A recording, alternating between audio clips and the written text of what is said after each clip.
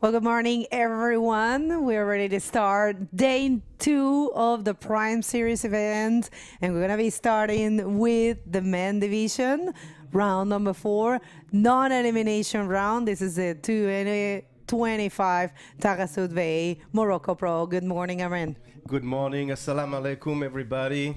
Bonjour tout le monde. All right, so we're going to go straight to the water because the heat is going to start at 8:45 sharp. And I have to say, conditions are really nice. Of course, it dropped a little bit. It's no secret.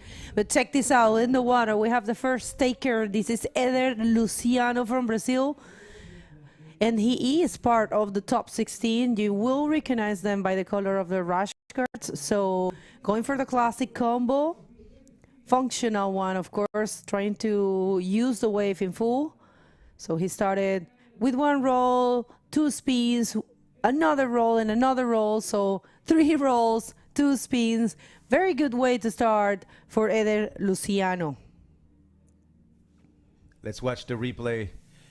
Agadir opening this second day here with a nice roll and another roll. Very good. This was the last 2 rolls, I believe. But yeah, we have the forecast right now for the people wondering is a 3 to 4 foot range, which is about a meter. We have a 13 seconds period, but up and riding right now, Tristan Roberts with the red rash. Tristan is getting with a nice projected backflip. Very good connecting. Wow, this wave's going to be another good one. And a roll for Tristan Roberts, the South African. Wow, this is starting very well. All right, so Tristan Roberts here aiming for the section, and of course, one of his signature moves, the backflip that we all love. And he kept going and found 1 more section there for roll. So a good start for our seated riders. Remember, you can recognize them by the color of the rash guards. They are the top 16, and the scores are dropping. For Tristan Roberts is a 8.5, and for Agadir Luciano a 5.5. And we're still waiting for the 2 Moroccan riders to take a wave. These are 25-minute heats. This is a non-elimination round. What that means? It means that first and second, whoever ends in first or second position and second position will be skipping around, will be advancing directly to round number 6, and 3rd and 4th are going to go to reprecharge, which is not happening today, Armen. We have for today, we're going to see the ladies, the women, yes, after this round. So we have 18 hits for today, and first wave for Zidane. Up and riding white, Zidane from Morocco. 2 Moroccan riders in the water right now.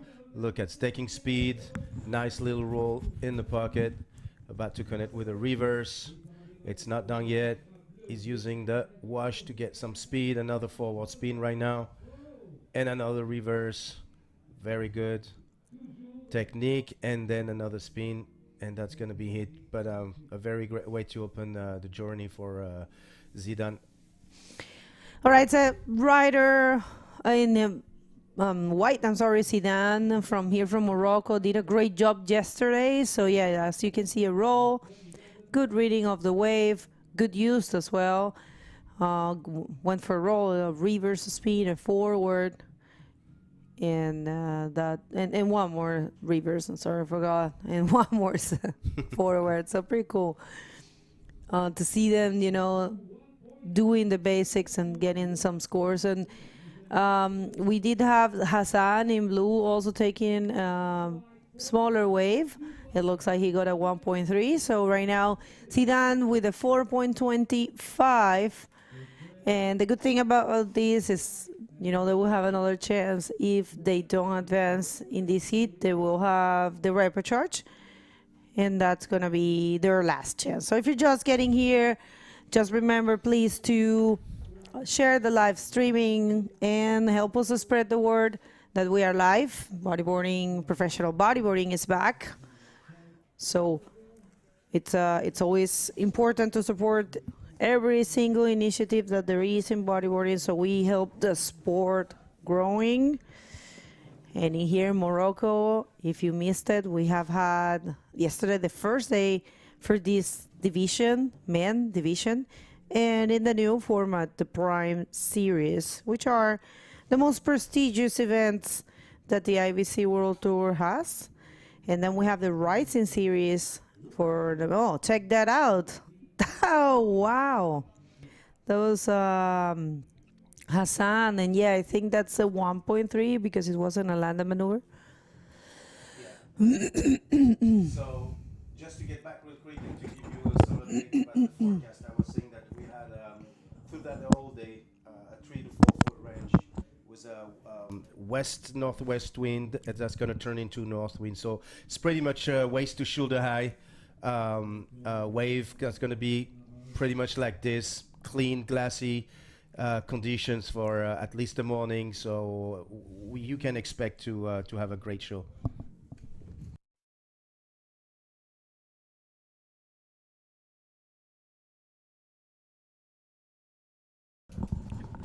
All right, so 18:22 in the clock. And here comes heat leader Tristan Roberts. We'll see Tristan aiming for something and a roll, extended roll there for Tristan. Yeah, Tristan to just like throw a nice roll and gonna get a great backup score right now. So yeah, I was giving you a little bit of updates on the forecast. We're gonna have a 3-4 foot range through that all day today with the west-northwest wind that's gonna turn into north wind. So pretty much offshore for us with a nice clean condition through that all day pretty much. So let's watch the replay right now from Tristan.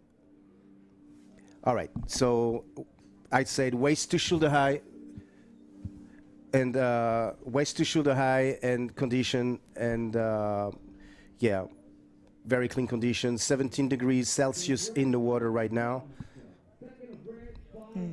Good, we would like to thank everyone that made this event possible. This is brought to you by Taghazout Bay, and it's organized by the Royal Moroccan Surf and Bodyboard Federation. And we'll see this one again, this last wave of Tristan Roberts going for the roll. And yeah, I mean, he got his backup score. That's what he needed. He got a 5, and of course, he's still in the first position. Tristan starting very strong. He's been loving it here. We saw him yesterday early in the morning, and he came to practice with Hugo Naudia. And they were loving the place and taking a few waves. I just love to see the riders that, you know, are so driven, so committed that they get super early to the contest, regardless the contest starts early as well, but they, you know, get themselves a little train. And for some, they, you know, think, oh, why am I gonna go if in half an hour they're gonna get me out of the water? But actually, that half an hour that you get out there, if you use it well and you use it as a, you know, as a train with your clock, with your chronometer, it's actually very good to get yourself ready for your heats. And not all the riders do it, actually. I mean, you get that a lot in Arica, but not a lot of people actually come and, you know, practice for that small time, half an hour. But Tristan was doing it, and Teresa Padrela was doing it as well. We saw and Alice Teotonio. So pretty cool to have, you know, the riders using that half an hour. All right, so I was just saying thanks to all of our sponsors. Thank you so much, the Regional Council of Susmasa, the Wilaya Susmasa, the Ministry of Sports, the Municipality of Agadir, the Municipality of Taghazout, and also Red Bull, Rip Curl, Pride Bodyboards, Radisson Blue, Tequila Hotels, RDTR, which is a local tourism network, and CRT, Regional Council of Tourism. And the local associations, Imuran Surf Associations, Anza Blue Wave, New Generation Surf, Taghazout Board Rider, and our media partner, Dia TV, which is the Moroccan sport TV. All right, so moments, very good moments in the water because we're seeing our top 16. This is where we see the riders, and if you're interested in knowing who's gonna come up, you can check the IBC World Tour official website. It's all in there. You can check the heats, and what it's coming up and what's already been done. If you wanna, check all the waves, you just click in results. I mean details. You go to details, and it will take you to everything that happened. Absolutely. And you were right, like the Dawn Patrol control came very early those past 2 days.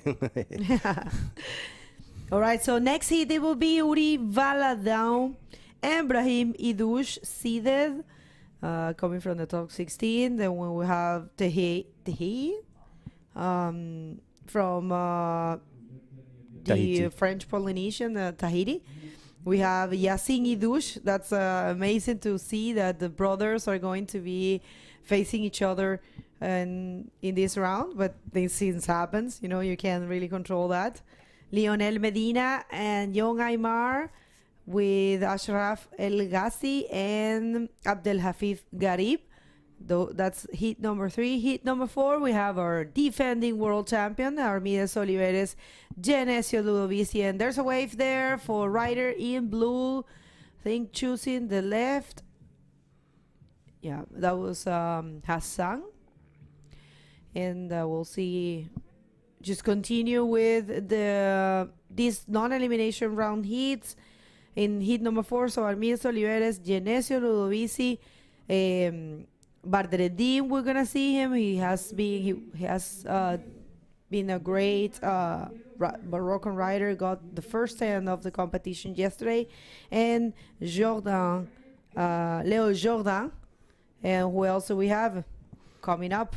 Heat number 5. Heat number 5 is going to be Pierre-Louis Coste in red, Joel Rodriguez from Portugal, Lahash Ashraf from Morocco, Shokmi El Mehdi from Morocco as well in the heat number 5. Heat number 6 going to be Joaquin Soto from Chile, Azaya Slavic from Brazil, Javier Dominguez from Spain, Canary Island, and Boufushik Ilias from Morocco. And last but not least, no, it's not last actually. Hit number 7 is going to be Ethan Capdeville, le Français. Meanwhile, we had White Zidane Ait El Hashemi, who took the left. Zidane has a nice name. Yeah, I love it. And take that out. That was a very difficult one to pull, but he managed to get out of the foamy section. It's not going to be a huge score, but he's looking for a 1.26 to be first, and that's going to be, of course, there. And we'll see. So Eder Luciano will be knocked to the 3rd position, but there's still time. 11 minutes. And we have priority established. So here comes actually Eder Luciano right now, waiting for the scores of the last wave of Zidane. But here he is, a classic ARS. Eder Luciano also has his trademarks. And check this out, double ARS and a true the lip roll. Yeah, he has and he landed it. That was cool. Yeah, let's go through this replay. Very nice wave, ridden from Eder, of course, with a nice signature ARS from him, and the unexpected second one, very good, pretty similar to the first one, and through the lip roll, like you said, Bego, and he actually completed it. That's going to be a pretty high score. And actually, Tristan was getting this beautiful wave and performing another backflip there. So I think probably Tristan is going to get something bigger than the 5. And as you see, Zidane changed the situation because he was only looking for a 1.26, but we are waiting for the backup score or the main score for Eder Luciano, because I think probably that wave might be more than the 5.5. So, you know, I think definitely he's going to get it more than a 2.26, which is what he needs to get the second position again. So, but one thing is for sure, Tristan is keeping that first position, because I am seeing some numbers being dropped, and there you have it. It's an 8. So, of course, Tristan, it's looking fairly comfortable in that first position. Very high score for, I mean, we are just, for the few people that just tuning in right now, welcome, first of all, but very high score for the round number 4, non-elimination round today for the men division, and then a 16.5 already for Tristan. It's a very high score at this stage of the competition. It's very good.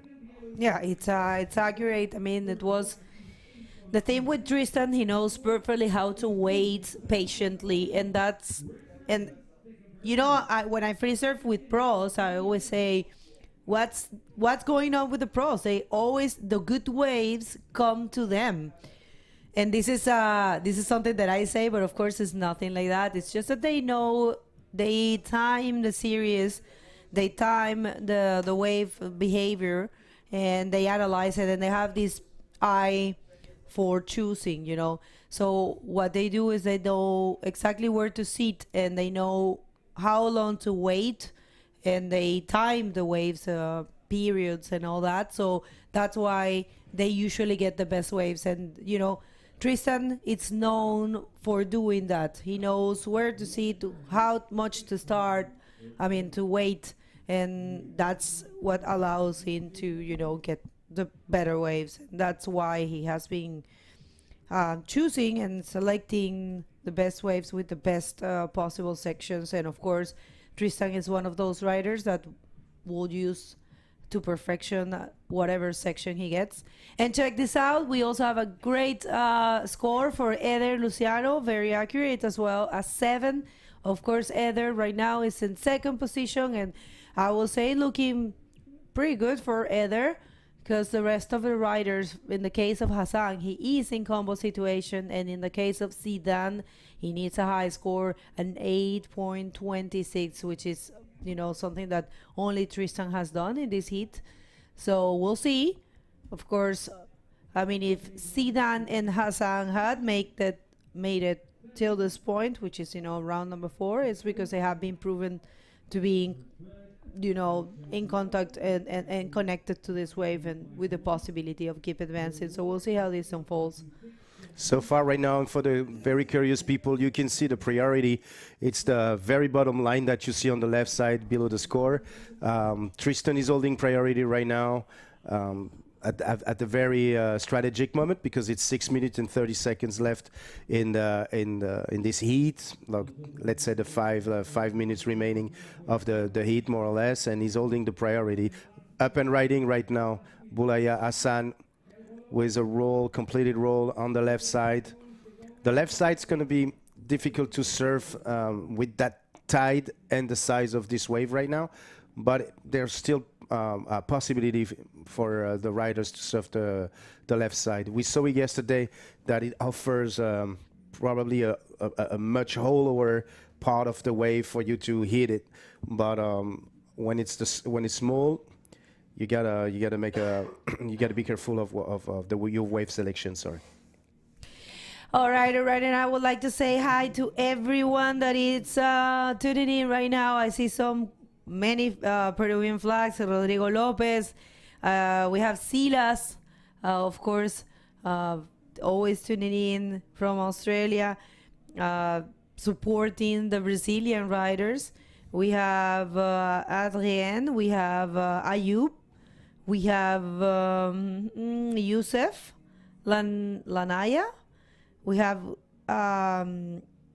Ganjalf, dice Bego y compañía, gracias por vuestra labor retransmitiendo. Gracias a ustedes por apreciarlo. He says thank you for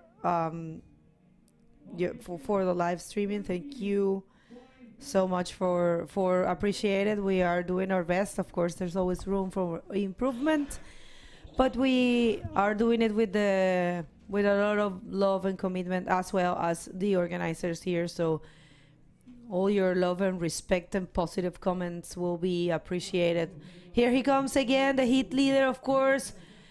We know the usual suspect, Tristan Roberts. It looks like he is in a game. You know, he definitely have these perfect backflips unlocked. And check this out, 2 backflips on the same wave in a row. So I don't even know if he's going to get something more than what he already has. Yes, I was wondering what he's going to change. So listen, Tristan's doing a nice backflip on the small size, pocket size on the wave, but connecting with the 360 spin, and then going to do another backflip here to finish this wave. That section was very hard to do a backflip. You have to masterize the maneuver to be able to do a backflip on that very closing section. So that's another very good wave from Tristan. That is right. All right. So people, non-elimination round for the men division. This is going to be 8 heats of a lot of fun, a lot of waves, and a lot of surprises. I believe we're gonna get in this heat. And we're going to be showing you further the rankings, so you get to know who are the seeded riders for this event. Remember, that comes from the last year rankings. So as you can see, of course, Armides Soliveres in first. He is our current world champion. Pierre-Louis Coste fought till the end. What a great battle we had with Pierre and Armide. It was really, really amazing to watch. Gabriel Braga did a great job. Last year was the best for Gabriel Braga. Tristan Roberts, who is currently surfing, ended up in the 4th position. Uri in the 4th, sharing that 4th with Tristan. We have Amori, who's not in this event present, and Dave also neither. Maxime is not here. Moises is not here. Socrates is not here. Ethan Capdeville is here. Joaquin is here. Leo is here. Young Aymar is here. Isaías and Clement, they are all here. So what happens when a rider that comes from the 2024 or the previous year rankings is not present in an event? So the spot for the seed goes to the person that it's immediate below, meaning, the 17th will get a spot, the 18th would get a spot. So it depends on how many riders from last year ranking are not present.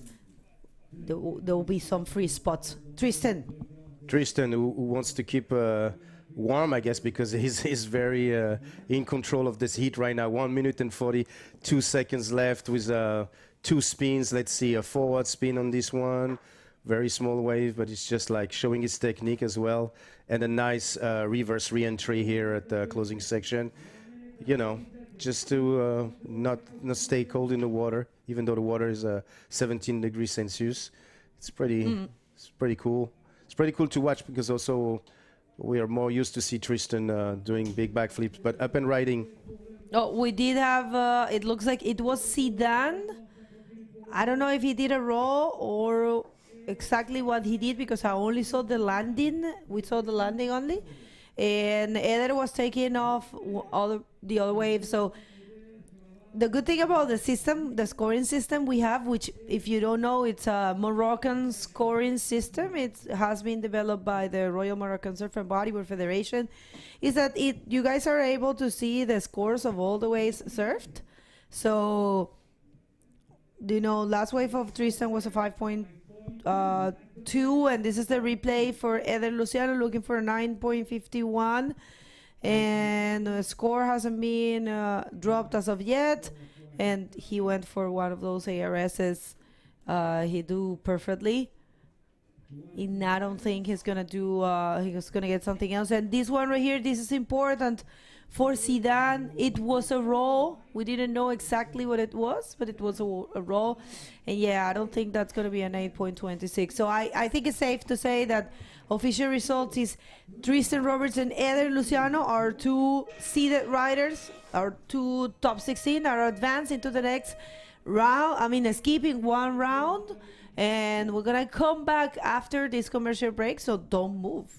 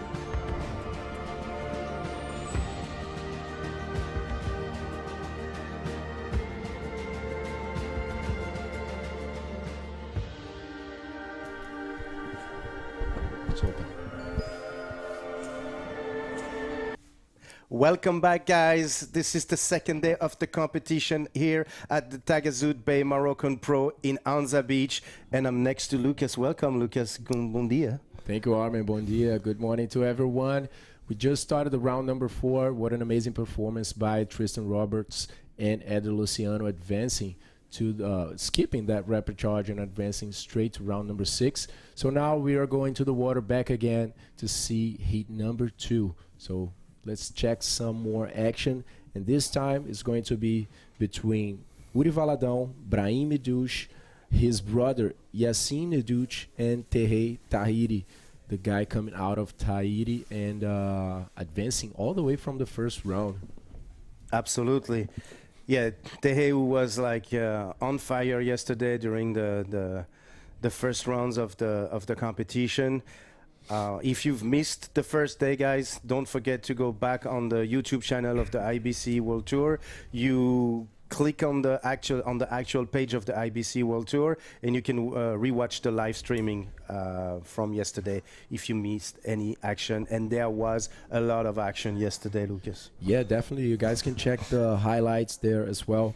Both from the IBC Instagram and also on the YouTube channel. So I highly recommend there that we had a lot of action yesterday. Such high scores already. You know, the guys, you know, in a fierce competition on trying to get to that round number 4 that we are just starting to see. I mean, this is definitely the most important milestone and checkpoint for the athletes coming from the first round, you know, and going through that trial stage. Because you have to go through so many heats. Like yesterday was a very tough day for these guys, you know. It's a first day of competition. They have 3 chances, some of them coming from round 1, of losing. And, you know, against athletes from all over the world with such good level and performance, you know. So very stressing. It's a long trajectory, you know, going over 3 heats. And definitely getting to round number 4 where they have an opportunity of surfing against the top ranked athletes from the last year without the possibility of being knocked out. It's an amazing opportunity for them to, you know, just try to get in sync with the competition, with the atmosphere, you know, and with themselves for sure. Yeah, like you said, Lucas, like there was some very improving moments. Like there was some heats where we, like you saw one of the riders was doing round 1, round 2, round 3, and the one that were winning were giving it all to make sure they will have their spot today on the round number 4. So yeah, they were exhausted after the day yesterday. I mean, a very physique day. And you know what, Armin? Bago is ready out there with Tristan Roberts, the first winner of this day. So please, Bago, let us know what's on Tristan's mind. Thank you so much, guys. Tristan Roberts, first heat of the year for you. How it felt?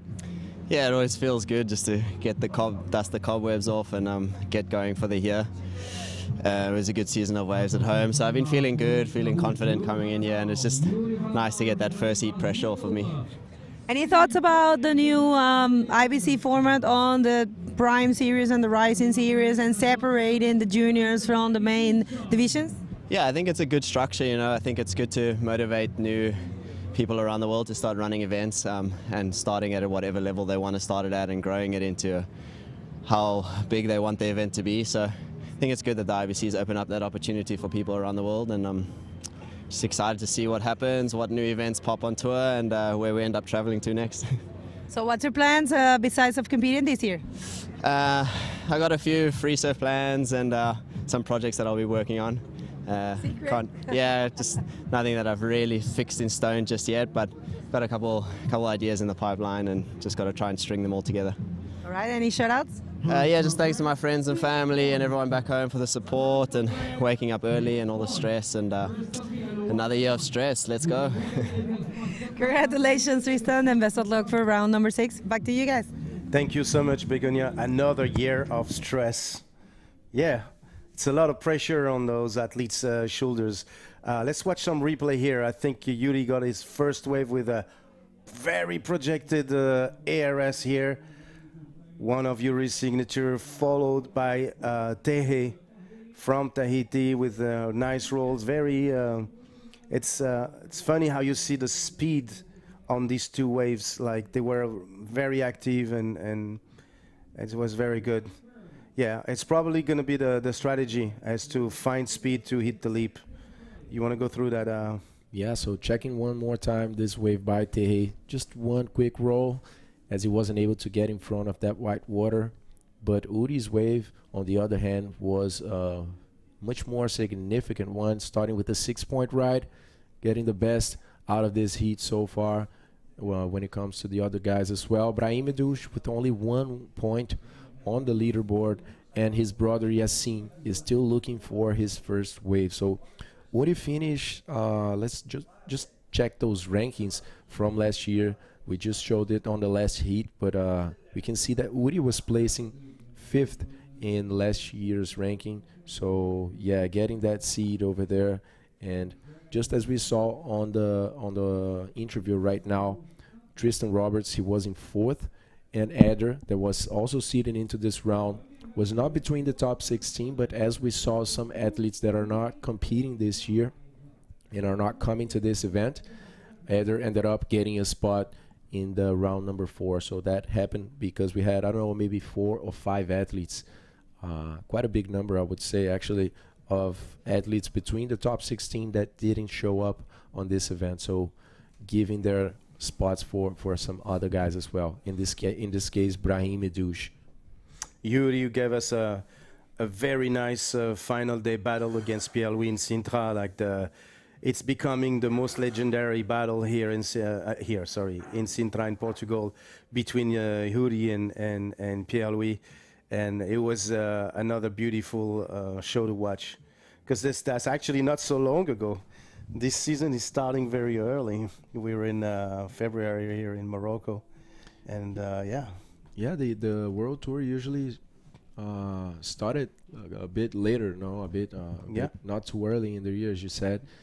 But I really like how Morocco made a difference. You know, if we check last year's tour, it made a whole lot of difference. You know, it just set the pace and in the different path, maybe, for the World Tour, you know, with Armide placing 2nd, Gabriel placing 1st, and, you know, we could see how in the end of the tour it all made a difference, with Armide winning for the first time and Gabriel in 3rd.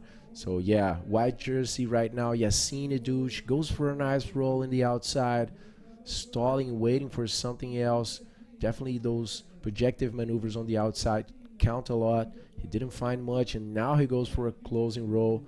Good starting wave for Yassin Edouche, I believe. Maybe even getting that 2nd position, you know, and going to classifying zone right now, finally getting his first wave.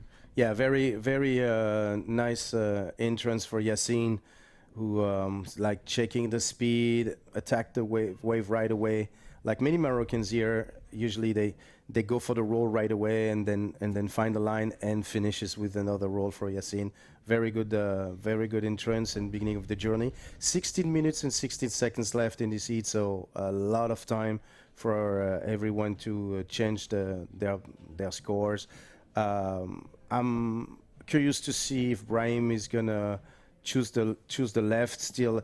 It seems that he's taken a wave and it got granted with a 5.65. So Brahim is definitely surfing the left side. Yeah, which is not an easy option today, but maybe it's going to get better with the tide probably, because look, now we're getting some size here. Yeah, definitely. You know, Brahim knows this spot pretty well, and the guys that found big lefts and big sections definitely were rewarded. You know, in the previous days of competition, Ezekiel Youssef, for example, he was eliminated yesterday, but the guy just stick to those lefts. You know, and I believe Brahim will be doing that too. Let's see, Yassine going on his second wave. Just not completing this maneuver, but yeah, Uri Valadão going for a roll and granting that backup score. Então, bom dia a todo mundo do Brasil que está acordando. Vamos só ver esse replay. Yeah, Yassine who just took another wave, but unfortunately didn't conclude anything. And then in the back, you can see Uri Valadão doing this crazy roll, very projected roll on the biggest section. So, yeah, Uri is going to get a nice backup score. He's going to get rid of that 1 point, and most likely he's going to keep his first position. É isso aí, então queria dar um bom dia para todo mundo que está assistindo, o Uri aí do Brasil, bem cedo agora, na verdade 5h21 da manhã, mas já tem uma galera aqui marcando presença no chat, mandando as bandeiras aqui.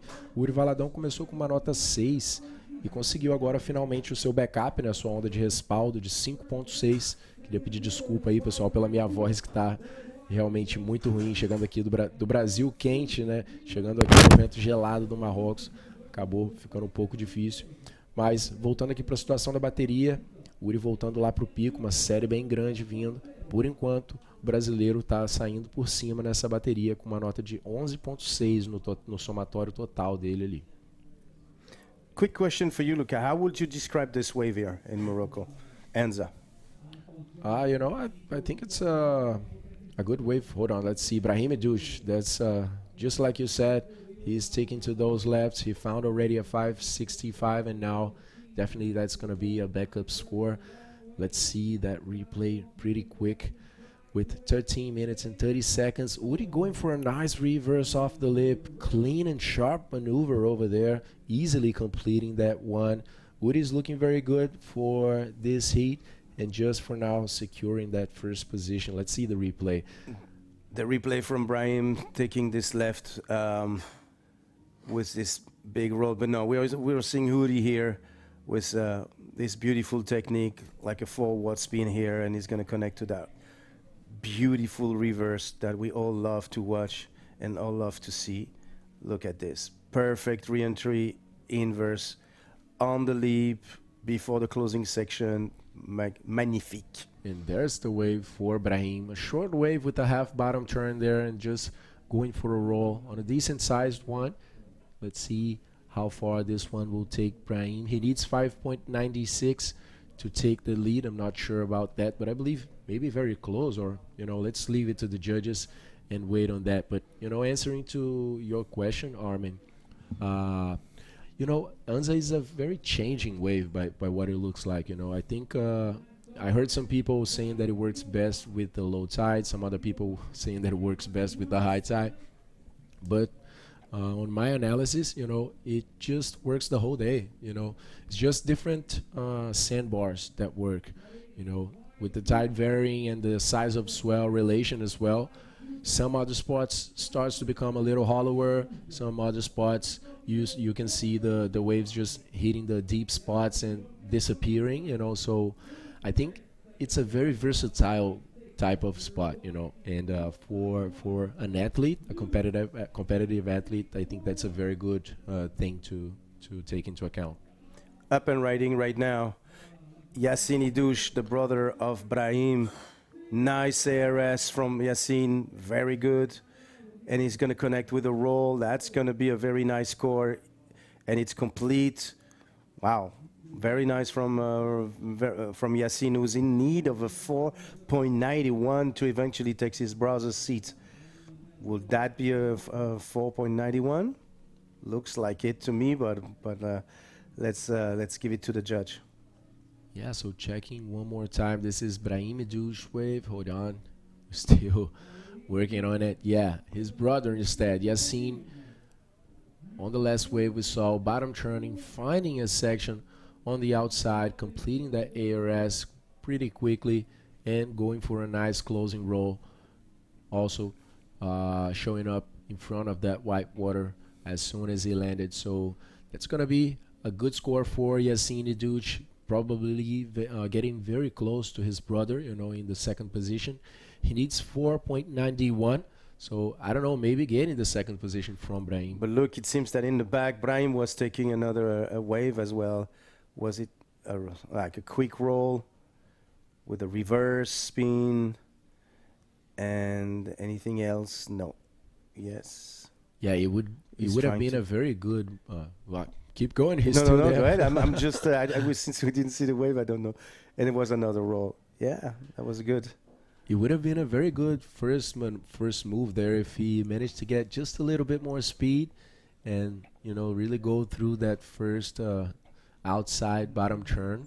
But he ended up getting a little stuck and losing the speed that he had before reaching the leap. So definitely this wave, it's not going to be too expressive for Brahim, but hold on, he actually went all the way and combined, right? So the maneuvers was not that expressive, but my bad, guys. That was a 6.36, 6.35.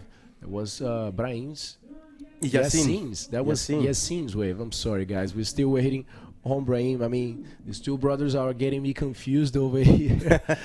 But let's talk about Brahim on that roll and roll combination. That was a 4.75. You guys are seeing his backup score. And Yassine on the other side indeed took his brother's second position with a 6.35 on that backflip, followed by roll. So yeah, very good call there by Yassine. That came pretty strong of round number 3. And on the other side, Tehe, only with the 3.5, is now needing a bigger score. It would be the biggest score of the heat, 7.86. Absolutely, you're right. And then Huri is still in the lead position, but Yassine only needs a 5.26. So if he keeps that rhythm, that might be a good option for him. And Brahim is like still surfing the left. Maybe I would love to see Brahim surfing the right as well, and see what he can offer. What type of palette of tricks can he pull? Brahim is a very explosive rider. He's actually, by what I know him, he's actually like bored to surf small waves. He's always the guys that wants to push, to surf big waves, to hit big ramps. I mean, if you see Brahim's Instagram, I don't know, or pictures at all, here in Morocco, you see just like huge inverts, and huge maneuvers. So that's why I think he is sticking to that left-hander, maybe looking for a big move, a big invert or something like that, a big backflip as well. And yeah, I believe that's what he is looking for, and taking into account that Yassine and Uri are taking good care of that right-hander, I believe that Brahim just wanted to isolate himself, and trusting on those lefts. No, you're absolutely right. Okay, so 7 minutes and 15 seconds left. Oh, and up and riding right now, Yassine, he's on fire as well. Surfing with a shorty right now. 17 degrees, and I think in the back we saw Brahim taking a wave as well. I think it was a big roll for Brahim. Brahim, who's somehow we can call him the mayor of the town. Yeah, super known guy here in Agadir. There's like drawings of him throughout the city. But let's see this wave. Just doing a takeoff pretty quickly, going for a roll and staying behind that white water. He kind of insisted on that, but didn't really have a chance of reaching the next section, splitting that wave with his brother Yassine Douche, who attempted a reverse, but let's see this once more. He was just looking at that closeout section, went up for the reverse, but ended up not getting the projection in, ending behind, falling behind on that wave, so not a complete maneuver for Yassine. So for the few of you that just tuning in right now, this is the second heat of the round number 4, the non-elimination round here at the Taghazout Bay Morocco Pro 2025. Our first and opening event of the 2025 season, I could say. And yes, this event is brought by many sponsors that we're gonna thank. And I have to, of course, mention the Royal Moroccan Surf and Bodyboard Federation, of course. Also Taghazout Bay, which are the main sponsors. But we also have a lot of institutions like the Regional Council of Souss Massa. We have Walaya Souss Massa, Ministry of Sports, the Municipality of Agadir, and the Municipality of Taghazout Bay. Meanwhile, Tehe is taking his second wave with a nice technique, roll to a spin, another roll. That's going to be a good backup score for Tehe. Yeah, he stole it a little bit, see if there was a little bit of cover-up, but look, he's non-stop with a roll, double spin. Definitely the backup score that he was looking for. The guy was on fire. Check this out. One roll on the outside section, combining a 360. Check the projection he manages to get on the next one. So second roll, and now just stalling, and boom, well projected.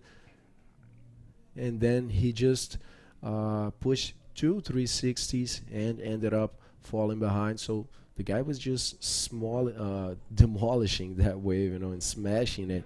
So yeah, let's take a few more time to thank our sponsors. If you want to I got a 5.4 for that. So to follow and thank all our sponsors, you wanna follow up? The sponsors. So Red Bull, Rip Curl, Pride Bodyboards, Radisson Blue, and Tequila Hotels, the RDTR, the Local Tourism Network, and the Regional Council of Tourism. We also have some associations here, local guys working for the benefit of the sport and this event. They are Imoran Surf Association, Anza Blue Waves, New Generation Surf, Taghazout Board Riders, and our media partner Ariadia TV, the Moroccan Sportive TV, also with the coverage of the 2025 Taghazout Bay Morocco Pro. We always recommend, guys, coming to Taghazout. It's an amazing experience. There's so many good waves here in Morocco, and especially in this region here. We have very close, we have the Anchor Point, we have Killer Point. I mean, if I was about to enlist them, and to mention all of them, it would be definitely a big list, and it's definitely worth coming to this country and getting a car, driving this coastline, and just finding its beauties. Such a nice cultural exchange as well. Coming here, trying their food, and meeting these super friendly people here in the African continent. So yeah, definitely a big recommendation from us. Up and riding in the back was Brahim. We didn't took this way just to check. Yeah, like you said, if you want to get away from the cold winter season but come into the winter season in Morocco, which offers a very nice wave, we highly recommend you to come and check Morocco. Up and riding right now, Tehe, who's definitely going to change the situation. Unfortunately, was unable to continue on this wave. But yeah, here the weather, I would say winter in Morocco is more like spring in the rest of Europe. So pretty cold in the morning, and then in the afternoon you hit 20 and up degrees Celsius, which is about 65 degrees Fahrenheit for the people on the other side of the Atlantic. But yeah, I mean, it's a beautiful place to be. It's a lot of wave almost every day, if not every day, and different beach break, of course, and up and riding right now. So we had a big situation. Brahim took the left, and I believe Uri Oh my God! I think you Huri did something crazy here, because we're hearing people screaming outside. So yeah, I'm definitely gonna watch this replay for sure. But yeah, we have a nice weather. We can be thankful for that as well. Yeah, definitely. During the evening and early mornings, it definitely gets cold. I mean, it's the desert, you know. But during the day, it warms up pretty quick. So let's see. Yuri Valadão looks like a significant wave for him. Goes for a big backflip. Oh my God. Clean maneuver. And just one punch on that wave for the Brazilian. Followed by Yassine Duch getting a lot of speed. Marring that lip and a big roll as well. Right out the back.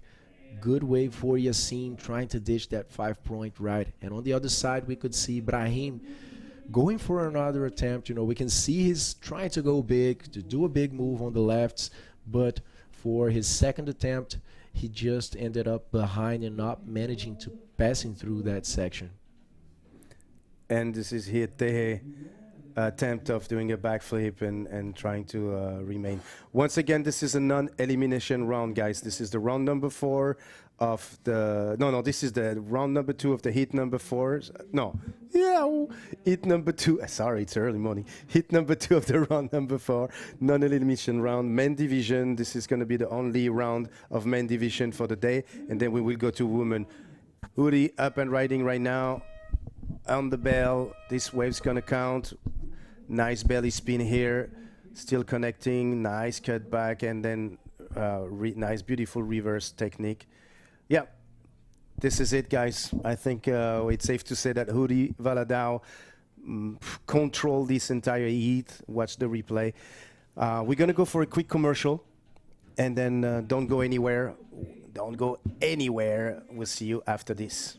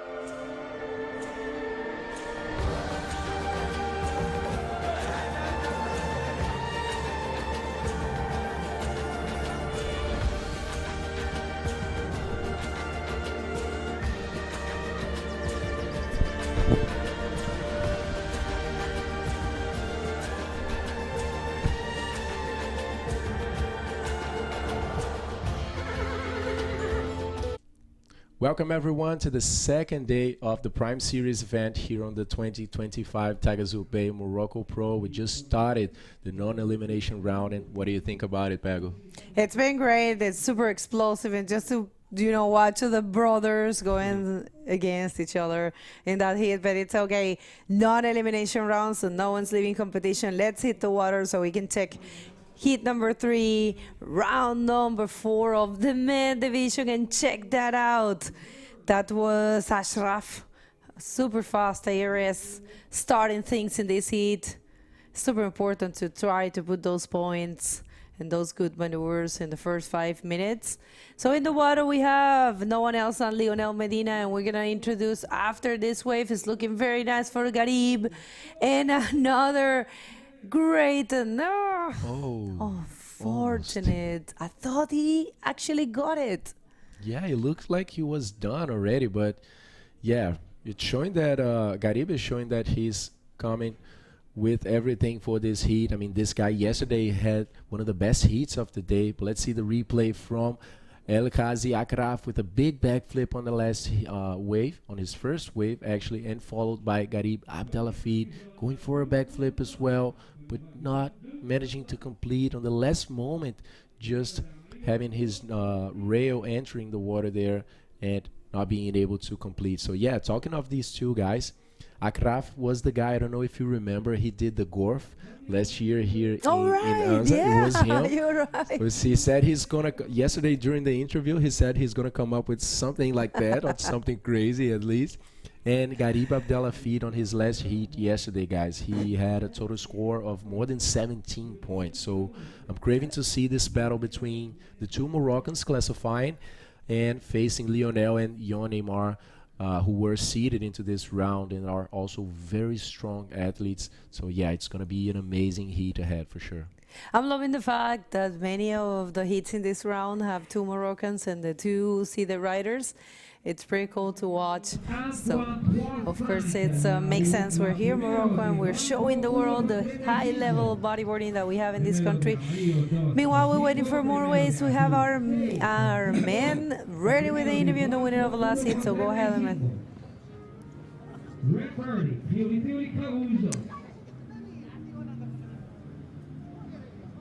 Thank you guys so much. I'm with the winner of the previous heat, the man who goes by the name of Uri Valadao from Brazil, who just won his heat.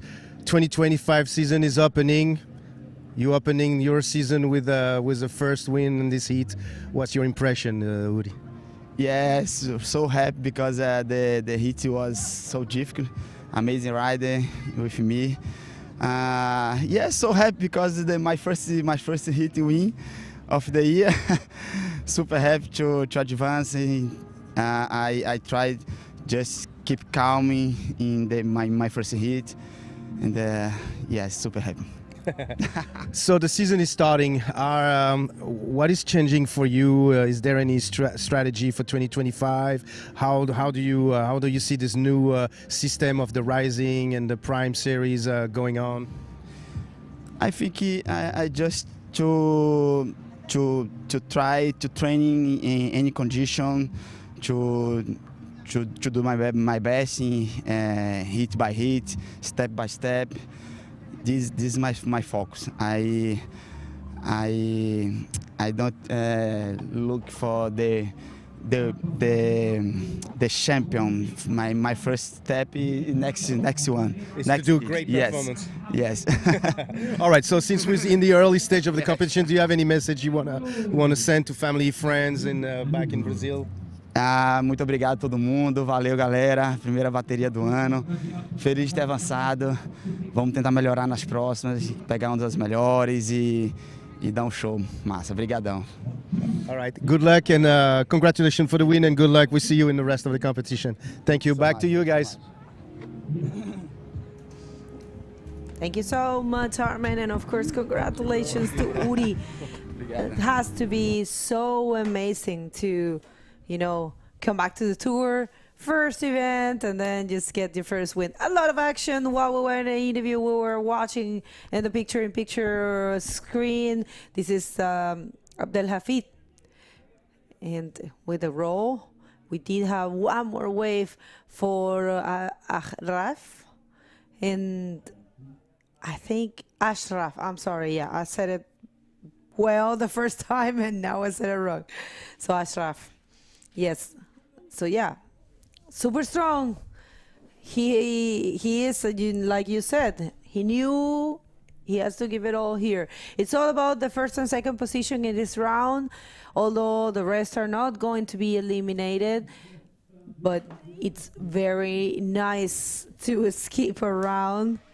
And also, I'm adding to the comments of skipping around that one of the benefits that you get is that sometimes the recharge rounds are even harder than the non-elimination. You get riders that, sometimes you get big names, people that relax too much on the non-elimination, thinking they don't need to, go too crazy because they have one more chance.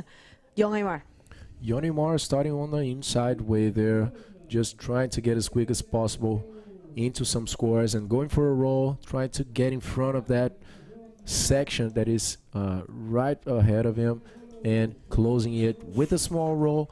Not the most significant wave and maneuvers, but that's going to be the second wave, for Yoneymar. So yeah, just checking that replay, you can see He's going through the lip on this one, accelerating to pass that white water and closing it with a roll, kind of projected down by the foam. And this is going to sum with his 2.5 for now. So he needs a 3.61, but check this out. Lionel Medina, the Canarian, on his first wave, going for a roll. Didn't see what he did before or if he did anything, but we're going to check that really soon. So yeah, looks like a one maneuver, one less closing roll in the first wave for Lionel Medina, that we all know is a very explosive rider. You know, Lionel is very strong with the back flips as well.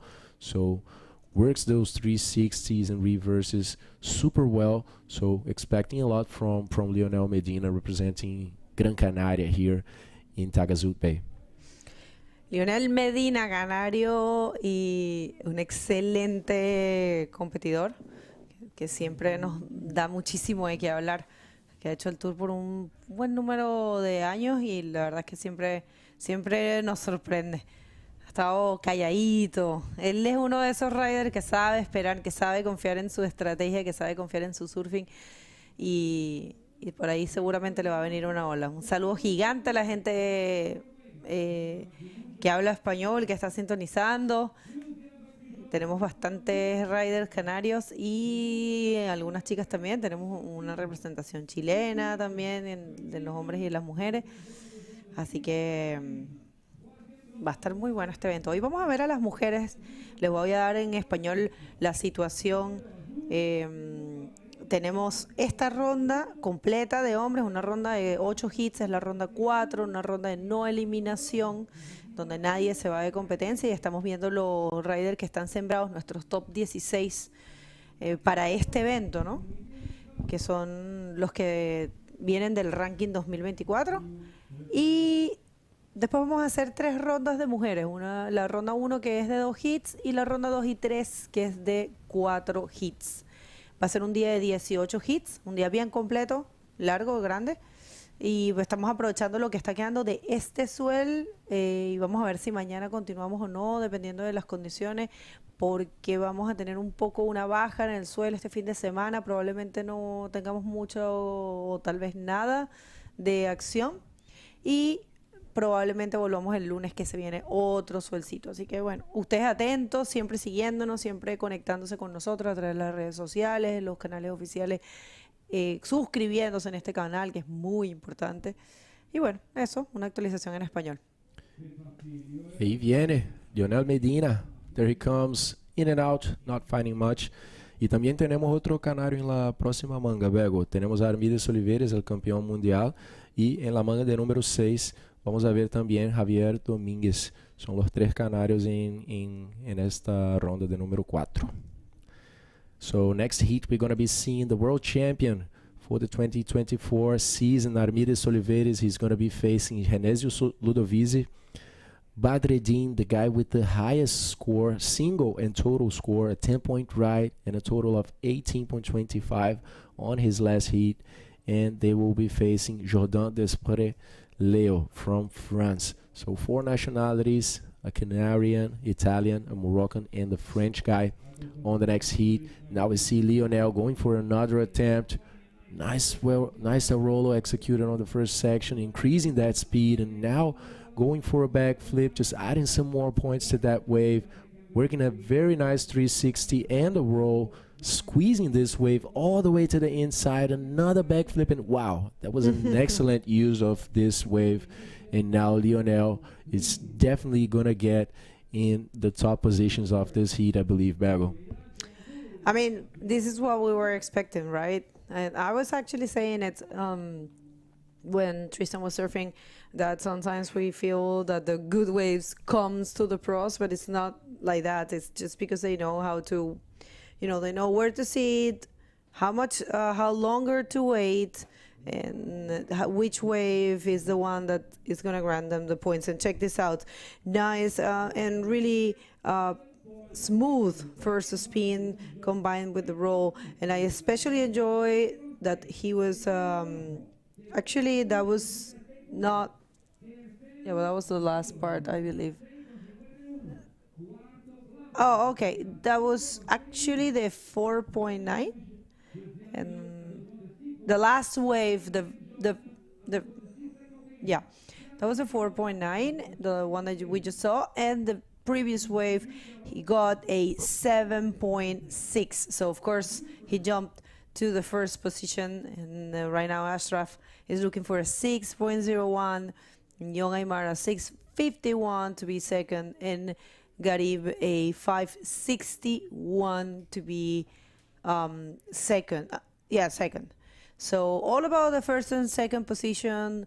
They will be skipping around. They won't be going to round number 5. They're going to go straight to round number 6. So let's see if actually no.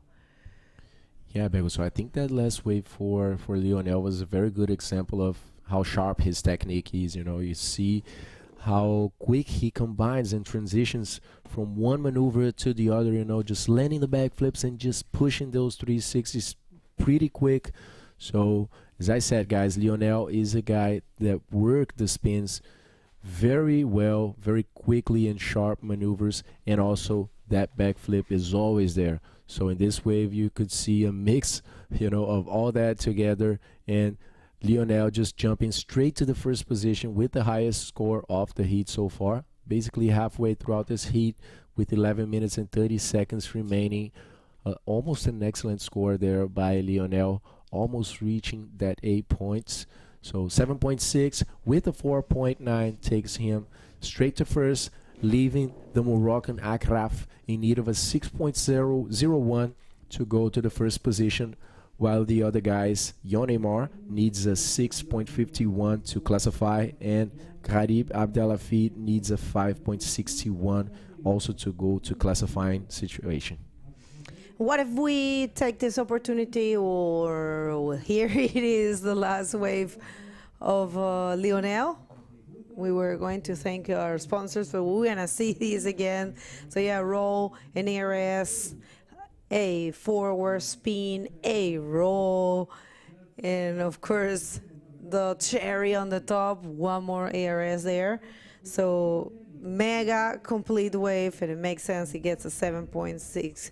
It's what you said, you know, the reading, the use of the wave, took a whole advantage of it. And check this out, we have user priority by Ashraf, and you know, started with the roll, forward spin, and one more projected roll. Let's see if we can go over this section. And in the back we have Leo, this time going for a backflip, and yeah, completed it. That's so nice. It looks like a dance, you know. They were taking, I mean, to see two ways at the same time.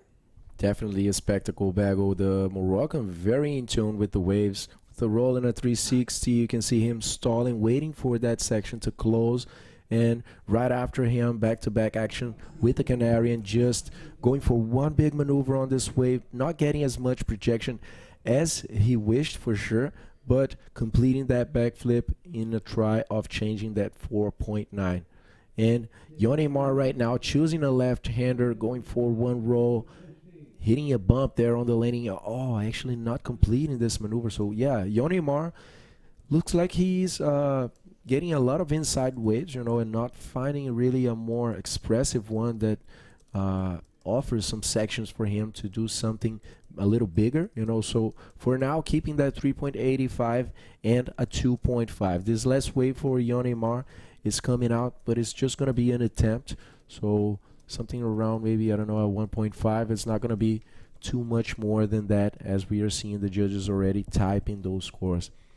So guys, if you want to check the scores as well, you just have to go to ibcworldtour.com and you go click on live. So there you can see the live, and then also follow the whole draw of heats for both the men and women division, and see the progression of riders advancing to the rapid charge round, and of course the women heats that we are just about to see next today.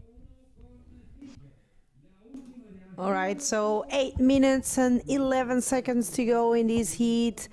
Number three, I'm sorry.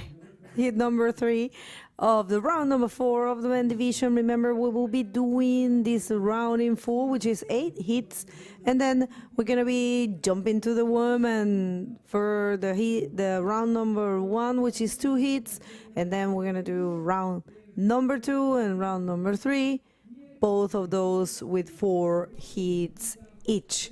So we're going to see the ladies, big names, excellent bodyboarders surfing there. So let's see what the ladies can bring. We love it. Looking very forward to that, Bego. We have just mentioning those 8 names that are seeded into the non-elimination round, the one that's going to be closing this second day of competition. In the first heat, we have Mayla Venturin and Yuka Nishimura seeded. On the second one, Maíra Viana, the defending world champion, against Teresa Padrella from Portugal. On the heat number 3, we have mother and daughter, Luna Hardman and Neymara Carvalho will be facing each other, and the other ladies that advanced from the first rounds. And on the last heat of the non-elimination round, we will have the Japanese Namika Yamashita with the experienced Joanna Schenker, former champion in 2017, coming from Portugal. So looking very good, guys. Stay with us. We have a whole day ahead of us here before we get there, but full of action for sure as we are starting with the round of the 16, the non-elimination round for the men. First heat of the day, we already had Tristan Roberts opening with an 8-point ride, just finishing with a plus 16 total score, Then we saw a nice battle between brothers here from Morocco, Yassin and Brahim as well. Eder Luciano also jumped the rapid charge, and now Lionel on a very good campaign with Akraf as well. Just watch out when you say jumped, because people might think jump means fall in. He actually skipped the rapid charge. Yeah, they jumped straight to the round number 6. So yeah, pretty cool for them to have that chance of not competing around, of analyzing the other riders while they go in the rapid charge, and of course rest a little bit, and also getting more points and getting some more prize money, because people, one of the things about the Prime Series, wait a minute, I'm gonna get back to that. We have a split peak right there. That was Garib going for a roll to the right, and Young Aymar took that left. We'll see in a little while, and here comes Leo. Leo loving these rights. Right, goes for a roll. Maybe a roll without a little bit of power, but it's still a complete combo. Yeah, the last maneuver he couldn't land it, but it's okay. I don't see any changes in his scores after that wave. I don't think so. He's holding a 7.6 and a 6.6, so. Yeah, ready with the 14.20 total, so very good campaign by the Canarian. On a smaller wave, going for a roll, not taking off too much. I really like how he pulls those 360s. I think one good measurement of how good and how easily the guy can pull those 360s. Hold on, jeez. Oh, that's the replay, actually. I think one good reference is when the guy pulls it easily, getting inside the barrel. I think it's one of the hardest maneuvers in bodyboarding, just pulling the 360 on the bottom of the wave to the barrel, and Leo does it very well. 360 barrel, yeah. All right, so one more look to that wave of Garib. Garib, who is looking for a 6.1 to be in qualification zone. And there is the replay here for Young Aymar that left we couldn't see live, and it was a backflip. Probably not the smoothest landing, but still completed. And Young, he got a 4 for that one. And live action right there, that's Ashraf. He is looking for a 7.71. One more wave. Right out the back, Garib Abdelafi, the 4th rider on this heat, bumping through that first section, looking for the next one. He goes for a backflip, having his legs inside the water, but completing it for one more 360. He's going to combine all the way until it closes, works another spin, maintaining himself in the pocket, and now as the wave closes, he goes for a nice little roll as the wave is losing its energy. So that's a good wave for Garib. He needs a 6.76 to go to second. So let's see this one more time, Belgo.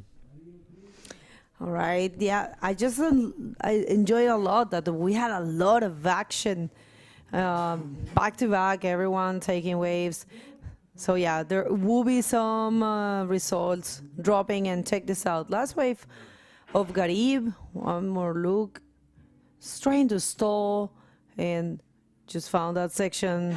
Actually, was very wise of him to stall in order to get that pocket. So yeah, he kept going, and his partner, Moroccan partner, was taking his surfing there. And a very complete wave, I have to say, for Garib. Garib, who is needing a 6.76 to advance to a qualification zone. That will be for the second position. And I don't know if that's going to be that. But I think the judges, I mean, I do have the criteria. It was sent to me. We'll present it afterwards, but hey, there comes the leader looking at that ride, probably his last wave, waiting for a section. It doesn't show up, so he goes for the 360 spin, a nice El Rolo, another 360 spin with the wave becoming very wide, and oh my god, what was that, Bago? It didn't Reverse complete roll? this one. All right, so Ashraf, yes, he is in control of those maneuvers. He keeps going. We'll see. And one more. Really wants to advance. Really wants to show the world his skills in bodyboarding. He's really good, actually. And here comes Garib. These small waves, people are not going to grant the points he needs because, you know, the judges have explained that they favor the waves that come from the outside, knowing these plays have that potential. So the smaller inside waves are not allowing the riders, you know, to get those scores. So one more look here. Yeah, checking one more time this wave by Lionel. He was looking at the lip on the first one, but ended up working a 360. Very versatile athlete, adapting to that wave as it became very wide, working the spins, and check this out. Unfortunately, not completing this one. And this guy also marking his name on the second position of this heat. We're surfing so well, Akraf.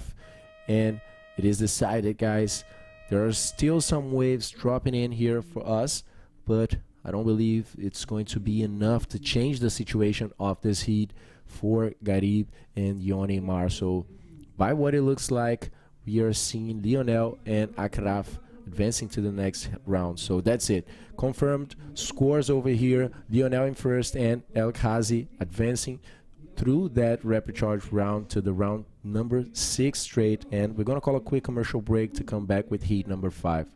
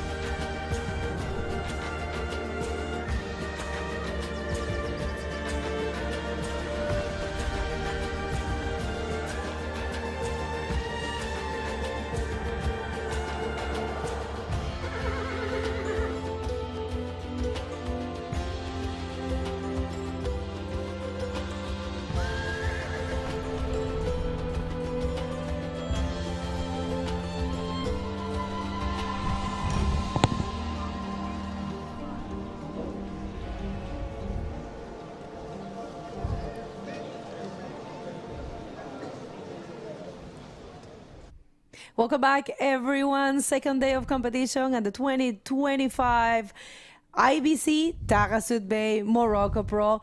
And this is the Prime Series. We are on the men division in the round. Number 4, hit number 4. That is correct.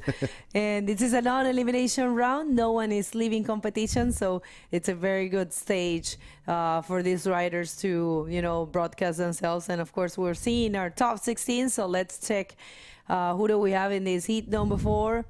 It's being actually very interesting, and we have no one else than Armides Soliveres, the defending world champion, facing Genesio Ludovisi from Italy, one Moroccan, Shazri Badreddin, our 10-point rider. Yeah, from yesterday, insane. And then from France, Léo Jourdain-Després. Bonjour à tous les Français qui nous regardent actuellement. Donc on a les Français, on a beaucoup de Français qui vont être dans cette catégorie. It's a non-elimination round like we said often today, so it's just a mise en bouche, like we would say in French. All right, so a very cool heat we have in our hands. We'll see. This is the first for our world champion, the first wave of 2025 in competition for Armides Soliveres. And we just love so much the execution of a perfect roll. That was really nice to watch. Yes, absolutely. The world champion is demonstrating that there's a reason why he is the actual world champion with a very explosive roll. Like super projected, landing way in front of, almost on the flat. I mean, actually on the flat. So yeah, there's a reason why this guy is a world champion. We saw it coming. You said it yesterday. These competitions set the tone for the 2024 season. Yep. And we're looking forward to see what the tone's going to be for the 2025. It's a first competition. It's it always send some messages of what's going on. Of course, we do have some riders that are not present, and they will jump in tour for the upcoming events. All right, so first wave for our current world champion, Armides Soliveres, coming from Gran Canaria. It's a 7, and the rest haven't taken any waves in.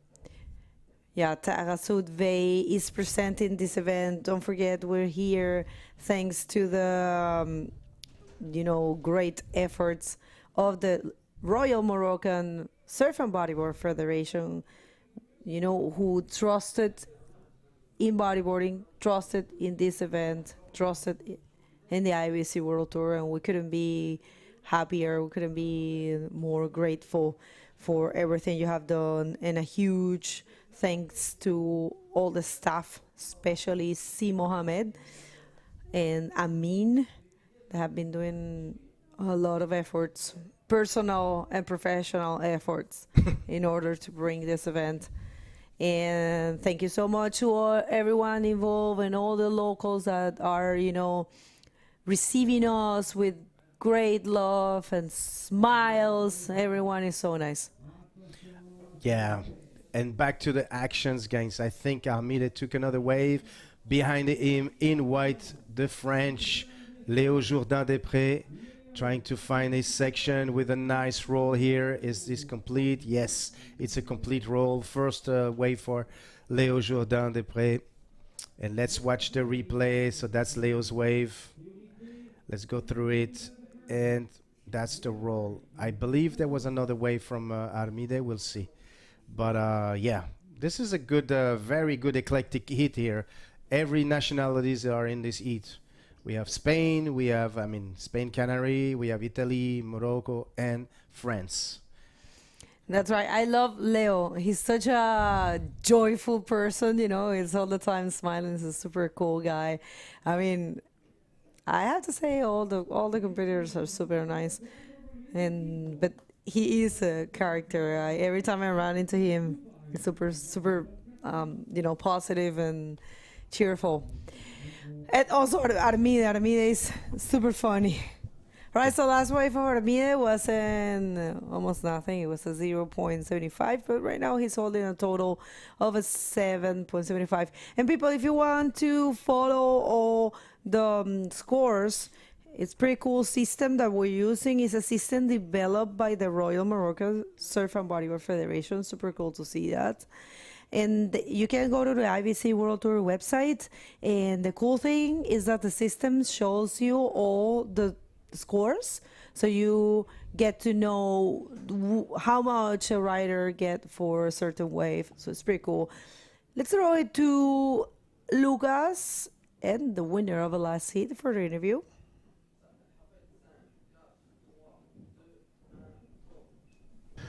Thank you, guys. I'm here with Lionel Medina. Leo, what do you think of this first heat, first appearance here in the Taghazout Morocco Pro? This wave looks like it fits very well. You're surfing, you know, working those 360s and rolls very quickly on the wave. What do you think? How was it? A ver, primera etapa del año, primeras sensaciones. La ola bastante buena. Ya había venido aquí en 2016 para el europeo. Primero europeo que competí fue aquí. Fue el boom así de mi surfing cuando realmente estaba motivado. Y mira, 9 años después volvemos a estar aquí. Muchos años, pero parece que fue ayer. La ola me gusta bastante. Es una derecha larga y potente con varias secciones. Encaja perfectamente a mi surfing, eléctrico para hacer muchas maniobras. Y disfruté mucho del hit, de competidores bastante fuertes. Pude hacer 2 olas buenas que me hicieron pasar la manga.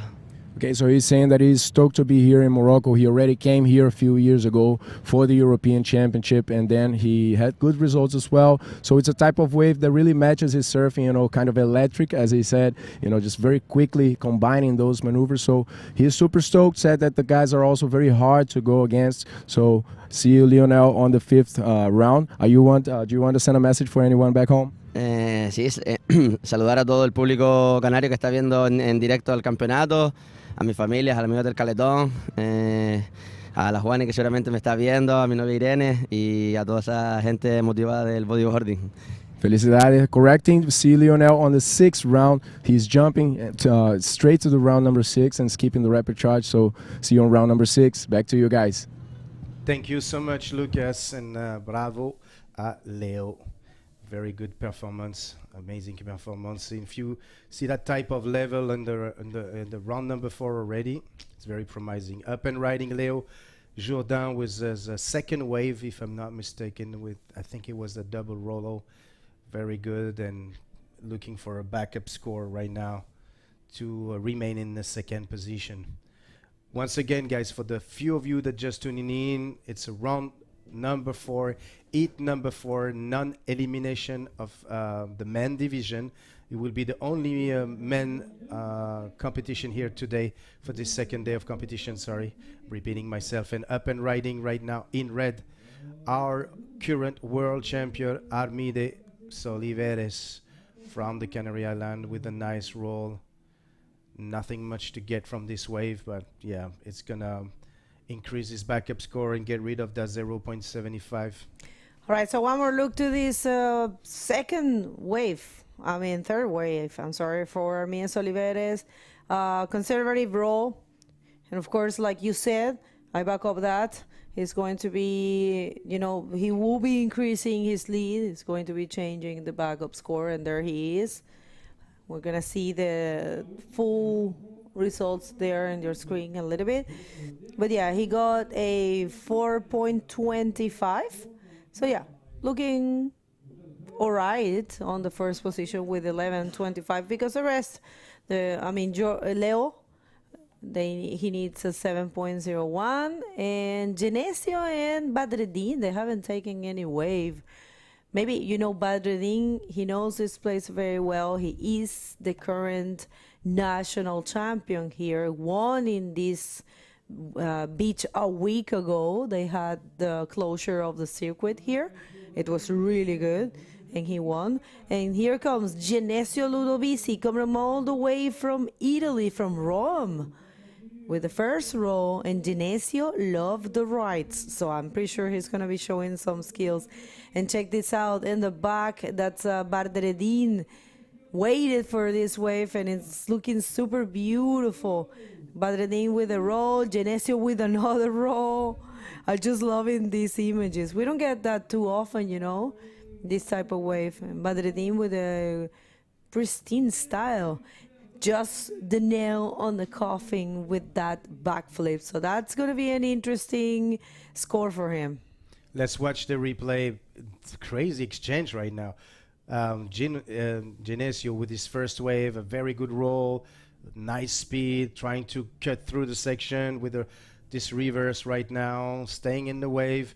Meanwhile, in the back, you have Sharjdi Bader Edin doing this crazy roll in the back, and in the front, still surfing. Genesio with another roll, and then Edin in the back doing what he does best. The Moroccan world champion finishing this wave with a beautiful backflip. Wow. What a good exchange. I loved it. And it's so funny because both of them, they didn't have any wave. Yeah. And they took a wave, you know, back to back. And this is the beauty of here in Anza. If you don't like it, I mean, if you don't see a nice wave here, I don't really know what it is a nice wave for you, but it's a nice wave. And everyone has said it. The professionals who follow the tour and the good riders that, you know, probably not follow the tour, but they are present in this event. Everybody have said positive things about the wave. So it is a very cool wave, cool long ride, you know. It's good, but also, and this is something that is important for you to keep in mind, also, we have lefts.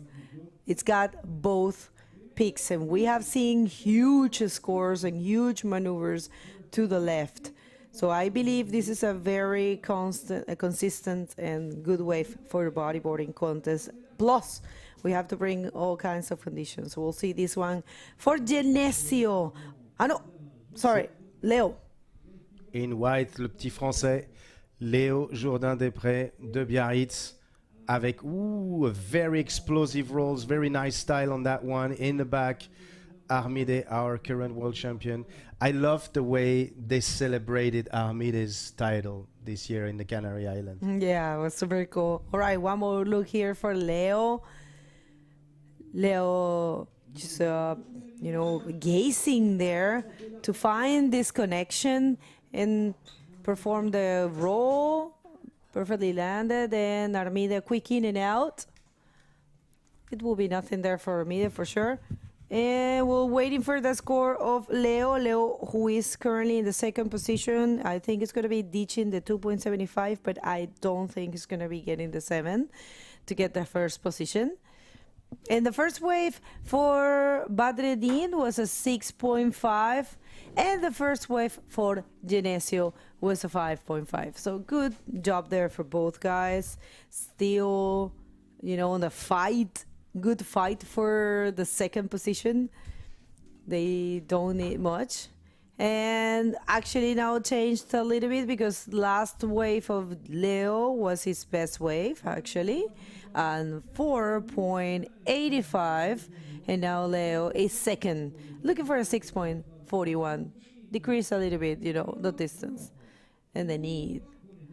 Yeah, absolutely. But look at those scores. The first wave from both Edin and Genesio is very decent and high. So they only need a couple of points to...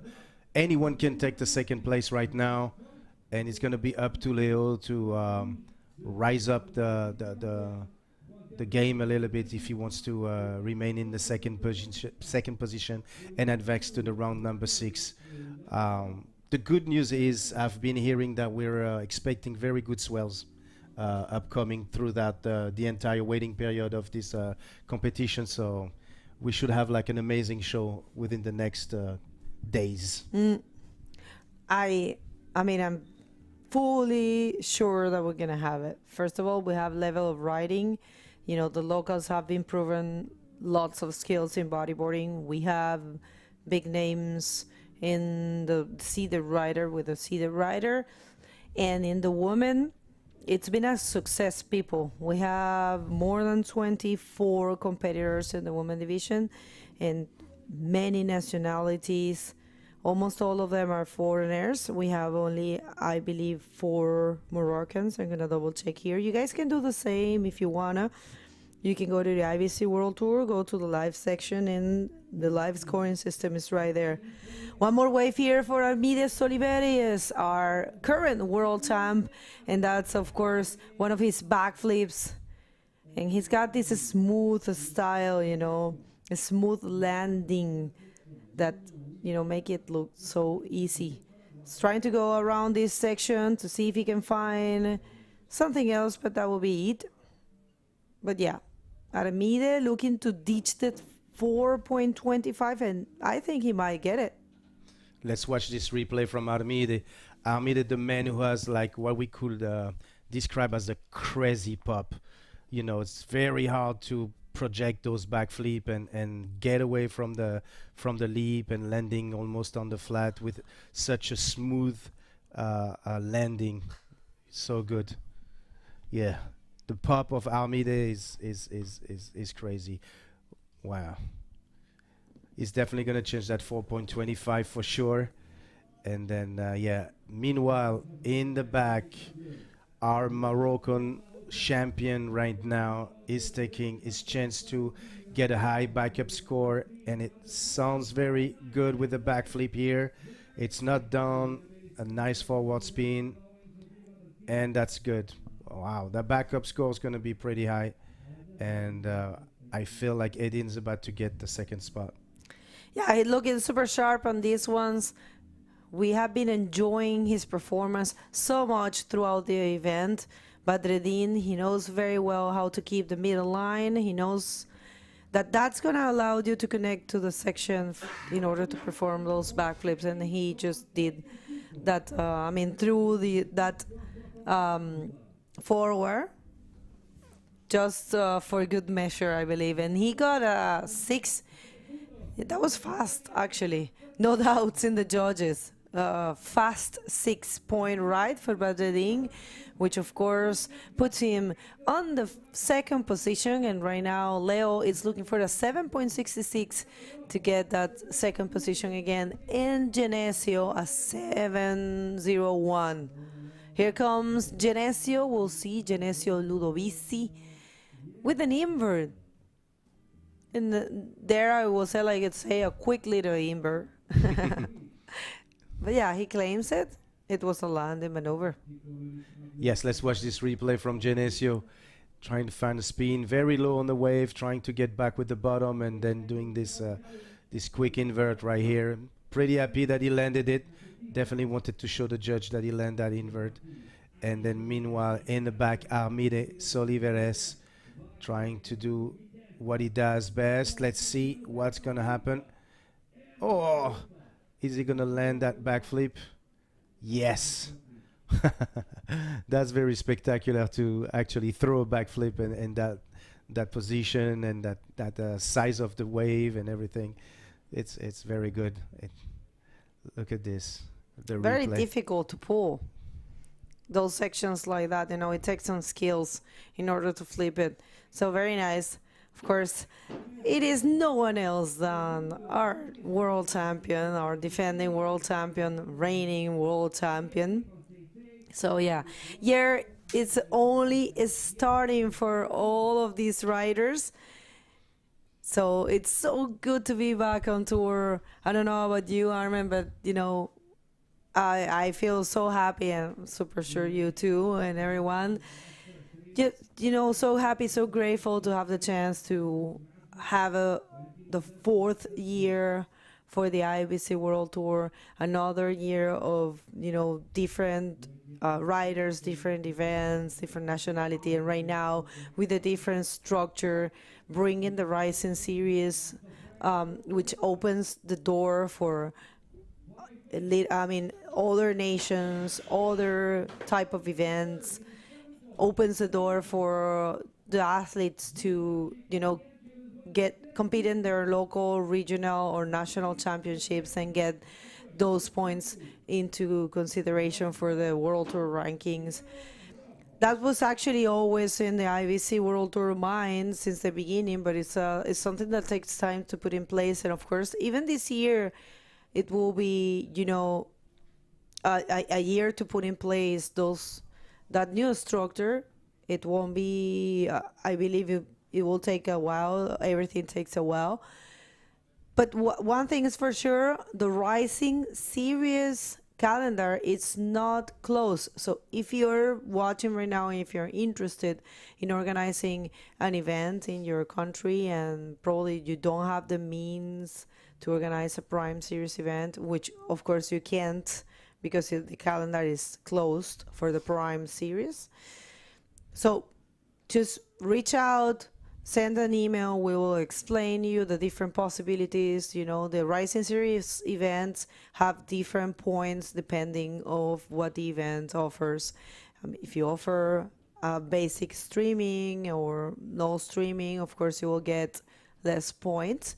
But either way, you will get points, and your athletes and the athletes from the countries that are close to you will get the chance to gain some points. And at the end of the year, the 4 best results are going to be counting. So pretty cool. I mean, in order to become a world champ. So it's a pretty cool, I will say, format. And also, you know, you have to keep in mind that it's not all about being the world champ, but also about trying to get yourself in the top 16 in the men division or top 8 in the rest of the divisions. So, you know, for most of the riders, of course, they want to be world champions, but in their heads is trying to do the best possible throughout the year and get themselves between the best of the world. So come on, reach out if you want to organize an event. We're more than open. I sense that the 2025 season is going to be a big turning point on the World Tour with this new generation coming. We saw it coming on the 2024 with the riders such as Pirpo and everything. But for some reason, this junior this year entering the men division and the levels completely, a lot of new names and a lot of great surprise are coming on the tour. I think the Rising Series is going to help that a lot as well. To For see sure. a lot of new names, young junior people that we don't necessarily see in front of the camera often because they cannot afford to be and follow the tour. And I think this is going to happen with the Rising Series. You tackle a very important matter. That's actually one of the effects of the World Tour events. You know, the fact of an event being sanctioned by the IBC, having the IBC logo there, meaning that the IBC is taking care of the basics. You know, sending some officials and, you know, just granting the opportunity to different nationalities just sets something in the riders' minds. You know, it creates a positive effect in a competitor to participate in a World Tour event, and it's something that spreads out, you know. And every time we organize an event in a new country and we come back the next year, we see the effects of that event. We are seeing it now here in Morocco. If you guys missed the juniors Rising Series event that we had before this one, it was 3 days, go ahead and check it out. You'll be amazed. All right, one more wave. I'm sorry. Sorry, excuse me, but Armide demonstrating his skills and technique with multiple forward spin, and then probably going to get this crazy backflip once again with his signature projection. In the back, we have in white Léo Jourdain-Després with a very big roll as well. And in the back, we have Chajri Bader Eddine, the Moroccan champion, with a backflip. So a nice exchange between those 3 riders. I love when the series can offer 3 beautiful waves, and then you see this continuous performance from the 3 riders. All right, so Armide Soliveres on a very small wave, just having fun, 360s on the row, and the backflip there. Maybe get something else. I mean, he's holding a 6.75, but you know what?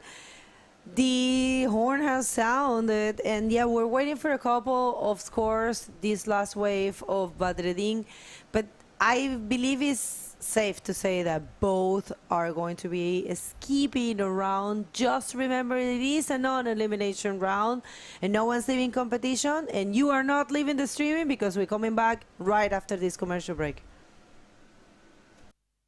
What does it mean to live the search? Oh, well,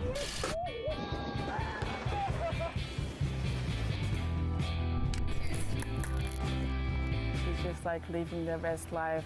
I'll never stop searching.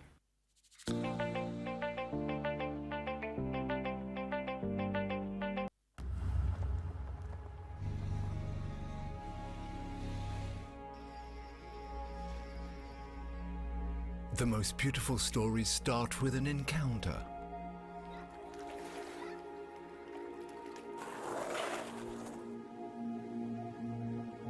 For discovering the exception,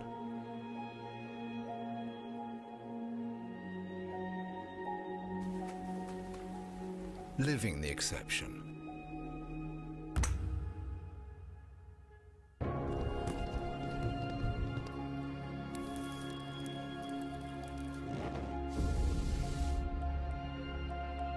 Fill up on sensations, emotions, memorable memories.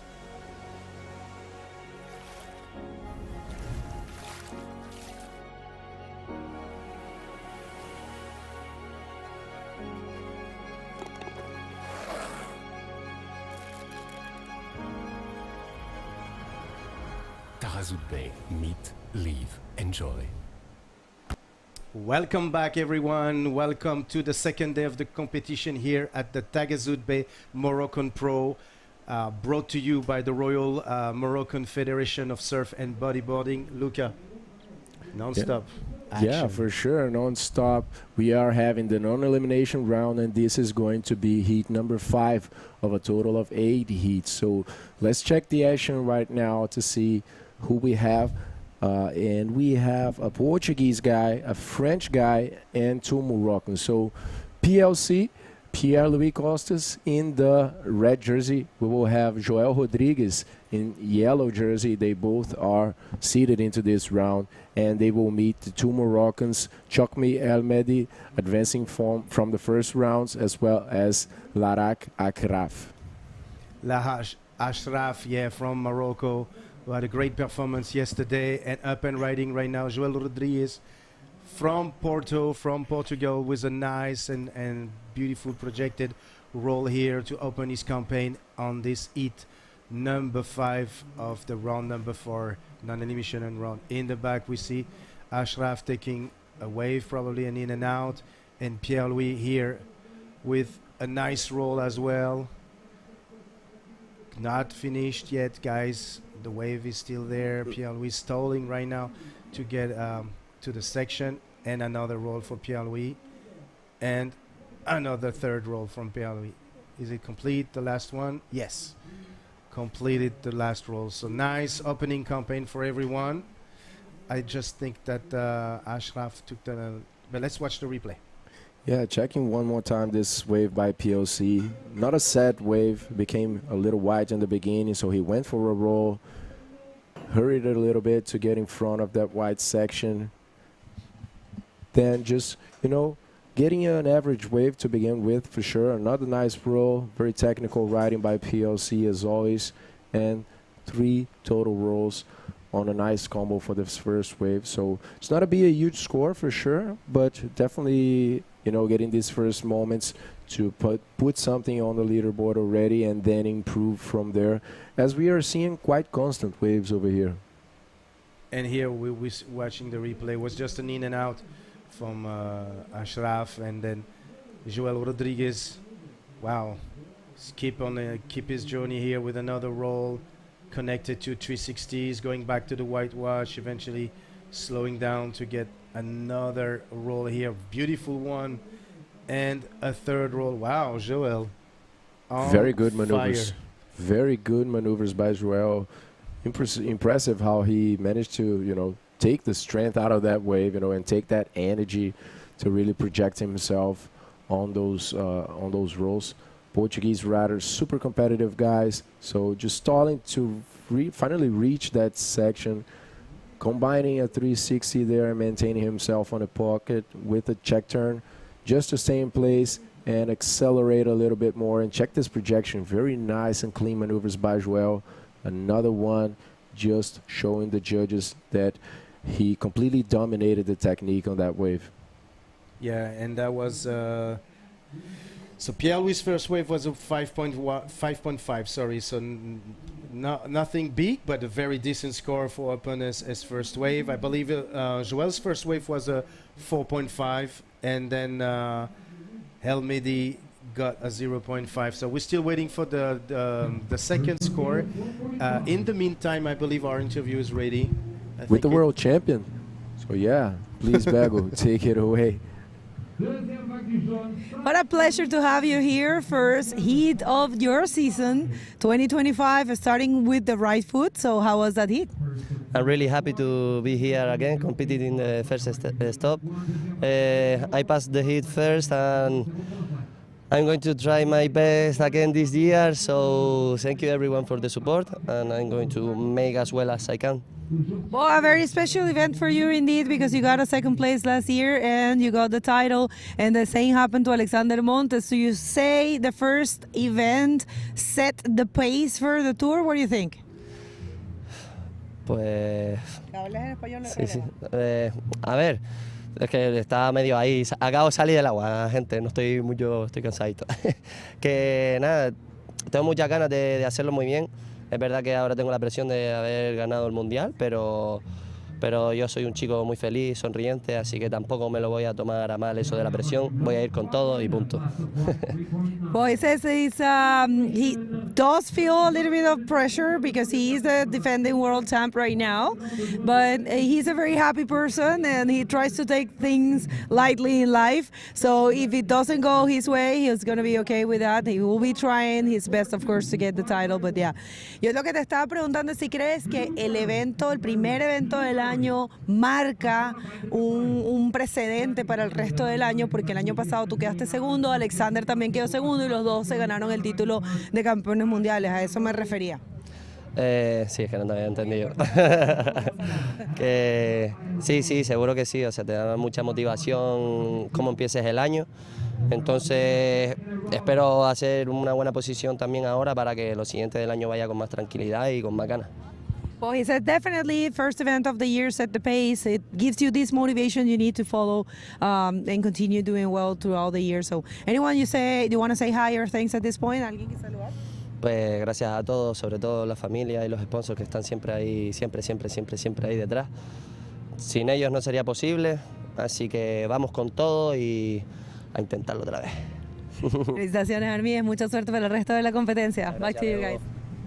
Yeah, such a great guy to see, and nice interview there with Armide. You know, always a smiling guy. You know, outstanding guys in the water. You know, so yeah, Armide looking very good for this year with a lot of confidence. You know, last year we could see the guy was completely unblocked. You know, he was surfing happy in the heats, managed to come from, you know, not having a position basically in the world tour to being champion. You know, this year he's having the advantage of being seeded in the non-elimination, so looking forward for him. In the meantime, we had White Mehdi doing this left-hander with a nice roll and connected with the re-entry reverse here on the left side. But yeah, no, like you said about Armide, you know, I sense, I mean, I see that one of his strengths is a very technical surfer, of course, but he can surf in any condition and perform.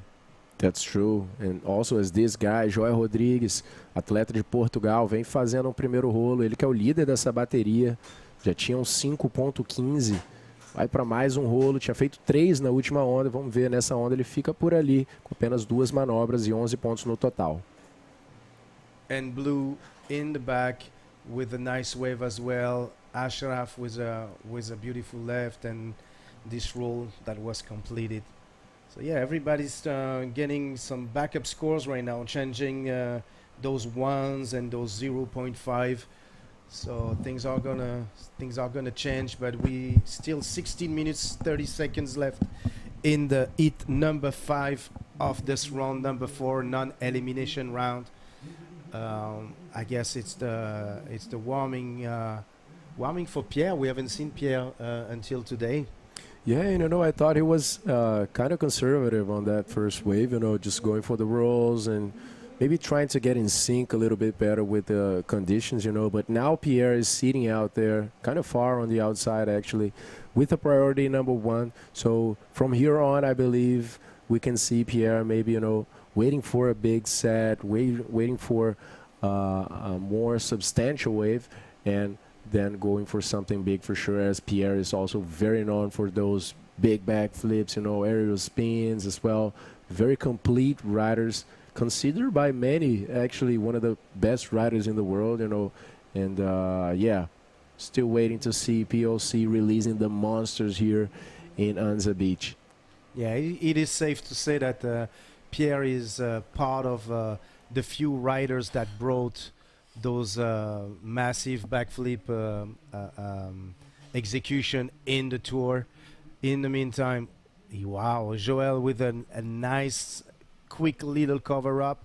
It's going to connect with a beautiful roll here. And we see Pierre-Louis in the back with the first roll, connecting, still in the wave, doing a slight cut back, nice 360 forward, stalling to get back into the leap, and going to go for the backflip.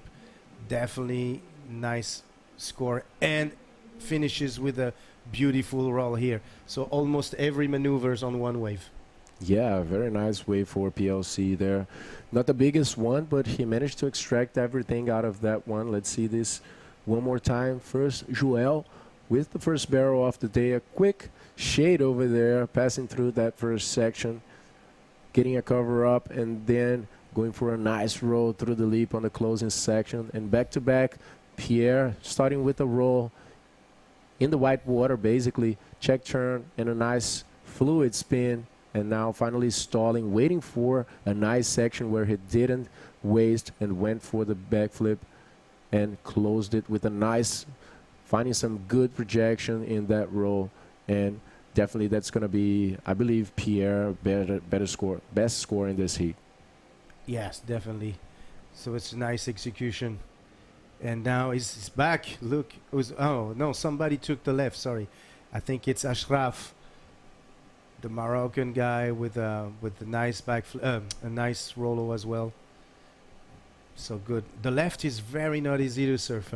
Not easy at all. I mean, you know, when the landing is pretty tough out there. You know, when you just hit that closeout, you definitely have to get projected all the way to the flats to really hold it, you know. Otherwise, if you fall with the lip on your legs, you'll definitely get stuck, you know, and have a hard time, you know, holding the maneuver to complete it. So PLC on the last wave, guys, 7.75. Definitely the outstanding and most remarkable maneuver combination in this heat. And jumping straight to the first position right now, improving his situation very well, basically, as we reach the first half of this heat. Absolutely, and with the highest score so far of this heat with the 7.75, you're absolutely right, Lucas. And yeah, PLC, you know, who has a special place in his heart for Morocco, you know, because he grew up here for several years. Yeah. So I think it's Morocco is always a destinations that he cherish, I would say. Yeah, definitely a very dear place for Pierre, and he also knows this coastline very well. So yeah, looking good, and the Portuguese rider also being very strong. So just gonna throw a quick update in Portuguese over here. Para todo mundo que está assistindo, Joel Rodrigues aí, a malta portuguesa, ele está precisando de 7.01 para poder ir para a liderança, que era onde ele estava até esse momento na bateria. Porém, o Pierre na última conseguiu 7.75, uma combinação muito boa ali, e tomou a liderança. Porém, o Joel vem numa posição boa aí na bateria. Está próximo ali do Akraf, do atleta marroquino, que precisa agora de 6.36 para ir para a segunda posição. Então, uma mudança possível, levando em consideração que temos 11 minutos e 40 segundos ainda. Um pouco mais difícil seria para o Chokmi, que está precisando de 8.21, uma nota maior. Mas a gente tem bastante tempo, então é bem possível do Chokmi ainda pegar uma onda para trocar aquele meio ponto que ele tem ali de backup e depois possivelmente aumentar o 3.9 que ele tem agora. Então, muito ainda por passar ainda nessa bateria, ainda tem muita água para rolar debaixo da ponte. Porém, por enquanto, o Joel vai buscando melhorar a situação dele ali, trocar aqueles 5,85, enquanto ele está com a prioridade de número 2, logo depois do marroquino Larak Akraf. Exactement, je vais suivre ça en français pour nos amis français qui regardent ce live. Déjà, merci à vous d'être présents, je le répète souvent, n'oubliez pas de partager ce live, de suivre et d'activer la notification en cliquant sur la petite cloche et de nous suivre et surtout, comme je vous l'ai dit, de partager ce live, c'est très très important. On a notre rider favori, on pourrait dire ça comme ça, Pierre-Louis Coste en première position pour l'instant avec le plus haut score de ce hit qui est un 7,75, qui nous a fait une super belle démonstration de sa palette, presque tous les tricks sur une seule vague avec des 3-6, des reverse et une technique irréprochable pratiquement avec un backflip et un rollo à la fin. Je pense qu'il s'apprête à prendre cette vague peut-être, je ne sais pas encore exactement. Ouais, il paddle, il y a des grandes chances qu'il prenne cette vague. Alors on va la faire en français pour une fois. Pierre-Louis qui est en train de prendre de la vitesse avec un très beau backflip dans la pocket avec 3-6 forward, il freine un petit peu, petit cutback pour reprendre sa position et attendre la dernière lève et nous redonner un autre backflip ici. Je pense que le 5.5 va changer dans pas longtemps parce que le roll va être la cerise sur le gâteau. Donc voilà, Pierre-Louis who's still doing his thing in his heat. E veio o Joel fazer essa em português também para o público que está assistindo pelo Joel. Ele veio fazendo um tubo na primeira sessão. Essa foi uma onda que ele já surfou algum tempo e fez um rolo projetando bem ali por dentro do lip para completar essa manobra.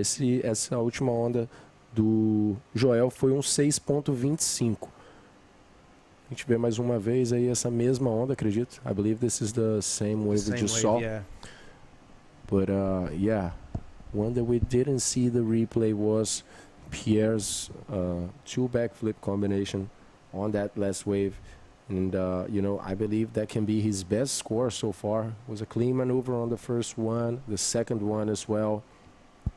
So pretty sure he's going to be changing that 5.5. But let's see how the judges will like that last wave.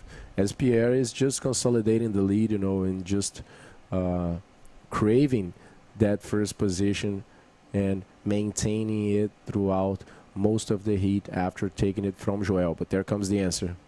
Joel Rodriguez from Porto, the young Portuguese charger, the man who all the hopes in men divisions are on his shoulders right now.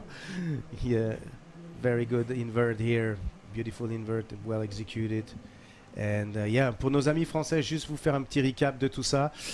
Aujourd'hui, au niveau des vagues, donc déjà, dans un premier temps, nous allons avoir qu'un hit homme. C'est ce round numéro 4. Et ensuite, nous allons passer aux femmes avec le premier round des femmes. Trois rounds pour cette journée. Et the time for me to speak in French and then Pierre-Louis is taking a wave. So yeah, getting speed. Gonna hit the lip, no? Yep. And in and out for Pierre-Louis. Donc au niveau des vagues, on va avoir un petit mètre aujourd'hui entre 60 et 1 mètre, 3 à 4 pieds américains. On a un swell ouest-nord-ouest avec un vent de nord qui devrait durer pratiquement toute la journée. Donc on va avoir cette équitabilité de vagues avec des séries un peu plus hautes en fonction de la marée forcément. Et puis voilà, c'était les informations que je tenais à vous partager, les amis. Voilà, let's get back to this hit number 5 of the round number 4 with 6 minutes and 50 seconds left in this heat. Pierre-Louis in first position. We're still waiting for the last score, if I'm not mistaken. And yeah, let's see if anything changes. Yeah, we're basically coming out of the low tide, which was at 9 a.m. today. Basically, now it's 10:48, so we are 1 hour and 50 minutes from the low tide, and we will have a long period, sorry guys, from the high tide, and the tide is just dropping right now, and it will be bottomed at 15 in the afternoon, so 3 p.m. we'll have a low tide over here So good variation of tide, as it decreased a little bit inside, at least from yesterday in the morning, which was pretty big, and the previous day as well. So I believe with the lower tide we will see some hollower waves, those sections with good ramps for the guys to hit them. But thankfully, nothing to complain about the conditions today here in Agadir. Anza providing very good waves both yesterday and today. We are seeing nice backflips. Joel coming up with a nice invert as well. I believe that last wave, it was it. 7-point ride for Joel Rodrigues. And the second last, let's see this once more. That was the invert by the Portuguese, granting 7 points on this one and consolidating a nice lead as well.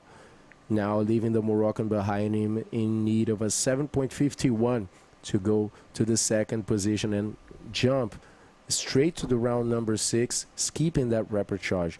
And on the other side, Pierre with a 7.75 with the second last wave with 2 backflips is now maintaining a 15.5 total score, securing a very good first position. So Joel needs 8.51 to be the leader, and the Moroccan in third position now needs 7.51. The situation is a bit harder for Chokmi El Mehdi, as the other guys are improving their scores, and it aggravates as now he needs 8.81 to get out of this rapid charge situation that he's getting. Just an update for the people watching the score right now and not understanding really. Pierre got actually 7.75, which is making his score to that 15.50. So that 5.5 that you eventually see on the screen is not accurate. He got 2 times 7.75. So yeah. So this is why the result is 15.50. I'm going to take this quick opportunity to thank the list of our sponsors and the people who make this event happen. First and foremost, the Royal Moroccan Surf and Bodyboard Federation, who are the main supporter of this event, and Taghazout Bay as well. All the institutions, the Regional Council of Souss Massa, Wilaya Souss Massa, Ministry of Sport, Municipality of Agadir, the Municipality of Taghazout, all are sponsored. Red Bull, Rip Curl, Pride Bodyboard, who's the only bodyboard brand who has been helping this event, and Radisson Blue and Kida Hotels in. Meanwhile, Joel Rodriguez trying to get that 8.51 to take the lead with a nice roll combined with a forward spin and a reverse here, staying in the whitewash to get some speed, and then probably gonna hit an incomplete backflip at the very end. I don't know if it's gonna change that 6.25.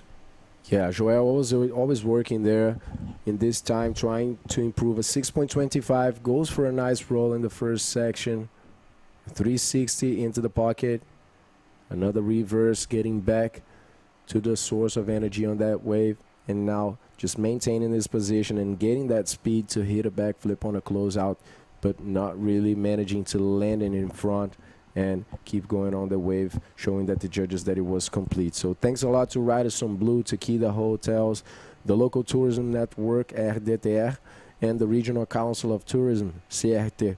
And of course, the local associations, Imoran Surf Association, Anza Blue Waves, New Generation Surf, Taghazout Board Riders, and our media partner, the Moroccan Sportive TV, Ariada TV.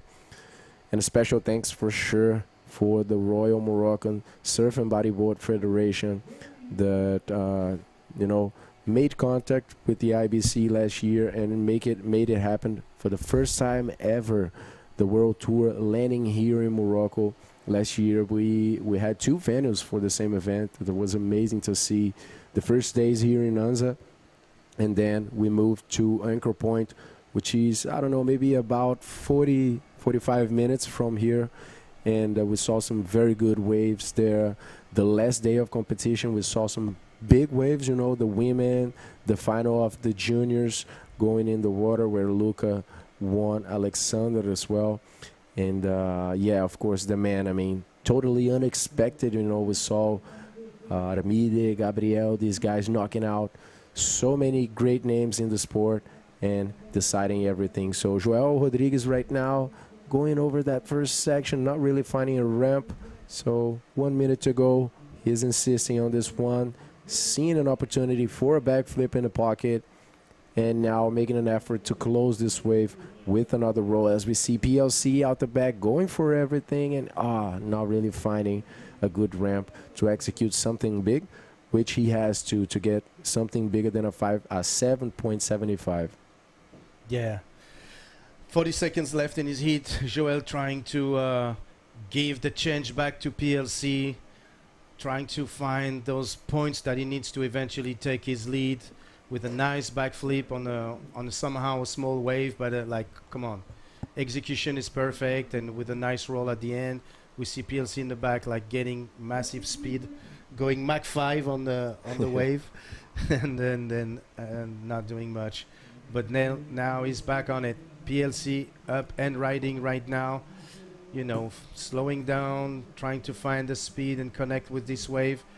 Now look at this bottom turn right here. Nice carring reverse. I love to see those techniques.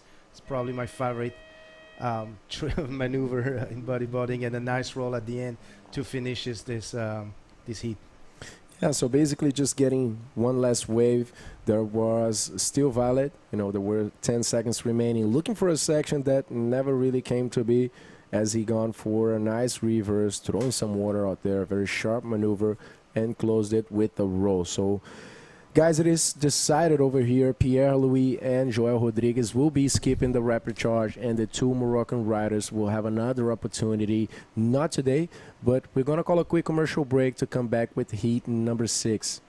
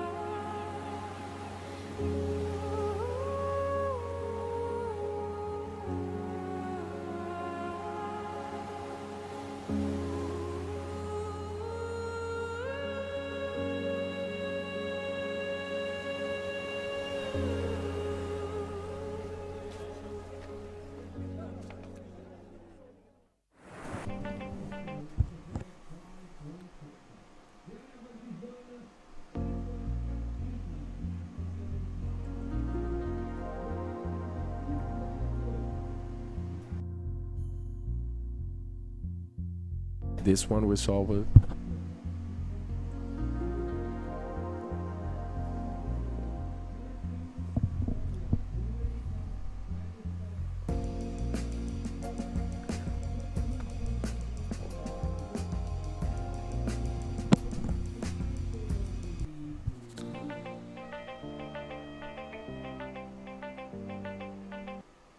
Welcome back, everyone. We are presenting the second day here in the Prime Series event of the 2025 Taghazout Bay Morocco Pro. The second time this event is taking place here in Agadir. Welcome back, Bago.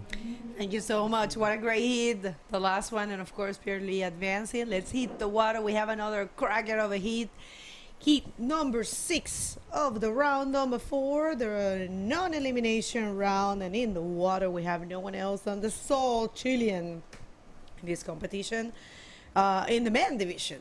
It's Joaquin Soto coming from Iquique, Isa Ias Habik coming from Ceará, but he has been living in Portugal, but now coming back to Ceará after this event. And we have Javier Dominguez from Gran Canaria, and Elias Bufus. And here he comes, Joaquin Soto, first wave full C. Is aiming for a section and goes for the classic roll just to start things. And in the back we have Elias. Elias, it's our wild card, the IBC World Tour wild card for this event. So pretty cool to have Elias Bufuscus? I think it's Bufuchik. Oh, Bufuchik. maybe Simo can help me. Bufushk. Bufushk. Easy. Ilias Bufushk. Sorry, and big apologize to all the Moroccans and everyone that is tuning in. We try the best we can to pronounce the names and the last names is with a lot of respect, and please excuse us if we don't get the proper pronunciations. We really are trying. We have gone over all the list of names and practice the pronunciations, but it's very different for the languages that we speak. So with a lot of respect and huge apologies if we say something wrong. All right, so we don't have any takers, and I think it's safe to send to Pierre Lucoste and Armen to hear what he has to say. So take it away, Armen.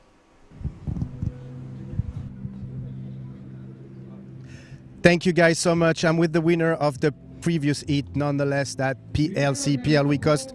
Pierre, back to Morocco. We know this place as a special place actually in your heart. Can you tell us a little bit about everything? Yeah, for sure. It's a special place, and it will always be, because that's, for people who don't know, that's where I started bodyboarding. So that's where I would say my career started. So I owe a lot to this place. I owe a lot to the community forever, you know. So it's always a pleasure to be back. Last year was special, you know, first time to come for a World Tour event, and super happy to see this event is still happening. It's still receiving support from the government and all the local sponsors. So super happy to be back, and yeah, it will be very special to win this event.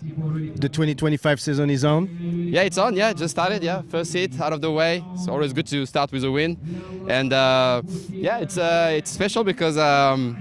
Well, I mean, it's just such a different wave, you know. It's so rare to surf long waves on tour that I never really surfed that wave. It's kind of the first time I resurfed it. And yeah, it's exciting to just propose something different. Good. We're looking forward to see you throughout the competition, of course. You just won this heat, so we definitely see you in the round 6. Do you have any message that you would like to send to family, friends, everybody all around the globe? Yeah, for sure. Like, you know, it's been a lot of years on tour. Still able to do it thanks to the support, you know, I have from my family, friends and sponsors. And yeah, I'm very focused and I really want to do well, you know. So yeah, thanks to everyone for supporting me.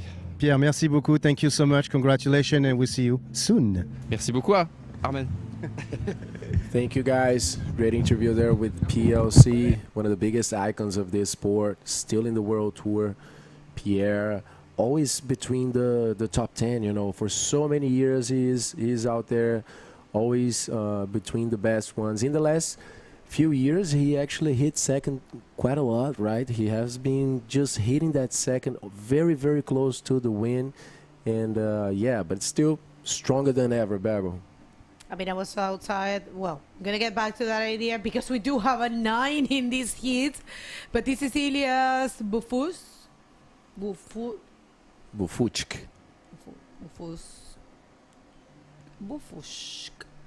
We're going to write that down perfectly. Bufushk. All right, so Ilias, our event wildcard. And yeah, that was a replay for him. But yeah, this heat is super young. We still have almost 20 seconds, and Javi Dominguez already have a 9. I think we're gonna get to see that once again. But yeah, 9 points for Javi Dominguez. Just remember, keep in mind, this is a non-elimination round. No one will be eliminated. No one will be leaving competition. Only that first and second will be skipping a round. They're not surfing in round number 5. They will be advancing directly to round number 6. And whoever finishes 3rd and 4th are going to go to the repecharge. That's not going to happen today. We're only doing a round for the men division, this one. And then we're going to be jumping to the ladies. I'm so looking forward to see the women surfing here in Anza. Anza is delivering with good conditions and decent size waves. Some of the ladies, Teresa and Alice, came out today. Well, wait a second. Joaquin Soto starting with a spin. We'll try to connect to the section right here. Maybe he finds something, a ramp, and stop playing games, went straight for the backflip, but unable to land it. We'll see. Joaquin Soto is currently in the 4th position, looking for a 3.51 to get the second and an 8.01. It looks like Javier Dominguez already with a 9 on his belt is coming for another wave. A smaller one, getting some speed, looking for the next section. The Canarian goes for a roll. Just one maneuver on this one for rider in blue. He's going to get a backup score. He needs 4.51 to get back to the lead since Isaías found a 7-point ride. So let's see this once more. All right, so Javi Dominguez with this, his backup score, you know, holding such a big score, a 9. This is, of course, going to be putting him back in the 1st position because he's looking for a 4.51. Well, we'll see if the judges consider that was a 4.51. But it is Isaías Ravik who's getting the 1st position with the 7. And yes, of course, Javi got the score of 4.75, and he is back in the 1st position. But I tell you what, Lucas, with 17 minutes on the clock, there will be a lot of changes in this heat. But definitely a good heat for Javi Dominguez. Starting things with the 9, it's so comfortable. Yeah, back when Isaías was the guy that Isaías and Joaquin were already seated into this round. Isaías finished in 15th position last year on the ranking and Joaquin on the 12th. So we also have to mention that Joaquin was the guy that found the biggest single score last year here in Anza. You know, he had a 9.25 on a very expressive backflip executed out there. You know, it was kind of like this, the condition. You know, it wasn't bigger than that, I would say, and. I'm craving to see Joaquin, how he is going to surf on this wave, as these types of conditions also match his style very well. You know, Joaquin, a guy that it works the 360s very well. You know, has a very good and consistent, super consistent backflip as well, almost never missing it. So, yeah, looking forward to see Joaquin improving that 2.5, which he's going to be attempting in the first opportunity he has for sure, Bago. Yeah, totally. I'm going to translate that because I was actually wanting to speak about that, but right, 1 second. Here comes Elias. Here comes Elias. We'll see Elias goes for a roll. Elias is 4th right now because last wave for him was a 5.5, and that was a very well executed maneuver. That was really good. This is our IBC World Tour wildcard on the men division. Pretty cool. Yeah, the Moroccan guy was falling a little bit behind still with a 0.5 backup score, but then with this wave, he started with a roll, built a lot of speed and checked the flow in this backflip, landing almost completing that rotation in the air and landing cleanly there. This is going to be a significant score for Elias. He needs 7.91, and also looks like there's Joaquin over there. We're going to check that replay pretty soon. And Javier, the leader of the heat, getting out of that first part of the wave and going for the closing section, just decided to leave it. Right, good exchange, a lot of waves, and we have one more for Isaías. Oh, maybe not. Un saludo gigante a la gente que está sintonizando de Chile, apoyando a Joaquín. Es tempranito en Chile. Y la gente de Brasil. Tem uma galera, é muito cedo lá, né? Bem cedo, agora é 6 horas da manhã lá, Belo. Let me just do this one. This is the last of Joaquin. I just love the fact that he starts early with a spin just to put some scores. And he found that section for the roll, combined with the forward, and kept going. And tried to, you know, do something in that one, but not able to. And this was the last for Javi Dominguez. Nothing there for Javi. And Isaías on a nothing. On a nothing. All right, so there will be some scores dropping. We don't want to call the situation because we don't know what's going to happen. There is some changes in there. Elias took the third position, and Joaquin is on the fourth position right now, looking for an 8.01. And Isaias is looking for a 6.76 to get the win. Yeah, good looking heat. We can see the three first guys super close in there. 3.75 for the first, 3.5 for the second, and 13.75, 13.5, and 13.35 for Elias. The last wave, a 7.75 for the Moroccan, deserved for that backflip, puts him back in the game here in the dispute. So this heat is super close right now. We haven't seen Joaquin started to throw those backflips, so I believe that with the other guys pushing himself, you know, he's definitely going to start to deliver those as well. Although for now, with his current situation, he needs a 8.01. So definitely Joaquin will need to start picking up and accelerating over here if he wants to, you know, get rid of the rapid charge round that is coming on the next days. So yes, guys, we're going to be finishing the round number 4 for the men today, and from there on it's going to be just the women in the water with round number 1, 2, and the non-elimination round, which is the number 3, and then we will close this second day of competition here in Anza Beach. So looks like the Brazilian is coming on the left, looking to the right. Vou fazer essa em português para o pessoal do Brasil que está assistindo. O Isaías vem fazendo um 360, esperando a onda armar ali para ele, acelera para a sessão, que acaba não promovendo muito para ele poder fazer um fechamento naquela onda. Precisa de um 6.76, pouco mais do que a segunda nota dele, para poder melhorar a situação. E uma notícia que o Isaías me disse, né, como você falou no início, Bel, é que ele está voltando para o Brasil, voltando a morar lá. Assim é.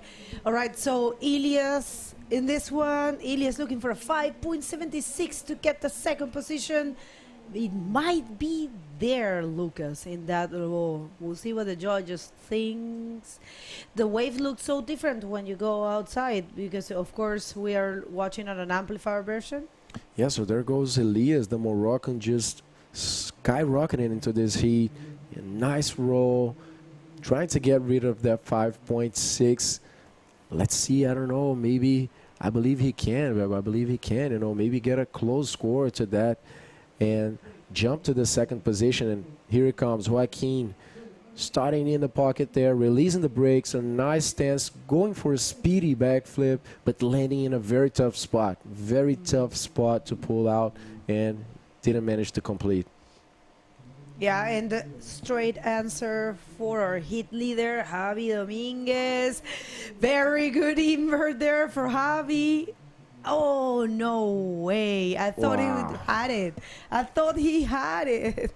That's a shame. That was beautiful to see. It's going to get a good picture, though. Yeah, for sure.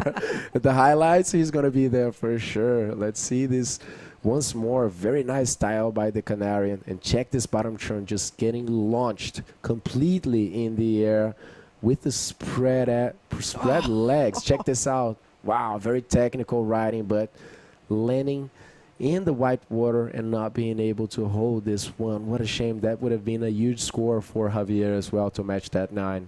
Pristine style, I love it. Qué bonito surfea Javi, qué bonitas le salen las maniobras. Un invert precioso, de verdad, con un estilo particular muy, muy hermoso. Lástima que no lo cayó. Hubiese caído eso y no sé qué hubiese pasado. Capaz que tenía algo más que un 9. Hermoso ese invert.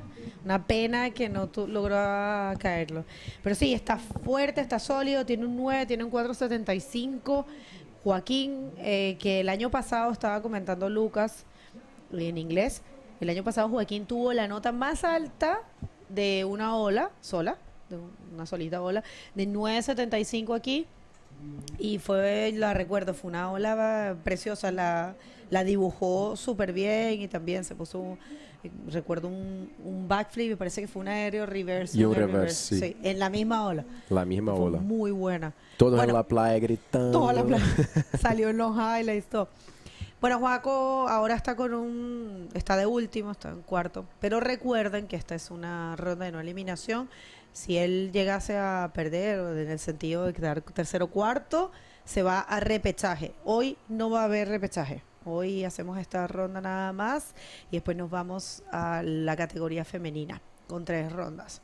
Así que si Isaías y Joaquín no lograran avanzar primero o segundo, quedarían en el repechaje y ahí sí sería la última oportunidad. Por ahora es Javi Domínguez primero y Ilias, que es el wildcard de la IBC para esta categoría. Yeah, Elias that started in a slower way, but then just found some really good waves, you know, a 775 and a 5.85.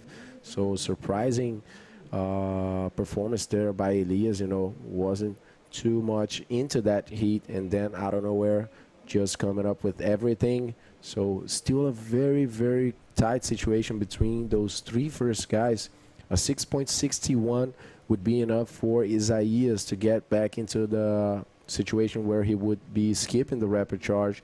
And on the other side right now, it's Joaquin, you know, falling a little bit behind. But let's see, Isaías Havik going on this wave, decent size in there. He goes for a backflip, not finding any projection really to land in a spot where he could complete that maneuver. So, yeah, as I said, Joaquin right now is starting to fall a little bit behind the guys.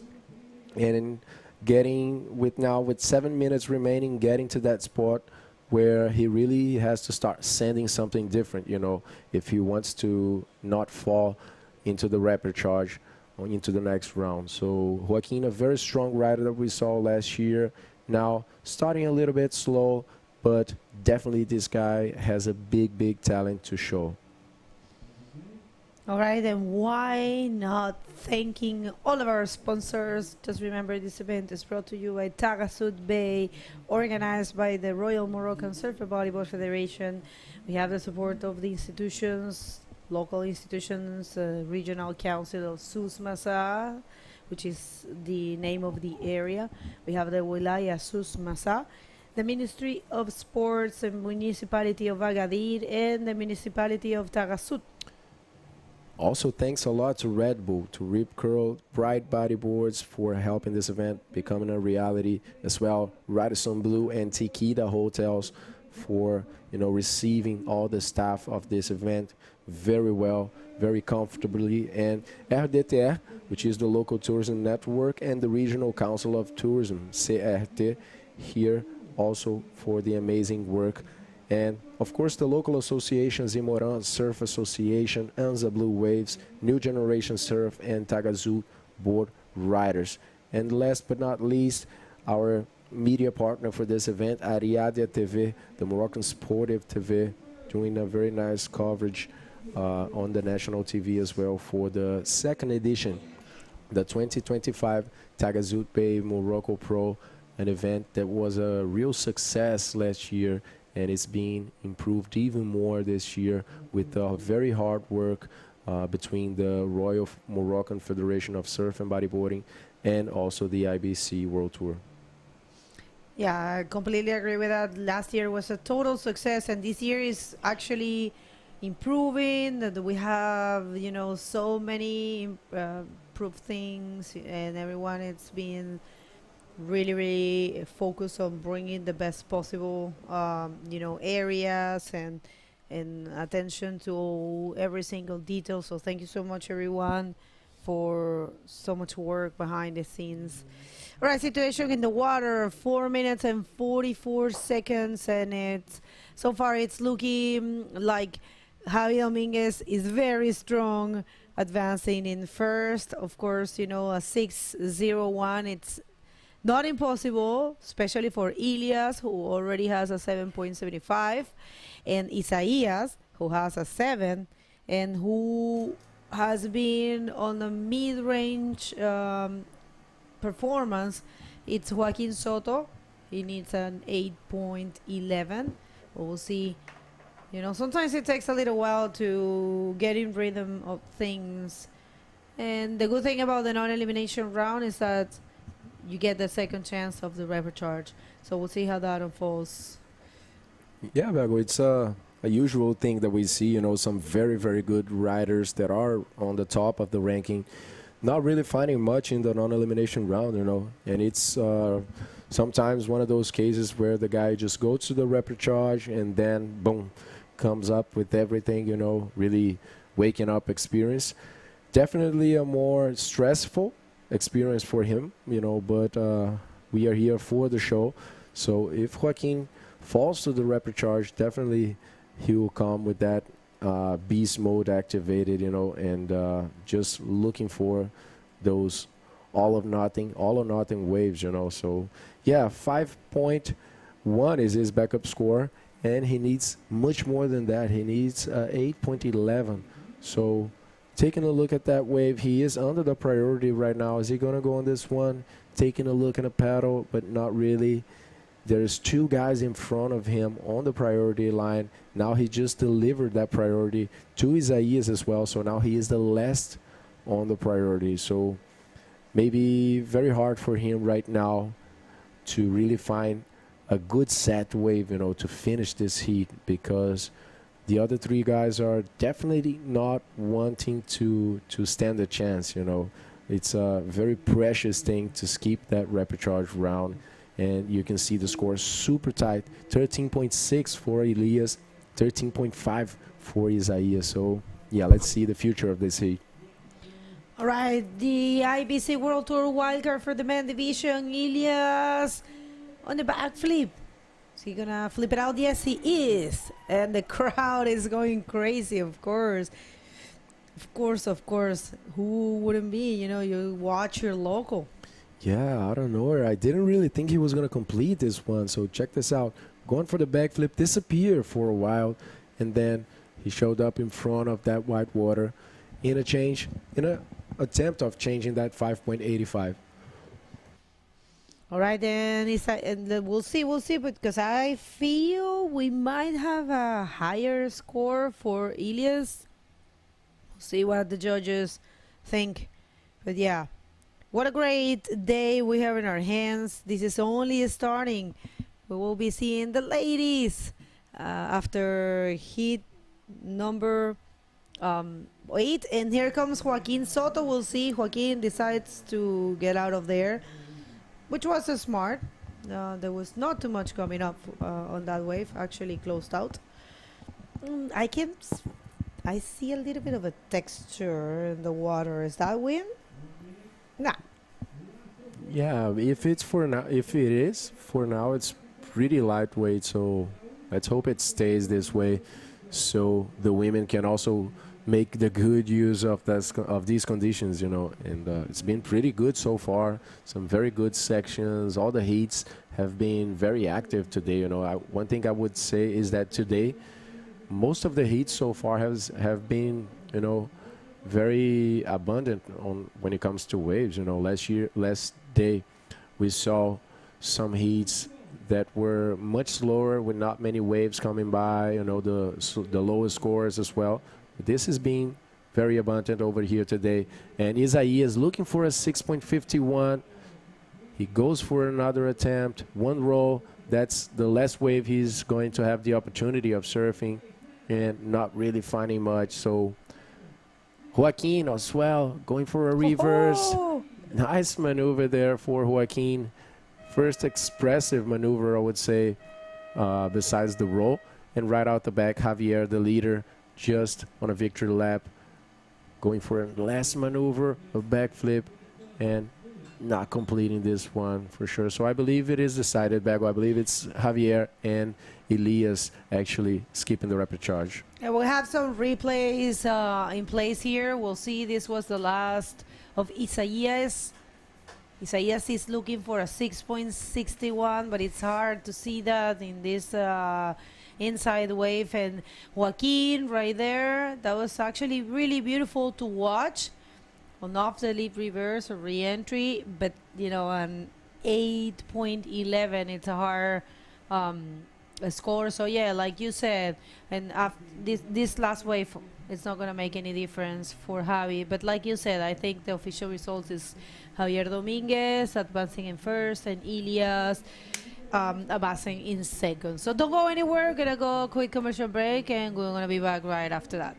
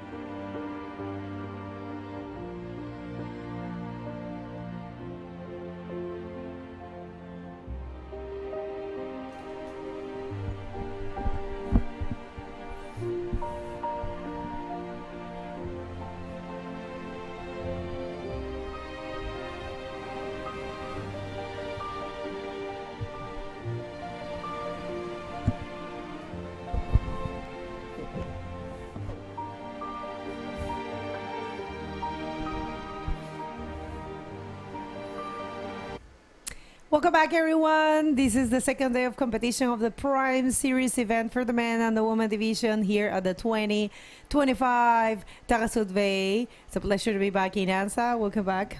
Thank you so much, Begonia. And for the people tuning in, we're in the round 4 of the men division, non-elimination round. And we're about to see the heat number 7 with a lot of French in there. The heat.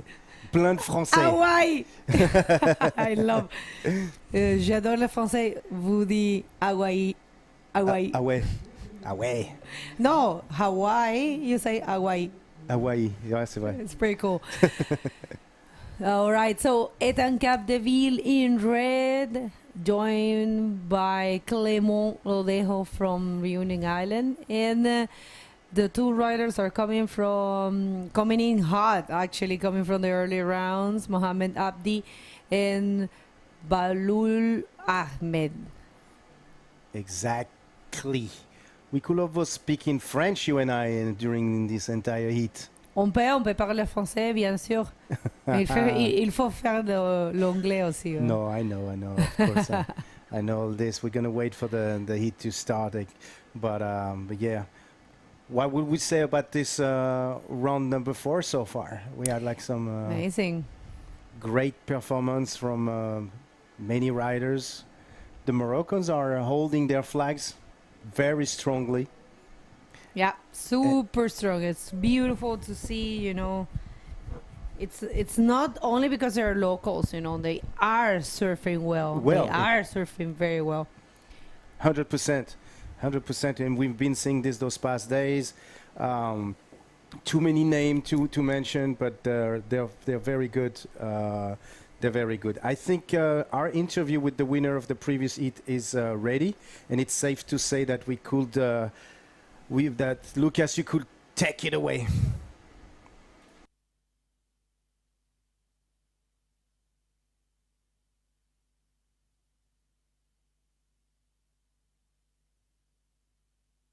Hello guys, I'm here with Javier, the winner of this heat. Javier, you came with everything. Looks like you just wanted to risk. What was that? What was the strategy for you in this heat?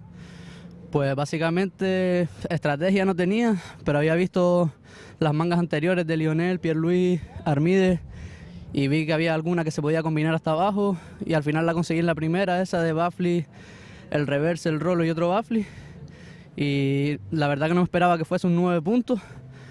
Pero muy bien con la puntuación. Después arriesgué otra de un inver, no lo completé y con el rolo así más o menos me pude quedar primero. Yeah, so he's saying that he was watching the previous heat, you know, Tristan starting very strong, the other guys as well with high scores, so he saw the potential in there and he just wanted to risk everything, you know, enjoyed that non-elimination situation over here.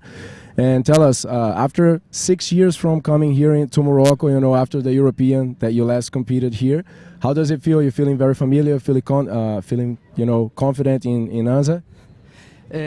Aquí no había surfeado nunca. Había ido a Tanri, que fue en el europeo. También hubo otro europeo aquí, pero nunca vine. Y la verdad que la ola me gusta bastante. Larguita, así como a mí me gusta. El Confital tiene 3 sesiones más bien. Esta yo creo que tiene un par de días más, aunque de arena. Pero nada, la verdad que contento con la ola, con la gente, con todo. Amazing. Is there he's saying actually that the wave is pretty good. He matches the wave pretty well. You know, he says that it's kind of like his wave, Confital, you know, but a little bit longer, a little bit more extensive. So that felt pretty good to him. Anyone that you want to send a message to? Sí, quiero agradecer nuevamente a Jackie de Vaya Pase, a Rock Island también que me ayudó, a Cifre que está ahí grabándome. También quiero saludar a mi hermano, mi padre, mi madre, toda mi familia que me está viendo, a mi novia, a mis amigos, a Ale, Gerardo, y vamos a por la siguiente. Vale, felicidades, Javi. See you on round number 6. Back to you guys. Great interview there, and of course, Javi, I'm loving his attitude in this competition. He's looking super cool and calm. I sense a, you know, I sense he has trained his mind to be ready for this, you know, because this is what I always say. the level of bodyboarding is there. Everyone that joins a world tour knows how to surf, and usually they're very good, actually. But everything it's in your head, you know, it's a mental game. So you have to be ready. And one of the most important things in order to cope with the pressure of competition is to be calm and cool, you know, and that's very difficult to do. So I'm seeing that in Javi. Yeah, it's a mindset. It's often mental preparation, not just physical preparation, but definitely mental preparation. And it takes a while for young athletes to reach that level. Often you're stressed, you have a lot of pressure. If you're young, most likely you have pressure from your friends, sometimes your coach, and it takes to reach a certain level to detach yourself and understand what's your position when you enter a competition. Totally. All right, so situation in the water. What is happening, boys? 17 minutes and 40 seconds and no waves have surfed. I believe there's a rule that, I don't know if it's half of the heat. I believe it's 10 minutes. If after 10 minutes have gone, no riders takes a wave, they have to restart the heat. I think that's there in the rule book. I'm gonna double check, but yeah, that will be when we have 15 minutes. But I think someone's gonna take this wave, and that is not gonna be happening. But yeah, I've seen that sometime. Let's see. It is Etan Capdeville taking off on the first wave of the heat, going for the roll. Smart, actually. It combines with a very beautiful reverse. Keeps going, and we have another taker. Oh, I love this kind of views. And check that out. Etan showing the basics. There's nothing wrong with the basics, people. So nice exchange. One more here. And one more here with Bahlul Ahmed from Morocco, taking this wave. Is turned with a nice backflip. Unfortunately, incomplete, but the projection was very good, and so Ahmed is definitely on pulling his game on, and now he set the tone of what we can expect from him. But yeah, like you said, Etan came with a very technical wave, like showing his techniques. We're gonna watch the replay now. Look how he's dropping. So he's gonna hit the lip right away with a roll. There's a nice execution, beautiful carving reverse here, stalling and getting back into the wash to get the speed. In the back, you see Clément Lodeo as well doing his things with some reverse. Etan still on the wave doing a roll and another reverse. So sharing is caring. And one more look to this. That could have been a huge score for Ahmed. He was so close, but he lost his board on the landing. That's unfortunate, but it's okay. He will get more chances, for sure. All right, so people, situation in the water. Still, we're waiting for the scores of all of the riders. But Abdi hasn't taken any wave yet. As of yet, yes. And if you're curious with what's happening, I check this out. We call it. Here comes Abdi. Oh, yeah, he managed to pass that section. Continuous. We'll see if he can perform something. It's shaping for him. Oh no, it disappeared. Well, this is something that happens when we are towards the mid-tide. I'm checking on my watch, and I believe we are in the mid-tide right now. If not, we're super close to that. So yeah, you know, when tides are starting to fill in or drain, these kind of things happen. You know, the waves are switching. Let's see. Low tide is supposed to be at 3 o'clock, 3:15 in the afternoon. So I guess we're slowly but surely draining a little bit. So we're getting into the low tide right now. Yep. Yeah, it's so if that's the case, yes, we are in mid tide because right now it's local time. It's 11:30. So yeah, the heat's going to be, I mean, the waves, the series is going to be a little slower now because of that mid-tide situation, but they're still very decent sets. We just saw 3 wave exchange that were beautiful, and so it's about patience and wave selections. It's where the difference is going to be made here. So yeah, waiting. So now we have some score dropping. So Eitan's first wave is a 4.75.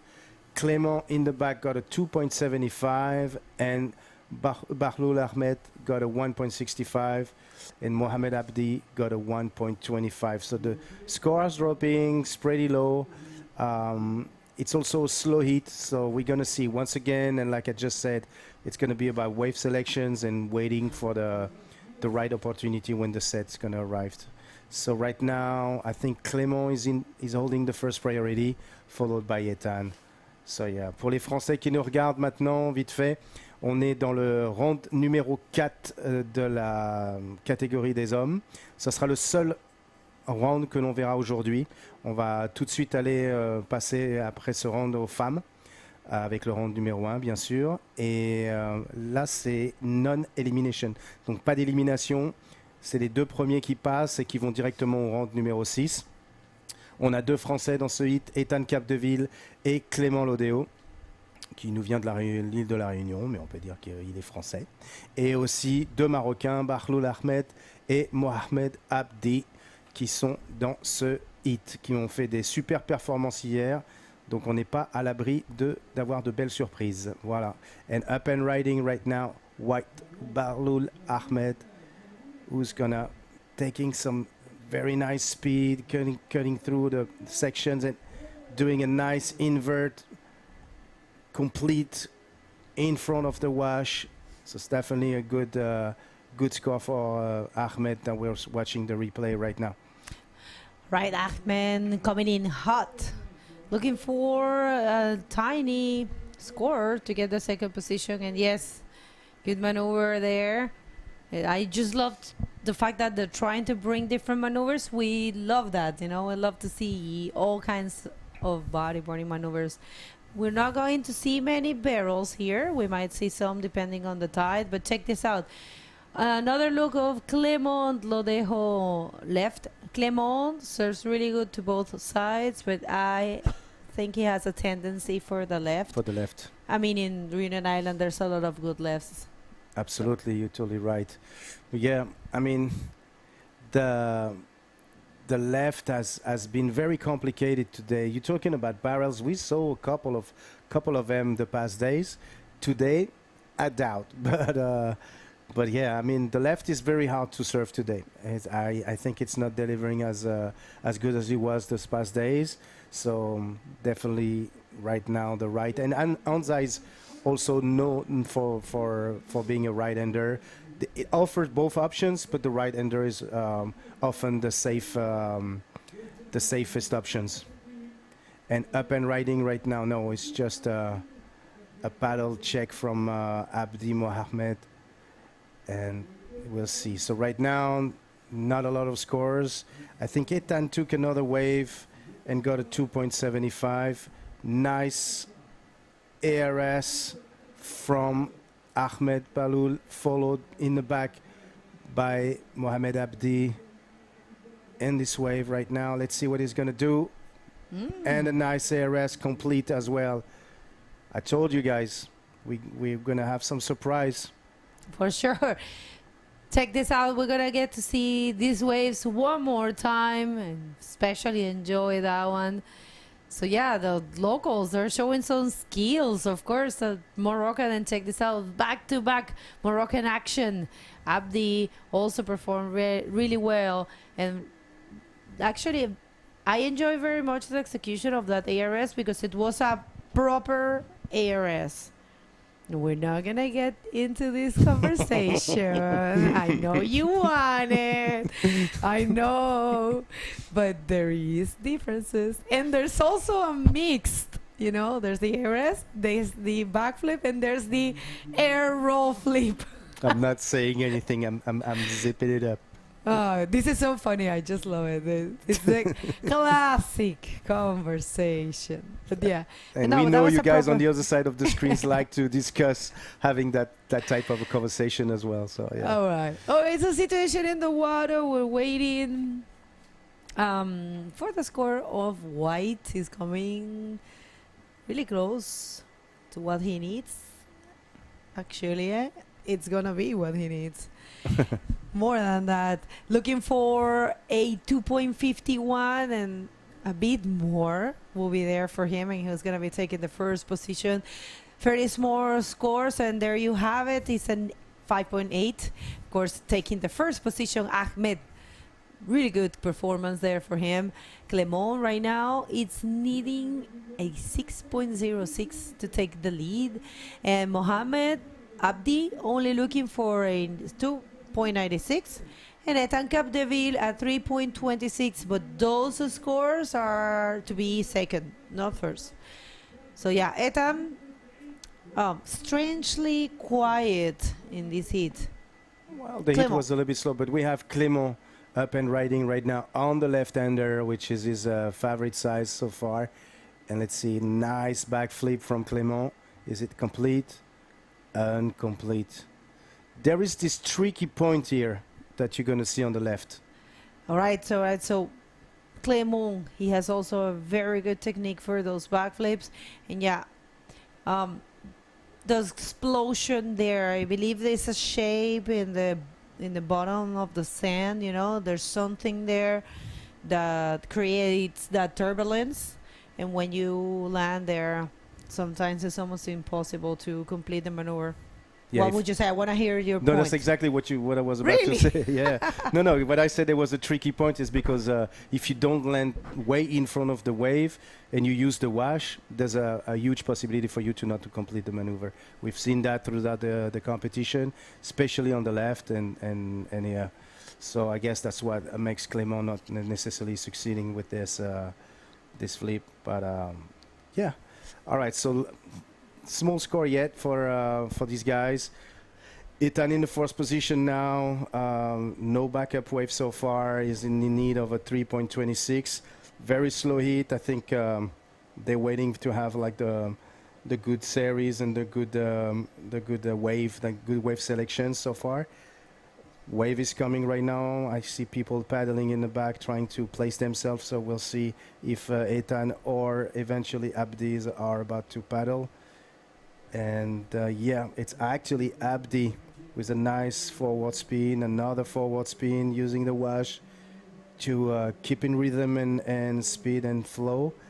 Trying to connect right now, taking a lot of speed, cutting through this section. Yeah, that has to slow him down a little bit, but yeah, we're going to see.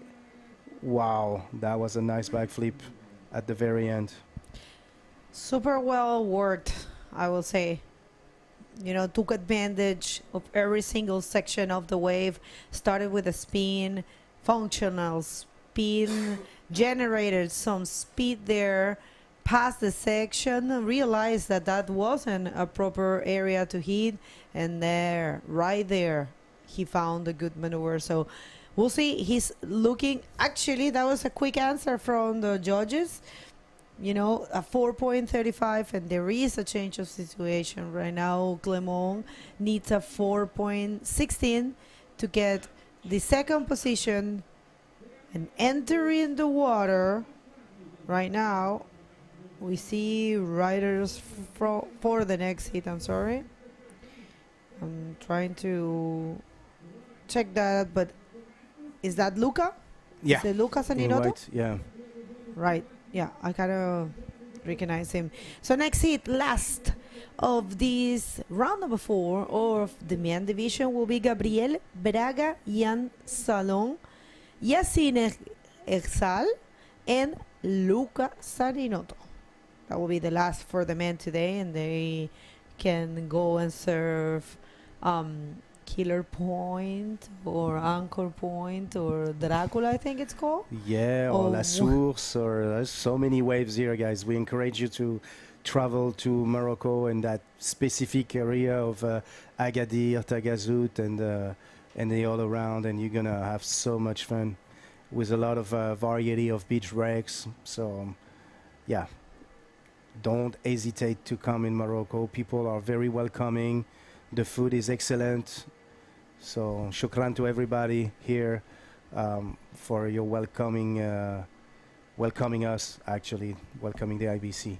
So yeah, 3 minutes and 34 seconds left in this heat that has been somehow very slow.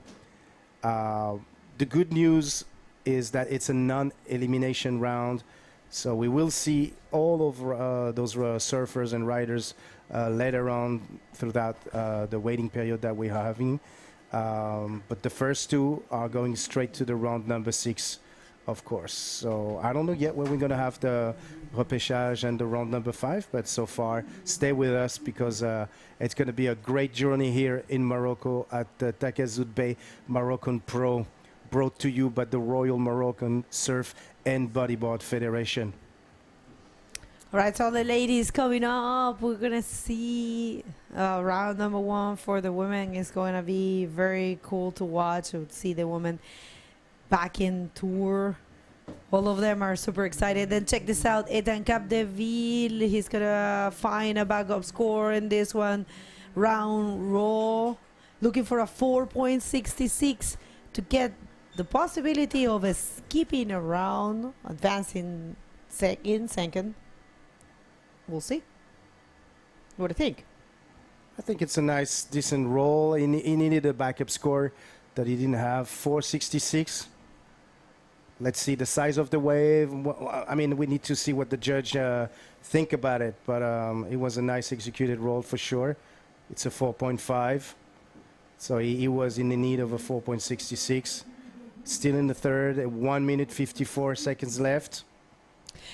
You know, interesting to see, and I think that this happens on the early heats of the day. The two Moroccans, which are, you know, coming from the early rounds, and they were not seeded, are leaving the seeds, the top 16, I mean, sending them to the repechage. We'll see if that's possible. Right now, Clement has the priority, and he's looking for a 4.16 to go to the second position. And here he comes, Clement Lodejo. This one is looking nice for him. Just goes for a very nice carve to reverse and performs this rolo. That could be a 4.16. We'll see. And in the back, we have the leader so far of this heat, Bahlul Ahmed, with a nice wave and a nice, almost air reverse. But it was a beautiful reverse re-entry here, using the closing sections to elevate himself a little bit. And in the back, you have Mohamed Abdi giving the change as well with a nice forward spin. A nice, is it complete? Yeah, a nice backflip here, completed. Wow, the Moroccan gave it all. I enjoyed this exchange very much. As I go through this one. So Clement on the right, which is a little bit unusual, but Luke is very good there as well. On the right with a nice reverse, cut back and roll. Especially I enjoy this exchange of the Moroccans because they were super fast, knowing that Clement took a wave, and they were like, I'm going to answer straight away. And that vertical, you know, reverse spin there, I really liked it. This one here, it might be an increase. I don't know. Maybe not actually, because the execution of the maneuver wasn't the cleanest, and probably there is no changes. But you know what? There might be changes for Ahmed, and we're waiting for the scores of Clement as well. And since we are in a little rush, the next hit is already there. We will have to throw it to commercial break, and I'm gonna be back with the results of this heat right after this.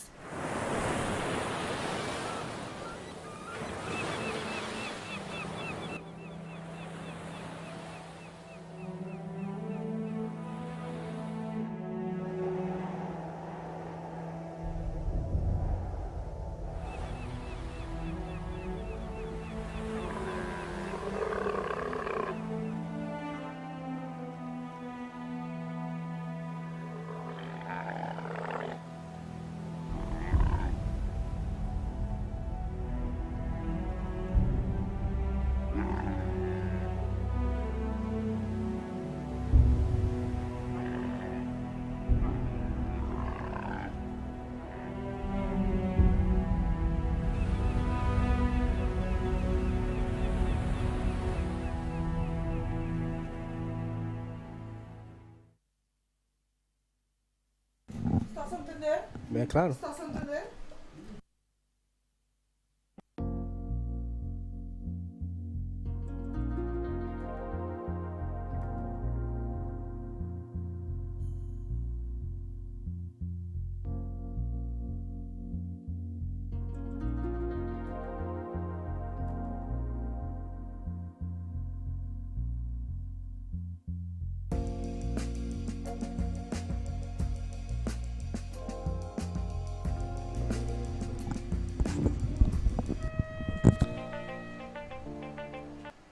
Welcome back, everyone. This is the second day of competition here in Morocco at the Taghazout Bay Morocco Pro. Lucas, That's last it. heat. If you guys are just tuning in, we are seeing the Prime event series here. This is the second day, as Armin said. And now we are about to see the last heat of the non-elimination round, the last heat for men division today. And then we will see the round number 1, 2, and 3 for the women. So stay tuned. And now let's check some of the action in the water with these guys out there. So we have a Brazilian, Gabriel Braga, the winner of this event last year. In red, we have Jan Salon. In yellow, they were both seeded into this round. And hold on, that's action by Jan Salon already with the roll. Check turn, staying in position, and now getting some speed for another roll. 2 maneuvers. The wave is becoming a little wide, but still offering something for the French guy. And he went for the third one. Maybe something else. He wants some more. Jan looking very active in there. So yeah, they are both the seeded riders, Gabriel and Jan. And we will see also Yassine El Khsal, Moroccan in blue jersey, and Lucas Zaninoto in white, the guy that is maybe 17 years old. He is, I believe so. Not 16, yet, I think, yeah, it's about to be 17. Yeah, something like that, and is just facing the man here on the same level, you know, super consistent guy, and craving to see how he's going to perform against the most experienced riders in this heat. Absolutely, and a lot of French in this round. Pretty much almost one French in each of these heats, especially the last 3. And we have Jan Salin from Brittany, qui nous vient de Bretagne, avec son club, le Minou Surf Club. We have Gabriel Braga, le vainqueur de cette étape au Maroc l'an dernier. Donc attention, là c'est le big game comme on dit. Ensuite on a un Marocain, Yassine El Khsal, qui est en bleu. Et on pourrait dire ça, notre petit rookie de cette famille française du French Boogie Crew, entre guillemets, c'est Luca Zaninoto. Comment j'ai dit ça? Zaninoto. Yann, excuse-moi, j'ai écorché votre nom de famille.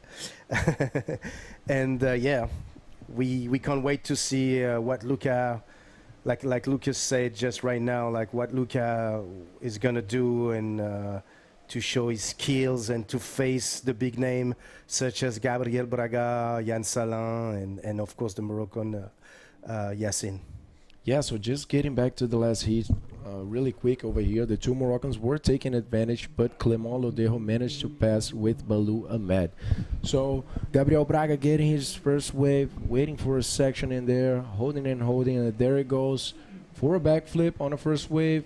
Lost the rail a little bit, but then recovered real quick. And then Lucas Zaninoto, back-to-back action over here, hitting that lip with the roll. Pretty strong section over there to be hit, and Luca managed to hold it pretty well. So a good first wave for the Brazilian and the French. Yes, let's watch this replay right now from Gabriel. Stalling a little bit, finding the speed, bottom turn, and signature backflip. Brazilian style, and in the back, Luca Zaninoto. Look at this roll. I've seen this a lot. People, when they do the roll towards the beach, with hitting that end sections, they tends to be pushed on our right side. Yeah, it was a pretty strong section, you know, and considering that Luca is a very lightweight guy, you know, small and I mean, don't really weigh too much. And as I said, it was a pretty powerful one. So you see that a lot in fronton, you know, where the wave is really provides a bowl, and the closing section comes like really facing you, you know. So sometimes you end up being launched to the other side, right? Yeah, absolutely. But it's also make you changing direction. So, of course, it's impossible to connect on such a roll. But it's nice to see how it's pushing you on that right side. But yeah, so we're waiting for the score to drop. Sorry, the score from Gabriel and from Luca. The Moroccan hasn't taken any wave yet. Oh, it did. He got a 1 point. Maybe we missed that one. It probably was a left. So now Gabriel got a 6 point with that backflip, and Luca got a 4.25 for the Rolo. So nice opening of this heat. 19 minutes and 52 seconds. That's it. Basically 5 minutes into this heat, and Gabriel Braga with a slight advantage when it comes to the two French guys. Young with a 5.75, very close score as well to Gabriel, just needing 0.26. But hold on, that's Luca on his second wave, a nice sharp spin in the first section, working that reverse back to the source of power there in the pocket, waiting for a projected maneuver to come up to be still working, and then he left. And check this, Gabriel Braga right out the back, just holding, waiting for a ramp, goes for another backflip, worked out pretty well in the first wave, but not really on this one, not being able to land this one, the Brazilian rider. Yeah, tough hit now, and let's watch this replay. Look at the rail-to-rail execution here from Luca to do this forward spin and then a reverse, stalling, slowing down, and he's gonna hit the lip for a nice Rolo. And I think there was nothing left from the wave. And in the back, like you said, Lucas, a nice projected backflip from Gabriel Braga, the winner of the previous edition of this this Taghazout Bay Morocco Pro, but unfortunately incomplete. Para a torcida brasileira aí, pelo Gabriel Braga, o atual campeão dessa etapa, né? Pera aí, vamos para essa onda do Ian. Let's just see this wave from Ian Salon. Nice backflip, definitely going to take the lead of this heat. O Ian Salon, francês, acabou de pegar uma esquerda ali que com certeza vai mandar ele para a liderança, que por enquanto é do Gabriel, mas o Ian está precisando ali de 0.26 apenas para poder tomar o primeiro lugar, e com certeza com essa onda ele vai tomar a liderança. O Gabriel veio em uma outra tentativa que com certeza ia distanciar ele ainda mais do francês, porém não completou aquela manobra. Está voltando para o outside para poder ir para mais outra onda, sendo que ainda tem 17 minutos e 40. Essa é a primeira participação do Gabriel Braga aqui nesse ano em Anza Beach, aqui no Taghazout Bay Morocco Pro, um evento que foi a primeira final e a primeira vitória da carreira do Gabriel Braga, que levou aí para o melhor ano da carreira dele até hoje, finalizando em 4ª posição no circuito mundial, logo depois ali, na 3ª posição, desculpa, logo depois ali do Armide Soliveres e do Pierre-Louis Coster também. Thank you, Lucas, for the update in Brazilian Portuguese. I love Brazilian Portuguese. Sounds so good. So far right now we're still waiting for score to drop, but looks like Gabriel is in first position. This might change definitely because we have a very good wave ridden, and we're still waiting for the score to drop. But yeah, let's see. This heat is very slow. The last two heats were very slow, like we explained for the people that just tuning in. We are in the mid tide right now, going slowly but surely into the low tide. So we have this transition, of course, where the sets are not necessarily powerful and not as big as it was earlier this morning. But as soon as the tide will be there around 3 o'clock, then we're going to see some very nice wave coming. And especially knowing that when it's low tide here, that's when the left start working better. Sorry. Yeah, and as we said previously, yesterday the swell is expected to drop actually in size and energy. Yesterday was bigger than today, but thankfully it's holding, you know. The thing that we really care about is how much it's going to hold, you know. Hopefully we'll still have some waves tomorrow as well for a few more rounds to happen, but thankfully there is still some decent size over here. Check this out. Many guys into that wave, blue and white. Blue using the priority to the left and white Zaninoto going to the right. Wow, we didn't check any of that wave. Hopefully we will get a replay for that. Looks like Luca didn't find much. Not really showing up in front of that white water. We can't really see Luca there. Is it? Yeah, he's already pedaling back. And I don't believe that was a complete maneuver. Not sure though, but let's see. So the score are finally dropping. I think Jan Salin got a 6.05 from that backflip that we saw previously, is followed by Luca Zaninoto with a 8.5 total, so that was a 4.25.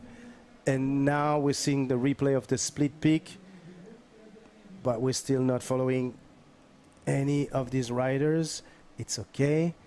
I'm trying to find the scores. So Luca got two 4.25, and now we're watching Yacine Elghzal with a nice invert. Wow, that was very good on the left side.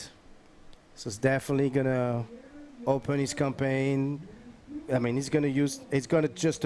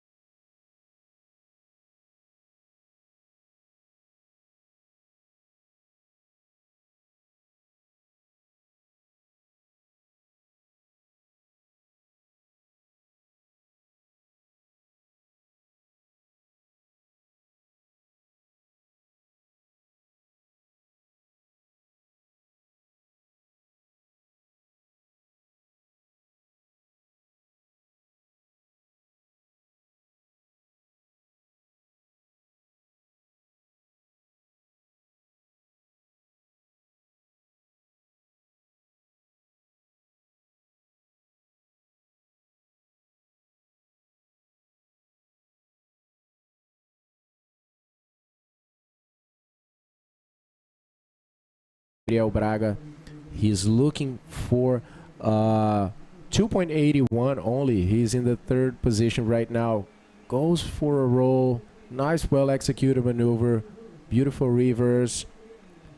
Maintaining that pocket position. Another reverse as the wave is still opening for him. And now finally closing this wave with one more roll. So guys, updating on the situation of the heat. We have Jan Salon in the first position. Jan got a 6.05 on his last wave. Let's see this replay, I believe, for Gabriel Braga. Not really. So yeah, Luca Zaninoto, he found a 4.55 and a 4.25, sending him to the second position. Gabriel Braga in third, looking for a 2.81. Let's see. This wave is definitely going to give him this score to get back at least to second. One roll and a few reversers after this. So one more. He did. Now just waiting for that section and then he goes for a roll. Então o Gabriel está precisando de 2.81 para poder voltar para a segunda posição. E agora certamente vai voltar para a posição de classificação. Tá aí, conseguiu 5,5. And in the meantime, it looks like we have the interview with Begonha. So please, Begonha, take it away. Thanks a lot, guys. Well, super stoked to be here with Ahmed because he won this heat and he actually sent Taghazout, one of the favorites, to the repechage. So how are you feeling about that? About coming from the early rounds and sending one of the top riders to the repechage? السلام عليكم. معكم احمد بهلول. دوزت السيريات ديالي مزيانين. كانت السيريه عندي صعيبه شويه. خديت واحد 3 الموجات. الموجه الاولى خديت ضربت باك فليب ما كملتوش. الموجه الثانيه خديت واحد الموجات اللي خديت سكور طالع بزاف وانا فرحان. دوزت السيريه واول مره غنلعب بالاي بي سي. تبارك الله الكومبيت ديالها مزيانه وانا فرحان بزاف. I am happy. Yeah. Well, we were saying, but of course, I don't understand everything he said, but we had a conversation before, and he told me for him, he's very proud of coming from the early rounds. It's been a lot of work, and it's an honor for him to, have the chance to, show the world what he can do and advance towards the top riders such as Clement and Ethan Capdeville. I want to know your feelings about this event. What does means for you and for the Moroccan bodyboarders to have this World Tour event in your country? عندنا أبطال المغاربة بحال إبراهيم يدوش أنس الدار اللي أبطال المغاربة في البودي بورد. كنت موتيفا معاهم بزاف، كنت نتفرج فيهم في الاي بي سي كيكونوا لاعبين الكومبيتيسيون. انا فرحان بزاف، كنبغي نشكر والديا، كنبغي نشكر الفيدراسيون، كنبغي نشكر الاي بي سي، كنبغي نشكر كاع الدراري صحابي اللي كيعاونوني، كنبغي نشكر سيدنا. Thank you so much. I think you mentioned that Anas, Adar, and Brahimi Dosh were your idols, right? And for you, it's an honor to be here at the IBC World Tour event, representing your country. And شكرا بزاف، تحياتي. شكرا بزاف. مبروك. مبروك. Back to you guys. العالمية.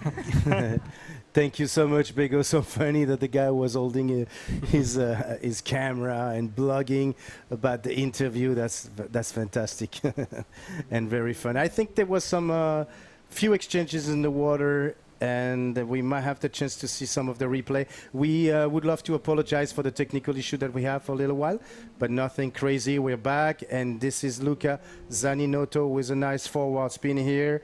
I think he's going to connect a little bit later on. No, there's not much to get from that wave. So I don't know if it's going to change much. Yann Salin is still in the first and in leading position right now. He's followed by Gabriel Braga. I think we have a split peak situation in the water right now with Yann taking the right with a nice carving reverse here. And he's following up using the whitewash. No, nothing else. But it's very close between Yann and Gabriel Braga right now, Lucas. Yeah, and also Yassine, that took a left over there. Let's see this wave. He went all the way to the lip with another invert. So he's betting on those big ramps to the left. He needs 6.11 to get to the second position. The last wave, I believe, was a better one than this one, the last invert. And he got a 5.4. So not really sure how much Yassine is going to score on this wave, but I believe it's not going to be enough for him, to go to second. But let's see where this will take him. So yeah, he went to the third position right now. He got 4.4, managed to go over Lucas Zaninotto, and now he needs a 6.11 to go to second. Gabriel Braga needing 5.81 to go to the win, but very tight situation here, especially between first and second and third and fourth. So many possible changes in those 6.35 minutes to come. Absolutely. Very close between the first and second. I agree with you. 5.81 for Gabriel is something that is completely doable. 6 minutes left, still a lot of time for a rider of that level. They actually know what to do since he has first priority right now. So we'll see what Gabriel's going to have to offer and how he's going to perform on the wave he's going to be taking to eventually take the first position. Slow it, of course, like we said earlier, and we're going to see what's going to happen. Anything can change now. Especially with Yassine and Luca, they have somehow some small score around the 5, around the 4.5.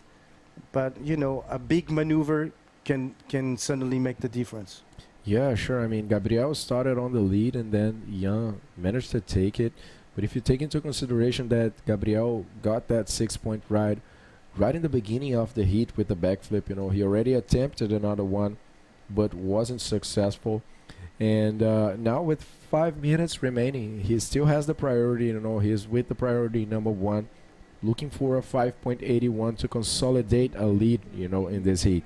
So what I believe Gabriel will do is just, you know, look for that backflips section, you know, and try to, you know, get to the first position and maybe overcome it with a few more points, you know, pass Jan Salon and put some distance in between them.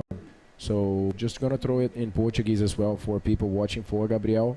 Então, passando aqui a situação, Gabriel ele tá na segunda posição, precisando de 5.81 apenas, já tirou 6 na primeira onda, logo no início. Depois ele fez mais uma tentativa. Parece que ele vai para a esquerda nessa daí. Vamos ver o que ele vai vir nessa onda. Acabou que a gente não conseguiu ver ali. Vamos ver se a gente tenta ver um replay dessa onda do Gabriel. Yeah, we missed a little bit Gabriel's wave, but there's something that I wanted to say. We said earlier how crazy Armide can serve very small wave and find this projection. Another rider who does that is definitely Gabriel Braga.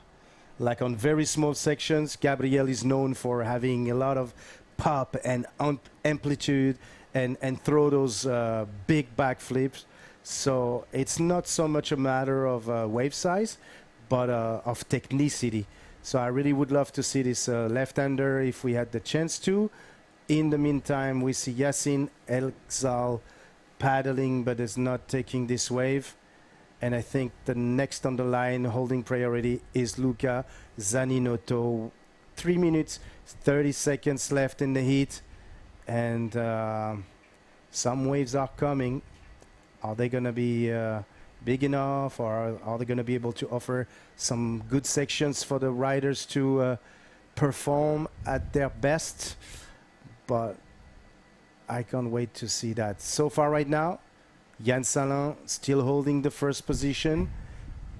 Gabriel Braga maybe waiting for the score that we haven't seen yet from the last wave, which I believe was a 4.9.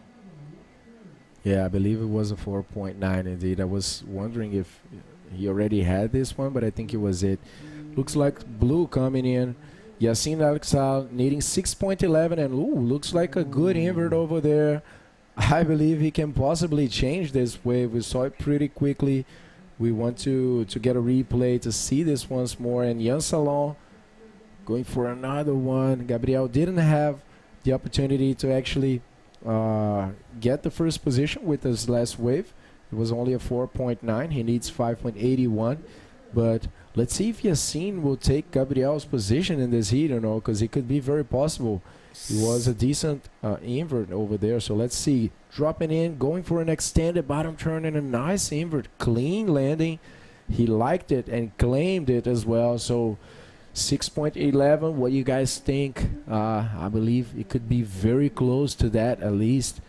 And he would definitely take a good benefit of, you know, skipping that rapid charge round and sending the defending champion of this event straight to rapid charge that we are not going to be seeing today, guys. This is the last heat of round number 4, and then we will start with the women, round 1, round 2, and 3. He's taking the lead, ladies and gentlemen. Wow. He got a 6.75. Actually, I was about to say humbly that invert was much better than his first invert. Yeah. Without waiting for the score, but it definitely was. The body was fully twisted, so was the board. 6.75. In the lead right now, Yacine El-Ghazal, Jan Salin in second position. 1 minute, 05 seconds left for Jan to get a 6.11 and regain the first position.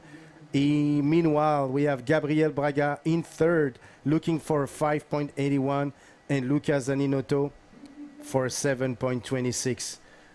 I mean, 50 seconds left. You got to be very lucky. But, you know, we've seen that. I think somebody just took a wave. It was Yacine one time more, looking for a wave. 30 seconds remaining. Gabriel Braga caiu para a terceira posição com esse atleta aí de azul marroquino. Yacine El-Ghazal conseguiu uma boa nota, 6.75 com aquele aéreo, e tomou direto a primeira posição, fazendo, portanto, o Gabriel cair para terceiro. Ele tem a prioridade, está precisando de 5.81, porém tem 10 segundos para reagir. I believe that was the last wave for Yassine. That's a replay. And Gabriel, only 5 seconds remaining, not being able to respond. And it is decided, guys, a Moroccan and a French, Yassine and Jan Salon, skipping the rapid charge, going straight to round number 6. Gabriel Braga and Lucas Aninotto will have another opportunity of staying in the competition. And the round number 4, non-elimination round for the men, is done. We're going to come back with the women right after the commercial break.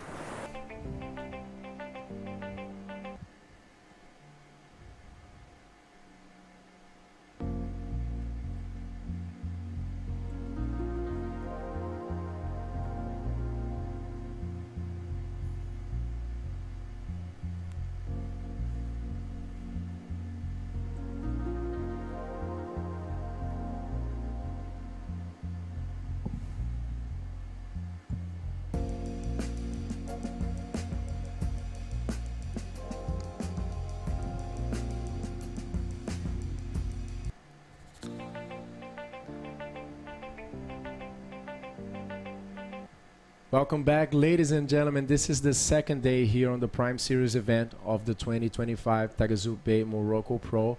And we are done with the non-elimination round for the men, right, Pego?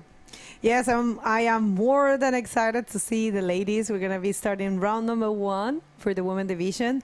So heat number 1 of this round, first appearance of the women here at the IBC World Tour. This is the 2025 Taghazout Bay Morocco Pro. And in the water we have Alice Teotonio from Portugal. We have Sara Abico from Japan. We have Emi Padua from France. And Ashir Iba from here, from Morocco. So cool to see the Moroccan ladies. Some nice waves. And Alice dog diving very deeply there, very important. How important is to have a good dog dive in bodyboarding? Oh, it's essential, you know, especially when it gets bigger. Definitely, you try to go as deep as you can, you know, on that dog dive, because that will represent you being less dragged, you know, because when it's big, especially here in Anza, you know, a beach break, a lot of water moving. Going through the getting to the outside is might be very difficult, depending on the size. So duck diving pretty deep, it's important, so you can avoid being dragged too much and spending too much time and energy, you know, trying to go through those white waters and waves, you know, that you have to go to get to the outside.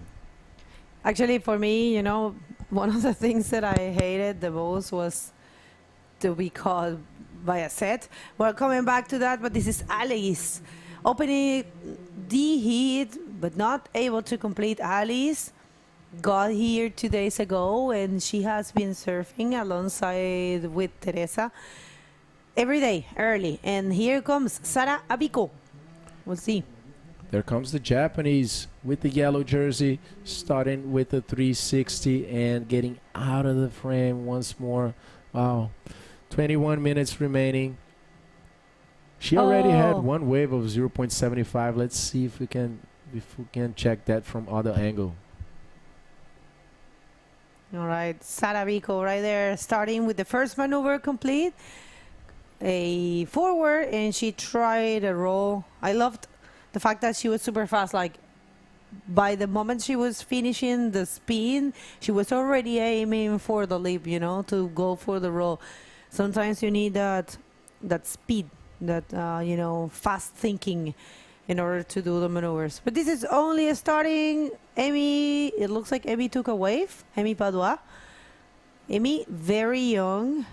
I think she is 14. I think, and she has been surfing really good. She is Nicolas Padua daughter, and of course she belongs to Ocean Roots Club in Arcachon, as well as Lucas Aninotto, Timeo Saninotto, Victor Roux, Louis Ferry, and many more. You know, it's a place where you can find excellent bodyboarders and excellent juniors. So we'll see. She has been practicing a lot. I follow her on the social media, and she has been improving so much. So I'm pretty sure she's gonna impress us in this amazing event. Yes, Again. guys, and we are just getting started with the women over here. We have 2 heats for this round number 1. Then we go to round number 2, where we will see 4 heats total and some very good athletes and known athletes as well seated into this round. And we will finish the day with the top 8 women from 2024 going in the water. Hold on, that's Amy Padua on a good-looking wave. She goes for a roll through the lip, but unfortunately didn't find enough energy to complete that maneuver in front of the white waters. And if you guys want to check the progression of heats and the full draw, you guys can go to ibcworldtour.com, click on live, watch live, and then right below the scoreboard, you guys can click on women and the round you want to see. There comes Alice Teotônio. Aí vem a portuguesa, faz rolo no drop, acaba batendo ali na água na hora de aterrissar, mas consegue segurar, diferente da onda passada, e essa vai ser a primeira nota significativa para Alice. Very good roll here for Alice Teotônio. She was aiming for these kind of sections, and she read it perfectly. She said to me in the morning, I surfed for less than half an hour, and I took 2 waves, and one of them was really good, and I performed really good. I felt super confident. And there you have it. I mean, it makes a lot of sense. He gets a 5.25, and of course she is first. She came here with Teresa Padrella and no one else than Cata Sosa from Boogie Chicks.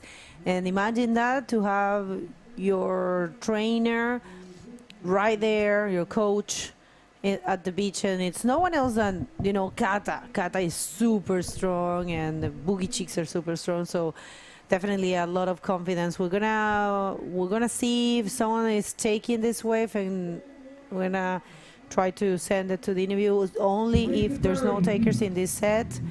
Wait a minute, because I think someone's gonna take this one, and it's looking good. We don't want to miss any of the action. We'll see. All right. And yes, it is Sara Abiko on a nice looking right and performing one of those signature Japanese rolls. Really beautiful as well. So that's going to be also an interesting score for Sara. Yeah, so seeing this once again, a very powerful roll for the Japanese. Good projection in there, tough landing, but she managed to hold it pretty well. That's going to be a good score for Sara Biko in the yellow jersey. And there's another set wave coming. Amy Padua is getting in position for this one. Looks like there's a lot of activity in the outside. Amy is in 3rd position. She needs a 5.11. Let's see if she will get in position for this wave, and then we can send it to the interview. But let's hold on a little bit. A good sized wave. Look like it's closing off. And yeah, I believe now we can send it to the interview with Armin and the winner of last heat of the non-elimination round for men. So take it away, Armin. Thanks, guys. I'm with the winner of the previous heat, the man who changed the entire situation there, El Ghzoul Yassine, what a crazy performance! Congratulations! It's still early in the competition, but you managed to beat actually Gabriel Braga, who won the first edition of this Taghazout Bay Morocco Pro. Let me know what you're feeling right now. Yeah, thank you so much. My name is Yassine. I just come out from my heat. It's so hard. I play with Gabriel Braga. He's the winner of the last world champion in Morocco, and with Jan Salon also, and Luca. Yeah, he's world champion junior. It's very hard to this my heat, but I do it. Your election was to you were one of the few with Jan to take the left-hander. We spoke a little bit about it, but tell us a little bit, what was your election for taking this left? Actually, today there is a good right than left in the morning, but when I go out, I want to take the right wave, but when I listened some waves, like Braga and Luca, they catch the right wave. I didn't listen to a good point. So that's I changed my plan, in the left one, it's close out. But if I make, if I make a good maneuver in left, I know I will take a good point than right. That's why I do just left. And you did. Yes. All right. So, do you have any message that you would like to send over your friends behind the camera over there and family back home? Yeah. Thank you so much, guys. I want to say thank you for my friend Wissam Ashur, Hassan Bouhaya, Iziki, Mehdi Tahiri, and my president, and Hussam also. Hafidi Dush, my father. My father also. I thank you so much, my father, my brother, and my sponsors. Surf Stay Morocco, my brother's camp, and Surf Central Atlantic, Hassan Iziki, thank you so much for support. And I told you yesterday, if tomorrow there is a good wave, I will make it. So I make it. Thank you so much. Thank you so much, Yassine. Congratulations, and looking forward to see you in the round number 6, all right? Back to you guys. Thank you so much. Love that interview. He was so happy. Lots of waves. Sara Vico in this one, forming a reverse spin and combining with the roll. So that's going to be a change. Oh, no, she didn't land that one. But yeah, Sara, she got a 6 on her second wave, and a 2.80 in that last wave that she just took right out. So she is, of course, in first position with a total of 8.88, but not too comfortable because Alice Teotorio, it's only looking for a 3.56, which is easy for Alice. And Amy Padua looking for a 5.11 to take the second position, not the first. And Hiba, she still haven't taken any waves. Yeah, Bego. So Sara and Alice are, already with a significant wave, and it looks like Hiba is not present here at the beach for her heat. So yeah, it would be amazing to see her, representing here. But unfortunately, for some reason, Akir Hiba is not present in this heat. So only one athlete is going to be knocked off of the competition. That is in the water. For now, ME looks for a 5.1. ME didn't find any significant waves so far, only a 1.7 and a 1.5. And on the other side, Sara and Alice are starting to advance in front. Sara with a 6 and Alice with a 5.25. So for now, the Portuguese, she needs only 3.56 to go back to the lead. And we just saw the Japanese also going for another attempt of getting a backup score.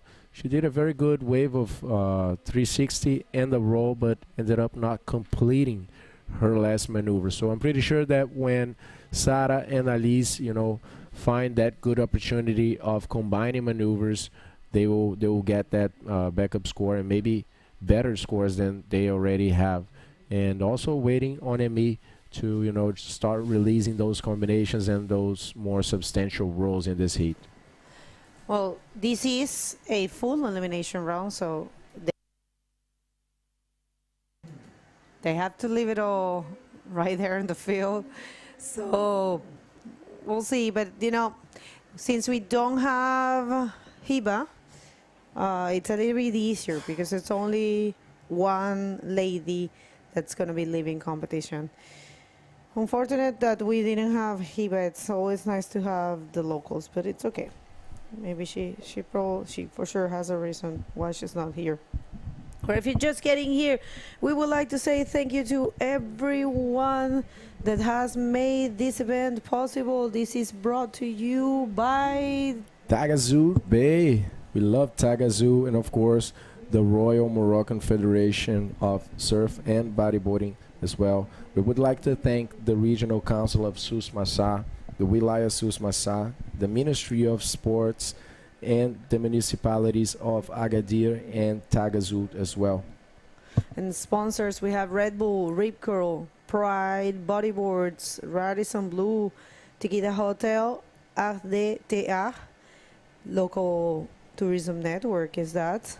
And you can visit the websites. They are promoting the rural areas of Morocco, which are super beautiful. And if you're interested in knowing which are these areas, go and check it out. You can go to visitruralmorocco.com or visitmorocco.com. And we also would like to thank the CRT, the Regional Council of Tourism, and they also have a website, which is visitagadir.com. Local associations, this event is also organized by Imuran Surf Association, Anza Blue Waves, New Generation Surf, and Taghazout Board Riders. We have a rider here. It's Emmy. Let's see, Emmy, fearless. Try that roll. Wow. Emmy, I think she's 14. I'm going to double check that.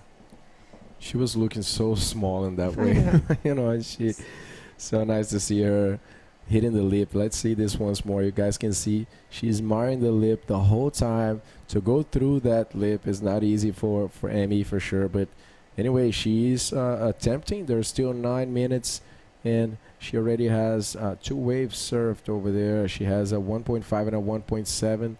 That last one was at 165.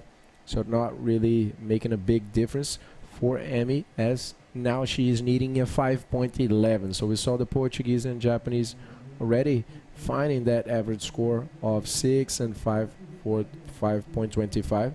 So Emmy right now, to advance, needs one of these scores to go through, a 5.11 more precisely.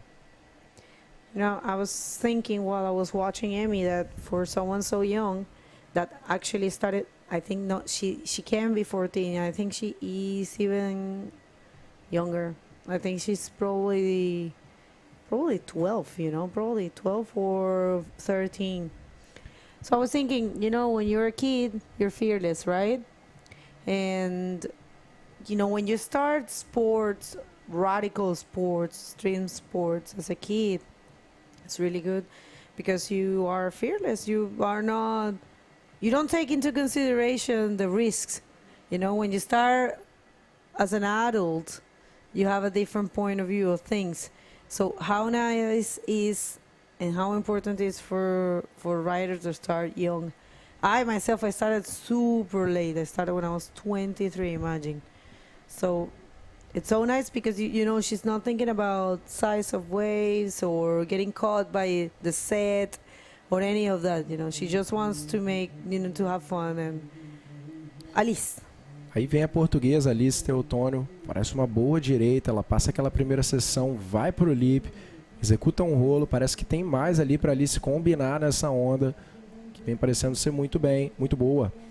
Ela espera mais uma sessão, joga o rolo, consegue completar, e esse é o backup, esse é o respaldo que a Alice estava precisando, mais precisamente 3.56.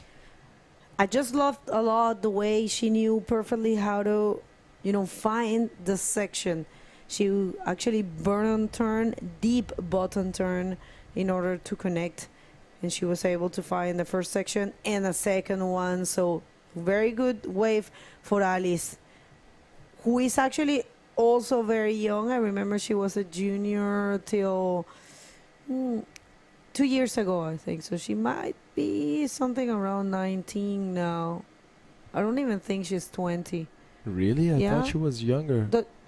No, She's not a junior anymore? No, I mean, last year she didn't compete in junior. Okay. And remember, she was in ArcelorMittal Guajine Pro on the first time. Remember that there was a rain and we were like underneath the hotel. Remember, she was with us? Mm-hmm. And she was very young at that time. She was a junior. And last year she didn't compete in junior. So I'm pretty sure she might be, probably she's only 18, you know. I'm going to double check that. I'll get that information for you. Yeah, so all of these athletes basically are in the very beginning of their careers, you know. Amy Padua super young. As Bego said, she's not even 14, we think. And check, Alice Teotonio's wave was a 5.95. She already jumped to the first position with a good advantage over the Japanese that now needs a 5.21. Então a Alice conseguiu aí um 5.95, vai direto para a liderança da bateria. Agora sim, sentada ali com uma boa posição sobre a japonesa e sobre as outras atletas. A segunda colocada está precisando agora de 5.21. Então, com esses últimos 5 minutos de bateria, é uma questão de aumentar aquele 5.25 ali para a Alice, para a líder da bateria, para tentar se distanciar e garantir essa classificação para o round 2. Right, so good job there for Alice getting actually his main score now with a 5.95, and she is in first position with a total of 11.2. Good job there. And Sara looking for a 5.21 to get that first position again. And Emmy, she has been in the third position throughout the whole heat. But I tell you what, Lucas, it doesn't matter. You know, every competition, it's a chance to evolve, chance to learn. And, you know, they will, for Emmy and any other athlete that if doesn't manage to advance, you know, just the fact of being here and having the chance to share with the other athletes, it's great for their careers. Sure, Bago. And I believe last year we didn't have Sara Biko here, right? I don't remember her name specifically for this event of the Morocco Pro. I'm not sure if Sara was. Oh no, yeah, she has been in the Morocco. She was. Yeah. Okay. I think she went to Antofagasta last year in a couple. Yeah, but she was to Sintra.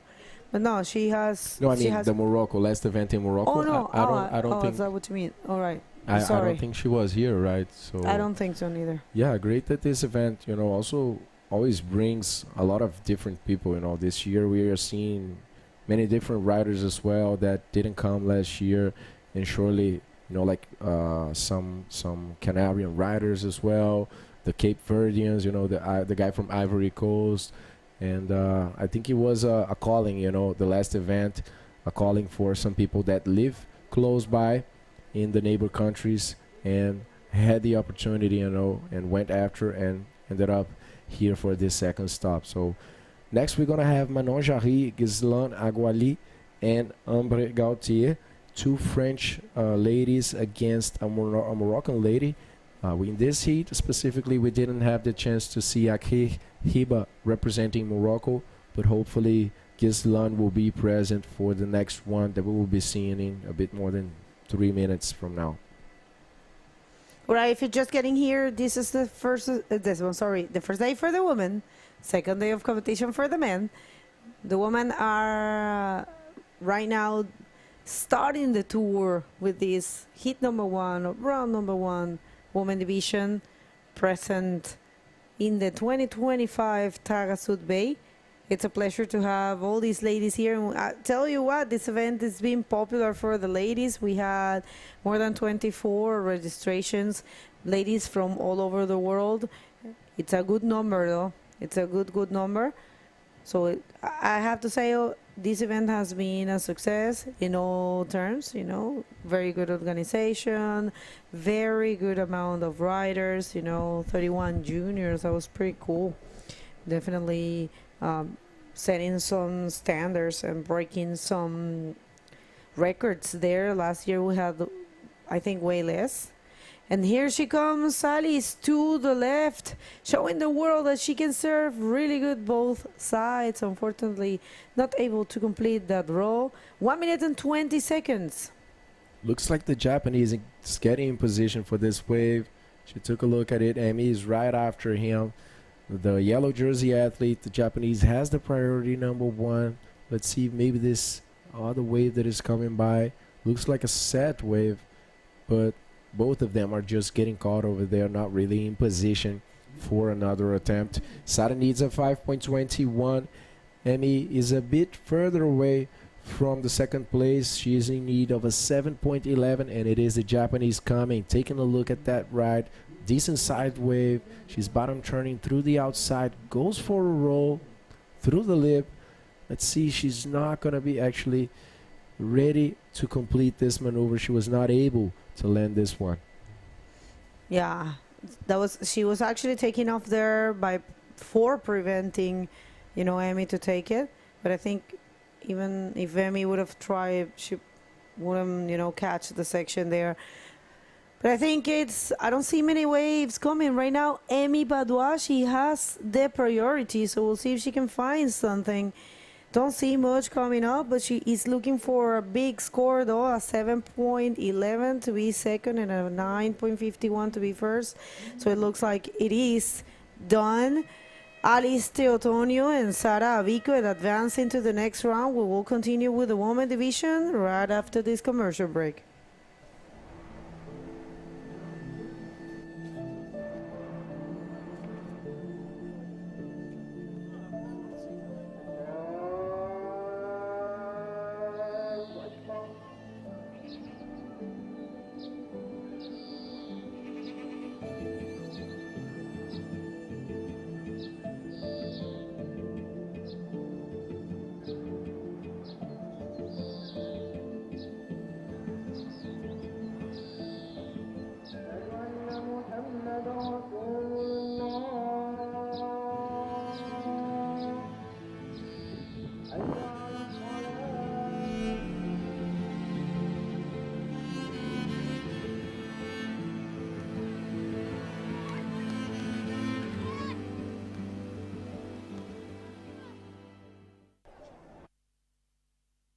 Welcome back, everyone. We are in the second day of competition, and we are with the women division starting. This is the heat number 2 of round number 1. Let's hit the water, and we will introduce you. Who do we have? So we are in the second heat of the round number 1 of the women division with 2 French again, Manon Jarry and Ambre Gauthier, as well as Ghislaine Aguali from Morocco. So 2 French, 1 Moroccan. Well, Ghislaine is she is sister of one of the best, or at least, I would say the best Moroccan woman rider that we have right now, who is Soukaina. And I think we're gonna see Souka a little further in this event today. So yeah. On peut parler français ici aussi. On peut faire ça? D'accord. Alors, on a Manon Jarry qui est actuellement qui fait ses études au pôle Aquitaine de surf à Biarritz avec Luca, Victor. Mais elle est de Bretagne, mais elle fait ses études pour le pôle surf. Ah ouais. Comme je t'ai expliqué hier, c'est la seule structure qui accueille les bodyboarders, et donc elle est à Biarritz. C'est pour ça qu'elle fait ses études. Elle va passer son bac, which is her high school diploma. She's going to be part of that in that specific structure that is offered in Biarritz called You have to explain that in English because it's super cool. I'm explaining that right now. So let's for the people tuning in, for the people following us, there's a school in France where you are able to do your high school diploma specialized in a sport of your election. I love it. It's not a lot of sports. It's mostly surf, bodyboarding, and I believe 1 or 2 other surfs like rugby and sports and rugby and other. It's called the Pôle Aquitaine Surf. It's located in Biarritz, and you can follow your study there. So actual studies, following the program and everything that is taught by the French education while training for your sports. First plot here, actually speaking of such, Manon goes for a first spin, check turn there, enough to give her the chance to perform that roll. So good combo for Manon in the answer and the back of Ambre Gauthier.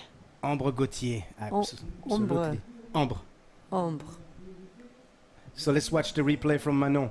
Nice rail to rail, good 360, checking with a little cut back for the speed, and then she's gonna hit the roller under the lip and complete it right in front of the wash. So very good. And then you see this roll in the back from Ambre, who was a little bit late, but she kicked and managed to complete that roll. Now we're waiting for Ghislaine Agouli. Ambre. Ambre Gauthier. Yeah. Será Amber. Ese nombre en francés.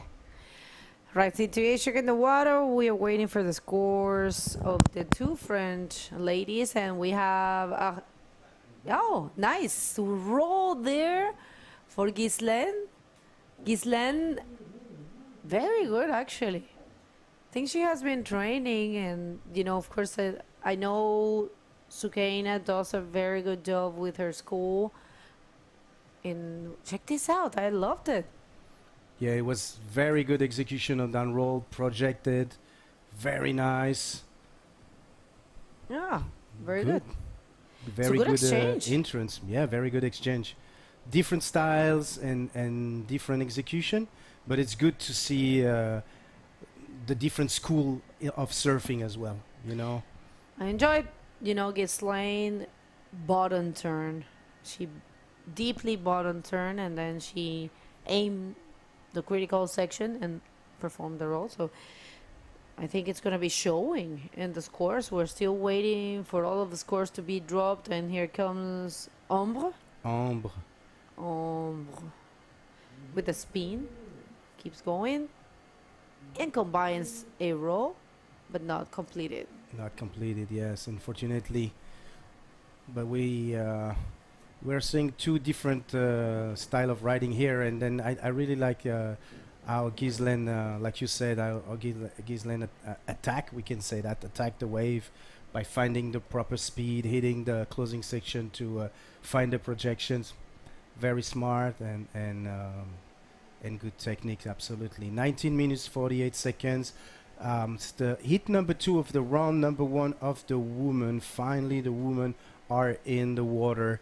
So we're gonna have the chance to see 3 rounds today of the women division, and of course from the 3rd round on we're gonna have our top ranking women entering the competition. So I can't wait to see some of the biggest name, and of course Mayra Viana, who is our actual women world champion, getting into action.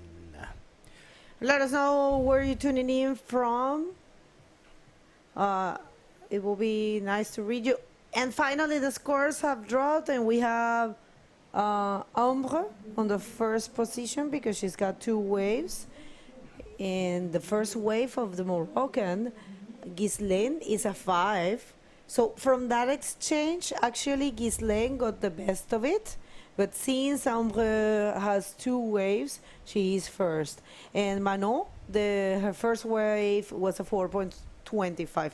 So now we have the interview of the first lady, Alice, with Lucas. Go ahead, Lucas.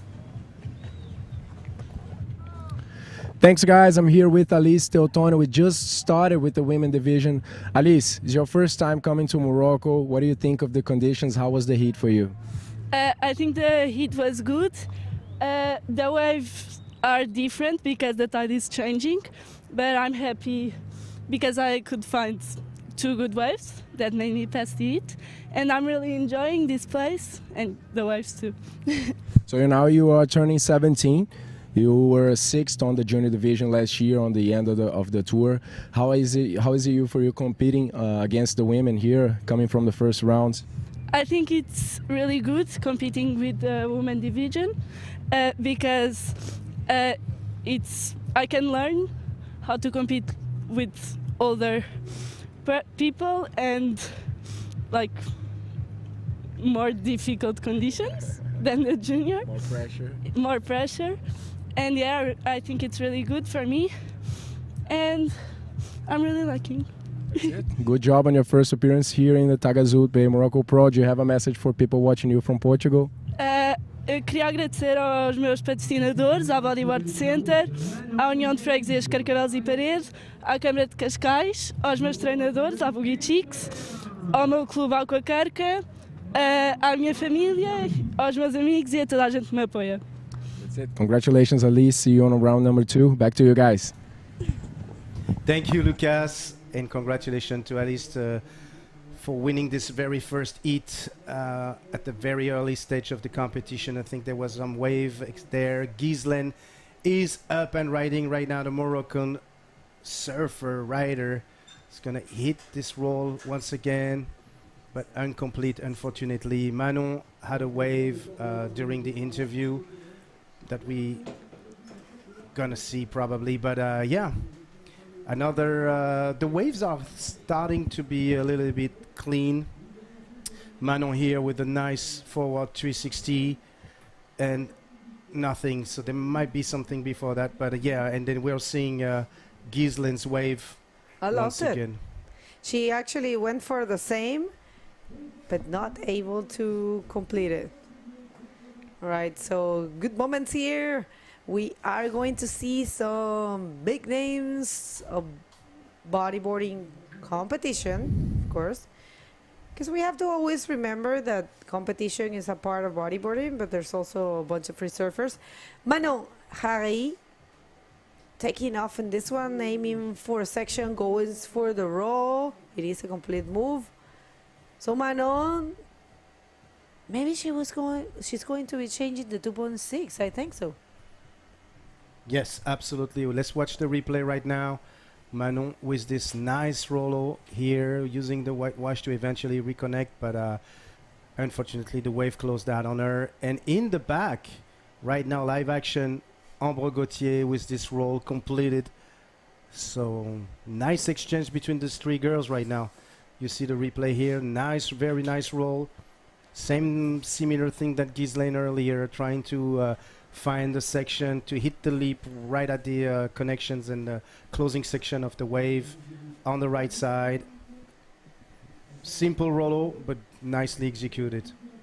Yeah, you gotta put the scores there. Yeah, good job for Manon in taking that first position. All right, the straight answer for the Moroccan reverse not completed, and we'll see how that goes for her. I'm sorry, I'm laughing because we have Lucas here, a little sick. Sorry if you hear something. It's difficult for us in South America. It happens a lot of times, you know, when you come. Since it's the other side of the world, we have the different climate. We're coming from summer, very hot summer. So we come here and it's a bit chilly in the mornings and in the afternoons. So we get a little cold, nothing too serious. Right, so if you're just getting here, we are in the women division, heat number 2, round number 1. We're gonna be jumping to round number 2 of the women division and some big names. Heat number 1, if you're interested to see it, go to the IBC World Tour website and you'll find everything there. Go to the live section and you'll find the scoring system right there. So heat number 1, Francis Saoto from Brazil, facing Haruka Yasumi, Bianca Simoes, and Alice Teotonio.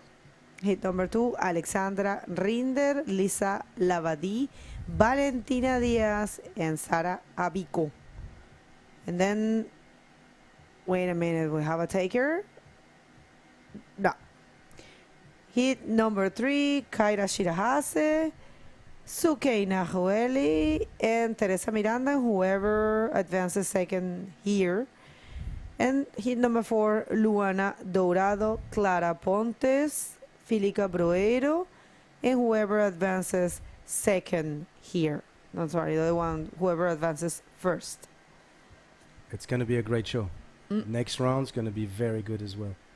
Very, very good. Let's take this opportunity to thank our sponsors and the list of the people that are helping this event to exist. First and foremost, And of course, we've been mentioning the Royal Moroccan Surf and Bodyboard Federation for all the effort they're pulling into this event. And of course, Taghazout Bay, the institution, the Regional Council of Souss Massa. I'll get back to it. Split peak situation here with Gisland taking another wave here, eventually connecting with the roll. Unfortunately not completing it. And then there was Manon on the left as well. We may have the chance to see this wave later on. But let me give you the list of this support. Watching. Split peak. Yeah, that was unfortunate because she has been surfing really good. Check that out. Actually, is that the first one? Oh, no, that was the last one. Yeah. It's unfortunate because she would have get the score. And through the leap roll for Ombre? Ombre. But as well, uncompleted as well. So yeah, I was telling you, giving you the institution here, Regional Council of Souss Massa, Wilaya Souss Massa, Ministry of Sports, Municipality of Agadir, Municipality of Taghazout, and all the sponsors, Red Bull, Rip Curl, Pride Bodyboards, Radisson Blue, Tikida Hotels Inn, RDTR, which is the local tourism here. Visit Morocco.com is their website. CRT, Regional Council of Tourism. Visit the website as well. Visit Agadir. So if you want to come and enjoy the beautiful spots and wave of the region, I recommended you to visit those websites. And of course, the local association such as Imuran Surf Association, Anza Blue Wave, New Generation Surf, and Taghazout Board Rider. Let's not forget about our media partner, the Moroccan Sportive TV, which is Ariada TV. All right, so situation in the water. Manon looking sharp in there with a total of 8.10. The two French actually advancing. Ghislaine, who started super good, actually started with a higher score of the exchange. The three of them took a wave and she got the best out of it. And only needing a 2.41 to be second and a 3.11. So I think it's safe to say that nothing is it's established as of yet, you know, and it all can change depending on what they do, you know. The scores are super tight, and in this type of situations, any rider can change the whole thing in the next wave. So we'll see how that goes. I would like to say hi to Bianca from South Africa. Bianca, where is the Cape Town Pro? We want that event in the Rising Series. Come on. And people, for you to understand, the IBC World Tour has introduced the Rising Series events, which are not closed. If you're looking to organize an event, I'm sorry about that. If you're looking to organize an event in your country and you probably don't have the means to do a prime event, get in contact and we'll explain. Here comes Ombre. With the spin. Oh my God, I don't get it right. And one more. Let's see, one more. That's so smart of her, you know, to try to put some scores. I mean, if you don't find a section for the roll, it's okay to spin, you know. I like how she keeps her legs up all the time on all of her spins, whether it's a reverse or a 360. Often, sometimes you're gonna see people doing 360s and put one of the foot in the water to make sure they're gonna pull it, but she's pushing those 360s all the way and keeping her legs up. So you have different styles, of course. Some will say that having the legs crossed is actually the most aesthetic, but in her case, the fact that she keeps all her legs up until the end of the rotation, it's quite good. Yeah, I agree with you. So, okay, last wave of Ombre. You're gonna get it by the end of this eat. You're gonna pronounce it perfectly. Yeah, I'm shy with French because I know No. how strict you are with the pronunciation. But you know what? I'm just starting to letting it go and throwing myself to speak. All right, so last wave, she got a 3.5, really good. And this is a nice looking wave. Actually, no, that was a smart. It was closing out. So yeah, now situation for Ghislaine. It's a bit more complicated. Not too much, actually. She still needs the 3.11 to be first or the 2.66 to be second. There is time, you know, 6 minutes and 50 seconds.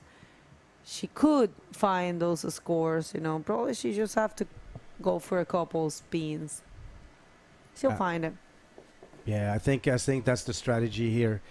The waves are a little bit smaller, so if you want to manage to get spins and trying different techniques here, that's definitely the strategy, because pulling rolls on the closing section might be a little tricky, especially if you don't have enough speed. Remember yesterday when you asked Luca what was the secret behind the rolls, one of them was getting full speed. La vitesse. La vitesse. Oui, So- c'est la vitesse. He said something else. I was trying to say it in French, but I didn't find the words. But yeah, he said aiming to the beach, you know, pointing your board and your body. And sometimes, you know, I always say the head, the body follows the head. So it's important to turn your head towards the beach, and then you'll find the projection. And he said something else. He said the head arch back is very no, important. the critical because- section. Yeah, hitting hitting the proper section. La To plus not be scared- radicale. To not be scared of hitting the critical section. C'est That's ça. what he said. De ne pas avoir peur de taper à la section, et surtout de se diriger vers la plage avec la tête en arrière et de regarder où est-ce que tu atterris. To actually watch where you're going to be landing. So that's why sometimes having the head arch back, it's going to help you, because during the rotation then you see where you're landing. Mm. It helps for you to push the board and pull the board and the body towards the beach, actually. Very good. And Luca has an amazing technique. Up and riding right now, Manon Jarry with another wave, cutting through the section, trying to get back to the line of the wave. Let's see if she's going to manage to do anything now. Unfortunately, sorry, the wave died. So, but she's still in the lead. 2 small score. Ghislaine is has the highest score with that very first roll with a 5 point. So she's only in need of a 2.66, which is completely doable within those 4 minutes and 13 seconds left in this hit, the second hit of the round number 1. So we are looking forward to see Ghislaine performing and giving all she has to eventually get the second position, or why not the first position. How about sending shout out for the people that it's right there with us? Maria Padrela, Máquina, Alice, Ines. Alice is 16. Thank you, Ines. I'm sorry, my bad. Yeah. Boas ondas sempre. Salve de Vila Belia. Huh? Salve. All right, so a wave here for Ghislaine. Let's see. It's looking good for her. She's going to find the section. She goes for a goal. Roll. The roll. Hold it. Oh. No. That was going to be the score, for sure. Yeah. Wild Suits, Lele Bleu. Oui, Lele Bleu. André Serey. And now we will see the live action from Ghislaine again. Is that going to be? Oh, maybe that's the replay of the, uncompleted run, roll. Sorry. Yeah. It's a shame, but she's still have 2 minutes and 50 seconds. If she's paddle fast, she still have a chance to catch another wave. In the back, getting ready. Eventually, Manon Jarry. I don't know if she's going to go for that wave. No, she's trying not to paddle on it. and then not too far, we should see Ambre as well. I'm not sure who has first priority right now. Let me see. No But, priority, it looks like. They have to get to the point. You know, the judges have a briefing with the athletes, and they tell them where is the point where you get the priority. And if the athletes don't paddle all the way there, they're not going to mark it, you know, so they have to get in there. As you see right now, Ambre. Yeah. Ambre. Yes. No, you said good the first time. Oh. She got the priority right now. And check this out. That's a nice looking wave for Manon. Manon coming in hot. Is she going to find the section? I think she is. She will land that one. And watch out. Maybe she gets a higher score. Right now she has a 3.85 and a 4.25. Let's watch the replay. Very good speed for Manon. Look at this bottom turn. Sorry, I'm out of breath. The bottom turn and hitting the leap on the closing section to get this roll and manage to complete it. Manon, she's still in the lead right now. Is she gonna change the? Yeah, she did change with the 4.85 actually. So she's in the lead with a 9.1 so far, followed by her French companion Ambre Gauthier. I had a conversation with Manon not so long ago during the European Championship in Portugal, and they were a little bit regretting the fact that there was not so much women bodyboarder in France, and often during the competition the name are often the same, which are Amy Padois, Manon Jarry, Ambre Gauthier, and a couple like Check that Mathilde. out. Actually, speaking about her, that was good. Uh-oh. She's looking for a 4.96 to take the win, and this is going probably to change the whole game, but because right now I think Ghislaine is going to need something else. So check it out. She was very smart to use that section and perform that role. So we'll see. We'll see. She probably gets the score she needs to take the lead. It looks like it's coming. And this one's counting for Ghislaine. All right, so a spin. Maybe she can combine with the roll. Let's see. Let's see. That would be good.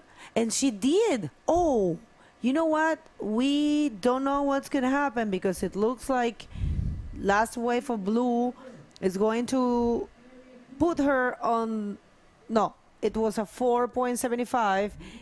And with that, Ghislaine now is needed for a 3.91 to take the second position. And maybe that last wave was that. And maybe there is going to be a change of situation in the dying minutes. Check this out. Oh, what? That's the next heat, I think. All right, we have to go to a commercial break, and we're going to come back with this heat. It's kind of mixing up in here. Is this a replay? No. Yes. Yes, I'm sorry. It doesn't say a replay on the top. That's why. But we're going to keep you guys updated right after this replay. We go to a quick commercial break. Don't go anywhere, guys.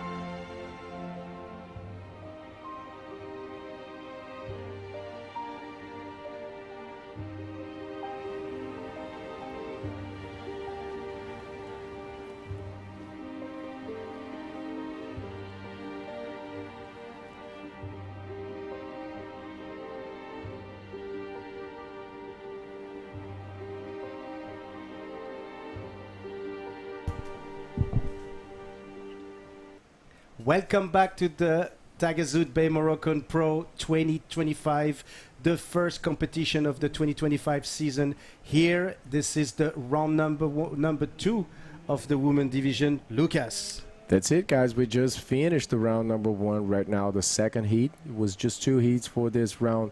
So let's check the action right now for round number 2. Just giving the official results for the last heat. Manon Jarry passed in first, and Gislan Aguali managed to get the score she needed. She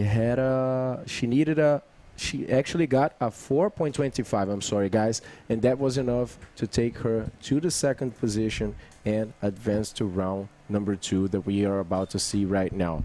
So in this heat we have Bianca Simões in the blue jersey. There she goes on the first wave. She's coming from Espírito Santo. Oh, a nice roll, but ended up not completing this one. We also have Alice Teotonio in white. She's classifying from round 1. Haruka Yasumi from Japan in yellow, and Francis Aoto from southern Brazil in the red jersey. Some serious names here, huh? Francis Aoto, Bianca Simões, and of course Haruka Yasumi.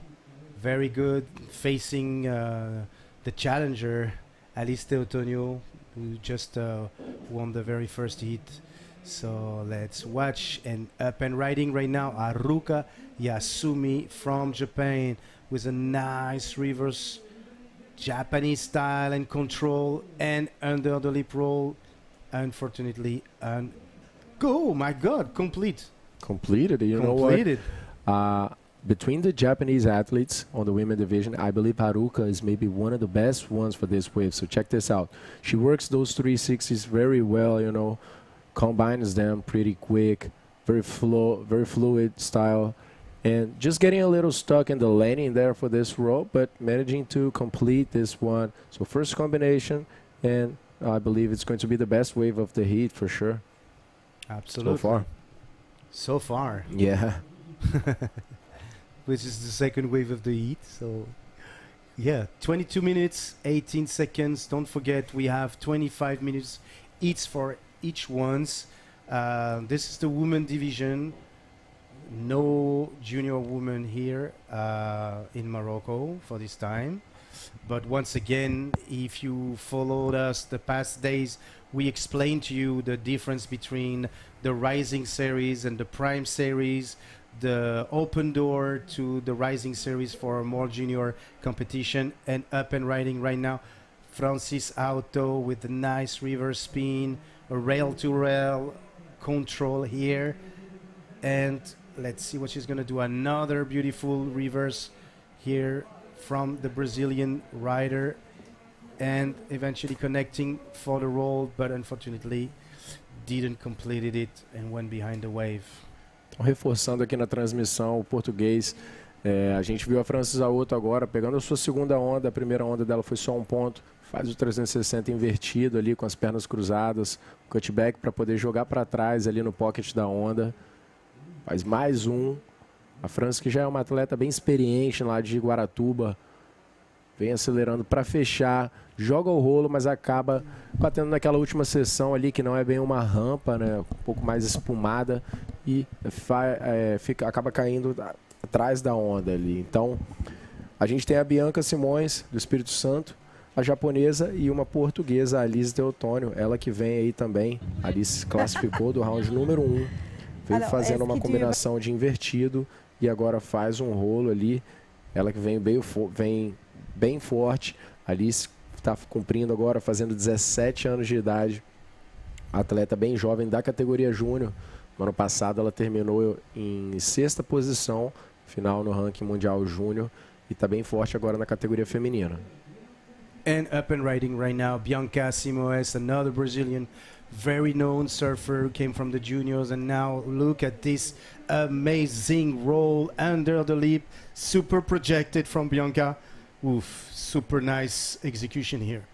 E aí a gente vê esse replay da Bianca, começou atrasando ali, coloca a mão no bico e agora sim, acelera, bate o pé de pato, vai para o rolo cortando o lip, e essa vai ser uma onda muito boa para a Bianca, com certeza vai colocá-la numa posição privilegiada nessa bateria. Yes, it was very good to watch. And then, so hold on, the scores so far, we have 2 525. No, we have a first wave from Alice, of course, so it's a 525. Same scores as Haruka Yasumi, actually. and she's followed by Francis Auto and Bianca Simoes, but I'm pretty sure exactly. Bianca Simoes just got a 6 point for that amazing roll. Fully deserved, huh? É um ótimo intercâmbio de ondas aí entre a Alice, a Haruka e a Bianca. A Alice e a japonesa acabaram saindo com uma nota similar, 5.25. Enquanto isso, a Bianca já tirou logo um 6 naquela primeira onda. Um rolo mais forte realmente ali, né? Cortando o lip com pressão. Bianca, que é uma atleta que está avançando muito e evoluindo muito a cada ano. Então, mais forte do que nunca nesse ano de 2025 para o circuito mundial. I believe our interview is ready with, with Bego and the winner of the previous heat, Bego. All right, I think we're gonna give her a little bit of time, but yeah. So let's watch, and then as soon as the interview is ready, we're definitely gonna get back to Begonia. But yeah, very nice score from Bianca Simoes. Two similar scores from the Japanese and the Portuguese rider, and not so far actually. Francis Auto from Brazil with a 4.9. So it's very tight. I think still early, 18 minutes and 8 seconds in this heat number 3 of the round. Heat number 1, sorry, on the round number 2 of the women division here in Anza Beach. That's it. I was just throwing some information in Portuguese. You know, we have 2 Brazilians and 1 Portuguese riders in this heat.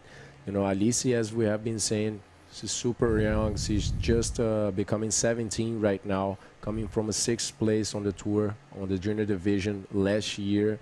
And we also have Bianca Simões, who's also a junior athlete, you know. And since we only have 1 stop of the tour for the junior women division, I see that many ladies are starting to take a chance on the women division. You know, it's a very good experience for a younger athletes to just take a chance, you know, against the most experienced rider on the main division. And Francis Auto also, she on the other side is a very experienced rider. You know, she's been in the world tour for a number of years right now. She's always traveling with the Brazilian athletes for many stops. She was here last year in the Taghazout Bay Morocco Pro as well. And yeah, let's see how these ladies are gonna, you know, show themselves against Haruka Yasumi, because Haruka is definitely one of the strongest Japanese riders of the women division. You know, Haruka is a master, you know, for those 360s. She combines it pretty well. She had a very good campaign on the Antofagasta event, you know, last year. So yeah, looking forward as well to see Haruka on this wave. I believe it's a wave that matches her style pretty well. Yeah, the Haruka is somehow her Namika, and they're a little bit Sari's protege. We can say that she's been taking care of these girls like a mother, we can say that, and then been traveling with them all around the world and making sure these girls were performing at their best. So yeah, and it's nice to see that they're traveling together now still.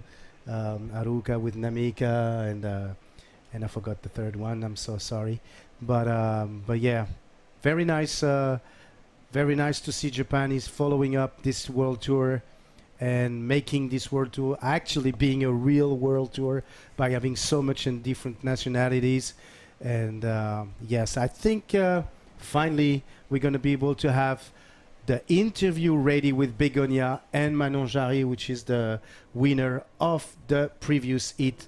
Bego, when you want. Thank you so much, guys. Manon Jarry, it's so nice to have you here. You served really good your heat. Tell the world, how was it? C'était vraiment bien, les vagues c'était super sympa, il y avait de belles droites et je suis super contente d'avoir gagné ce hit, ça fait plaisir donc, pour cette première étape du tour et voilà, je suis contente. Well, she said it was really cool. She feels the waves are really good. And of course, one of the main things that she is happy about is the way to start the year, the heat. I mean, with winning a heat, it's very good for her. So she's feeling really happy. I want you to speak to a little bit to explain the world about that pole that you have with your school, because you're from North in France, and now you are in Biarritz studying, and they allowed you to bodyboard and to practice embrace your sport as part of the program. So how was that? En fait, c'est un sport-études, donc on a un peu du temps aménagé pour faire du body et tout en gardant le côté court. Et ça permet donc de faire le voyage, comme aujourd'hui qui m'a permis de partir au Maroc. Et ça permet d'avoir des entraînements aussi physiques et mentaux pour se préparer aux compétitions. Well, this is super cool. We don't have that in the rest of the world. I think only a few countries have that.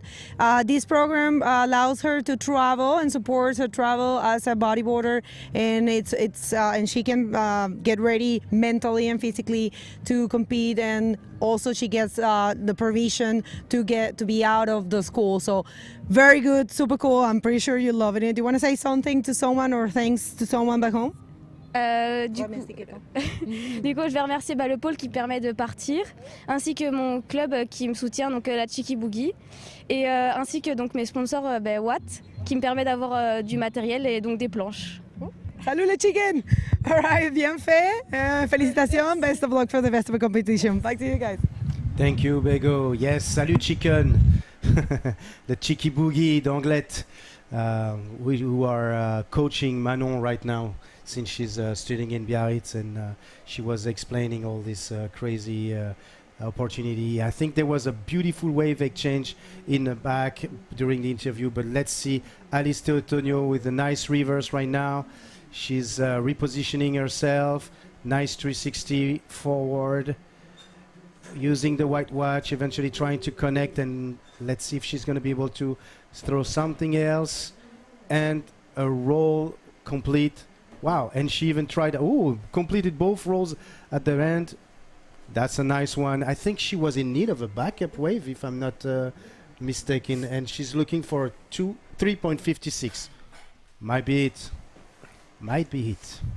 Yeah, I believe so as well. You know, Alice on a very good combination. But during the interview, we saw this wave by the Bianca Simões. She had the best score of the heat, a 6-point ride already. Just waiting for the wave to shape well for her, and a very good roll. Another one, and then she ended up behind.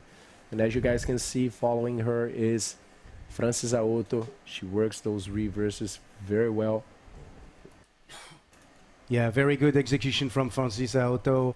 Nice technique on those reverse and legs cross. Very fast execution. See, once again on that forward spin was very good. I think Francis got rewarded for that wave because it was very, very, very good. And then also up and riding on the replay, sorry, Alice Teotonio from Portugal, the Boogie Chicks girl, here using the white wash to execute her spins. And then she did two roll, one after the other. It's very nicely executed. Boa onda para Alice Teotonio, ela que veio tirando 4 pontos. Waiting for the scores right now, and yeah. So hold on, Bianca Simões is still in the lead. Alice just jumped into the second position with her second wave, and is in a total of a 9.25 right now, and. So that was, the last wave was a 5.25 from Alice. No, that was her first wave, sorry. And this is a 4. So that's a total of a 9.25. And then Francisa Aoto, with the last wave, she got a 4.9, which is very good. So Francis now is in need of a 4.36. But very good execution, very good exchange. A lot of good techniques applied here, so very nice. Fazendo uma atualização então em português, a Bianca segue na liderança da bateria, conseguiu 5.8 naquela última onda, né? Segunda manobra ela acabou errando, mas o primeiro foi um bom rolo ali. Seguido tá a Alice Teotonio com 4 naquela última combinação de manobras. A atleta portuguesa que é da categoria júnior, bem jovem, vai fazer 17 anos agora e está competindo aqui na categoria feminina, né? Na categoria profissional, como nós falamos.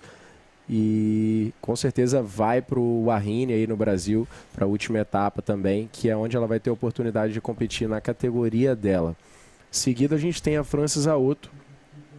Enquanto isso parece que é a Bianca sim, que vem fazendo um rolo lá no outside, ela está se dando muito bem nesse mar. A Bianca mostrando uma evolução nítida do ano passado para esse ano. Francis Auto up and riding right now. The other Brazilian. Oh no, it's actually Haruka Yasumi. Excuse me, in yellow with a nice forward reverse spin and then an incomplete roll, unfortunately. And yeah, Haruka was in need of 4 points. I'm not sure that's going to be it, but it was a nice attempt and a nice combination. She had the right speed to do it. So yeah. Yeah, we have seen the conditions, changing from what we saw earlier. Let's see this replay for Bianca Simões. She already had a 5.8. That was a good roll. It was a pretty short wave, didn't have much trajectory over there. So 3.65. And on the other side, Haruka, she is looking for 4.01. But unfortunately for the Japanese, not being able to complete that last roll. Haruka is working very well, those 360s, but she is not being able to complete. Sometimes the last sections just don't carry you too much, don't really get you projected in front of the wave. And check this set. Wow. I was about to say that the conditions were dropping, and then this set just comes to show that there are still pretty good waves over there. We are getting closer and closer to the low tide, which is at 3 p.m. over here. So we still have 1.5 hours here until we reach the dead low, the bottom tide. And then from there, we will see it increasing with some more water for the ladies for the next round. So next, we're going to be seeing Alexandra Rinder, the youngest ever bodyboarding world champion on the women division. She will be facing Lisa Labadie, Valentina Diaz, and Sara Abico that advanced since the first round. Absolutely. So, for the few of you that just tuning in, and I hope you've been tuning in since early this morning and following us through this day, the second day of competition here at the Taghazout Bay Morocco Pro 2025, the first competition of the 2025 season. You're watching the round number 2, hit number 3 of the women division, with 2 Brazilian riders in the water, 1 Portuguese and 1 Japanese. Bianca Simões has been dominating a little bit this heat with like amazing strategy of doing and projecting rolls right away. As soon as she dropped, she went for the bottom and hit the leap and did some of those big rollo that she's known for. And she's followed by the Portuguese Alice Teotonio, pretty young too. Alice is 16 years old, and Francis Auto from Brazil and Haruka Yasumi from Japan. Yeah, Alice is showing she's very strong. She just came out of a heat and now she's back there. I believe it was 1 heat just of interval. And yeah, we have to send a message here. Infinity Bodyboards is saying about that. And I have to mention, Bianca has been training with the same guy that is training Guilherme. Guilherme from Brazil. So Lucas Nogueira is training her, doing a very nice work. Every day they're at the beach. If you check Bianca's and Gui also on Instagram, you will see the amazing work these guys are doing. And it's a clear improvement. Bianca has been, I think in the Bodyboarding World Tour since 2022 on the Wahine, most specifically. And she has been improving so much every year, and now in this first appearance here in 2025, we can see a different girl for sure. Let's see this one from Francis Auto, just bumping into that first section, waiting for a lip to show up for her to hit it. Looks like she's going right now. Nice roll in the outside, followed by Bianca, as Francis tried to go for another roll, but not fighting much. Bianca also just leaving this one. She has a 6 and a 5.8, so at least needs a 6.56 to go to the first position. Francis on this Sorry, take us through this one. No worries, Lucas. So right now, we can definitely tell that we are in the low tide because the waves are starting to be a little bumpy. But Francis got a nice roll here, super well executed, and tried to find another one but couldn't complete it. In the back, we had Bianca Simoes, who just went from an in and out as well. But that roll from Francis Auto was very good. Is it? I might change that 4.9 because the section, where she hit, the wave was pretty big. I think that was a very good roll. So and it did. She exchanged the 4.9 for a 5.1. So a slight change that made a big difference, you know, because Francis jumped to the second position right now, and Alice is now needing a 4.76. Então a última onda da France, ela trocou um 4.9 por um 5.1. Uma pequena diferença ali na nota que fez uma grande diferença na situação da bateria. Foi suficiente para a atleta lá do sul, lá de Guaratuba, pular para a segunda posição e deixar a portuguesa precisando de 4.76. Enquanto isso, a japonesa está ali na quarta posição, precisando também de 4.76 para poder avançar. Ela tem a mesma nota principal ali que a Alice, um 5.25.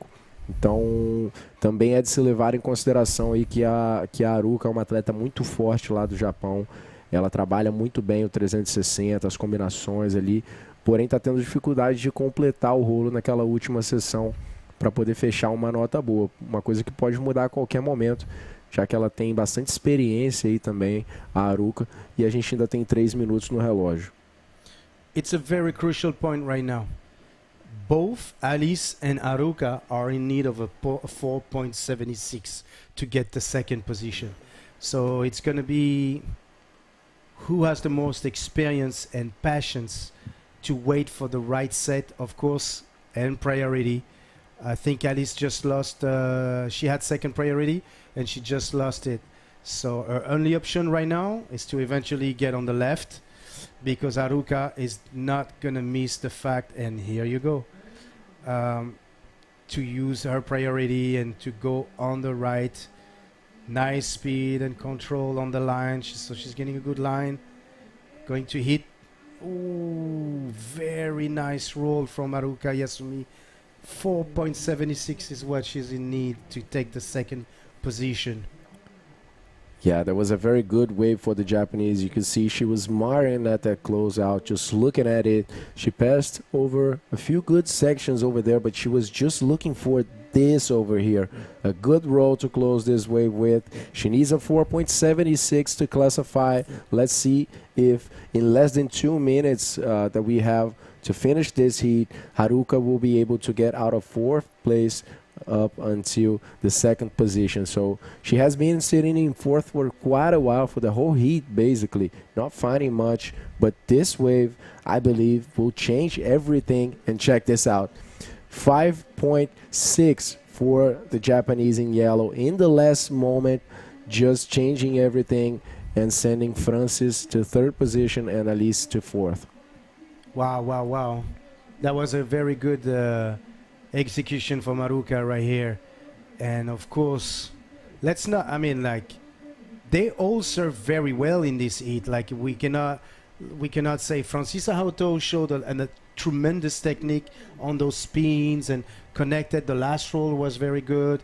It's 49 seconds left. Anything can happen.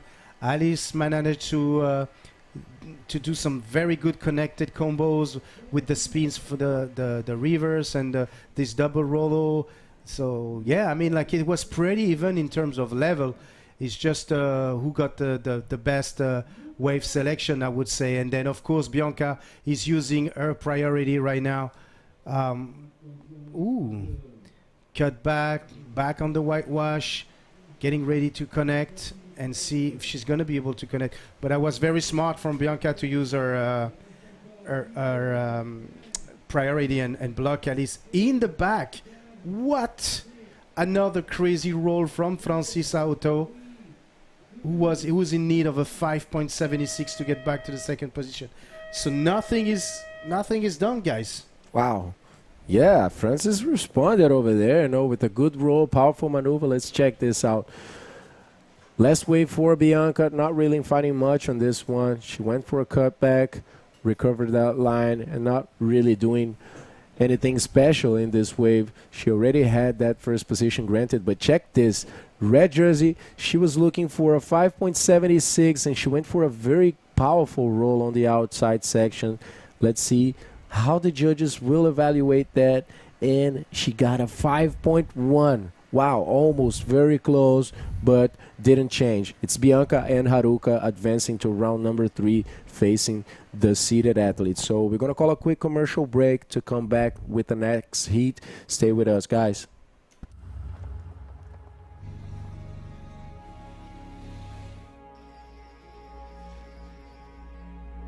The most beautiful stories start with an encounter.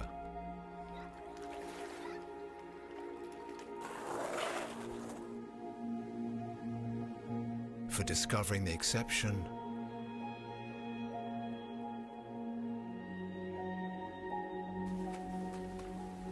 living the exception.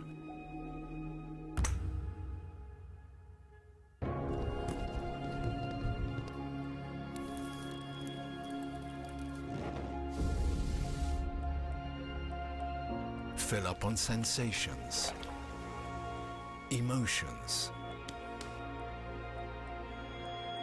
memorable memories.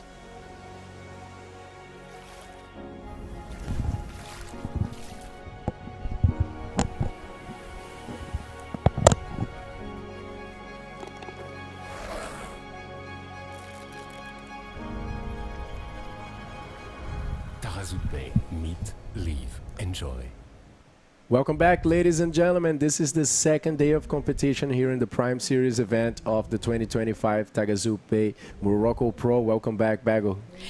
Super excited. We do have some situation in the water. We're waiting to tell you, but let's hit the water so we can introduce you the next heat of the round number 2. And it's the hit number 2. Is that so? Wait, we're waiting for the... Oh, it was not enough. Actually, we thought that Francis was going to change the situation, but no. Official results for last heat is Alice in first and Bianca in second. Is that so? Yeah, what changed over here, is that Alice was actually on the 4th position. That is right. So Alice actually jumped with a 6.9 straight to first and advanced with Bianca. Então a Alice na última onda conseguiu um 6.9 e tirou ali o espaço da japonesa que estava em segundo, acabou sendo eliminada. Portanto, quem avança é a Alice de Portugal e Bianca do Espírito Santo para o round de número 3, onde elas vão encontrar as atletas top 12 já posicionadas lá nas suas baterias. Virada linda ali da Alice no final, com 6.9. Ela tá mostrando que tá forte, Bego. Muito bom. All right, so we have the first taker. Valentina. Valentina taking that? Oh, and she made it. All right, good job there for Valentina Diaz. She is the only representant of Chile. So in the water we have Alexandra Rinder. She's not from Portugal. We're going to fix that. She is representing the Austrian flag. And check this out. Valentina Diaz went for a close out section and pulled that roll. Very good roll, actually. Very difficult to pull.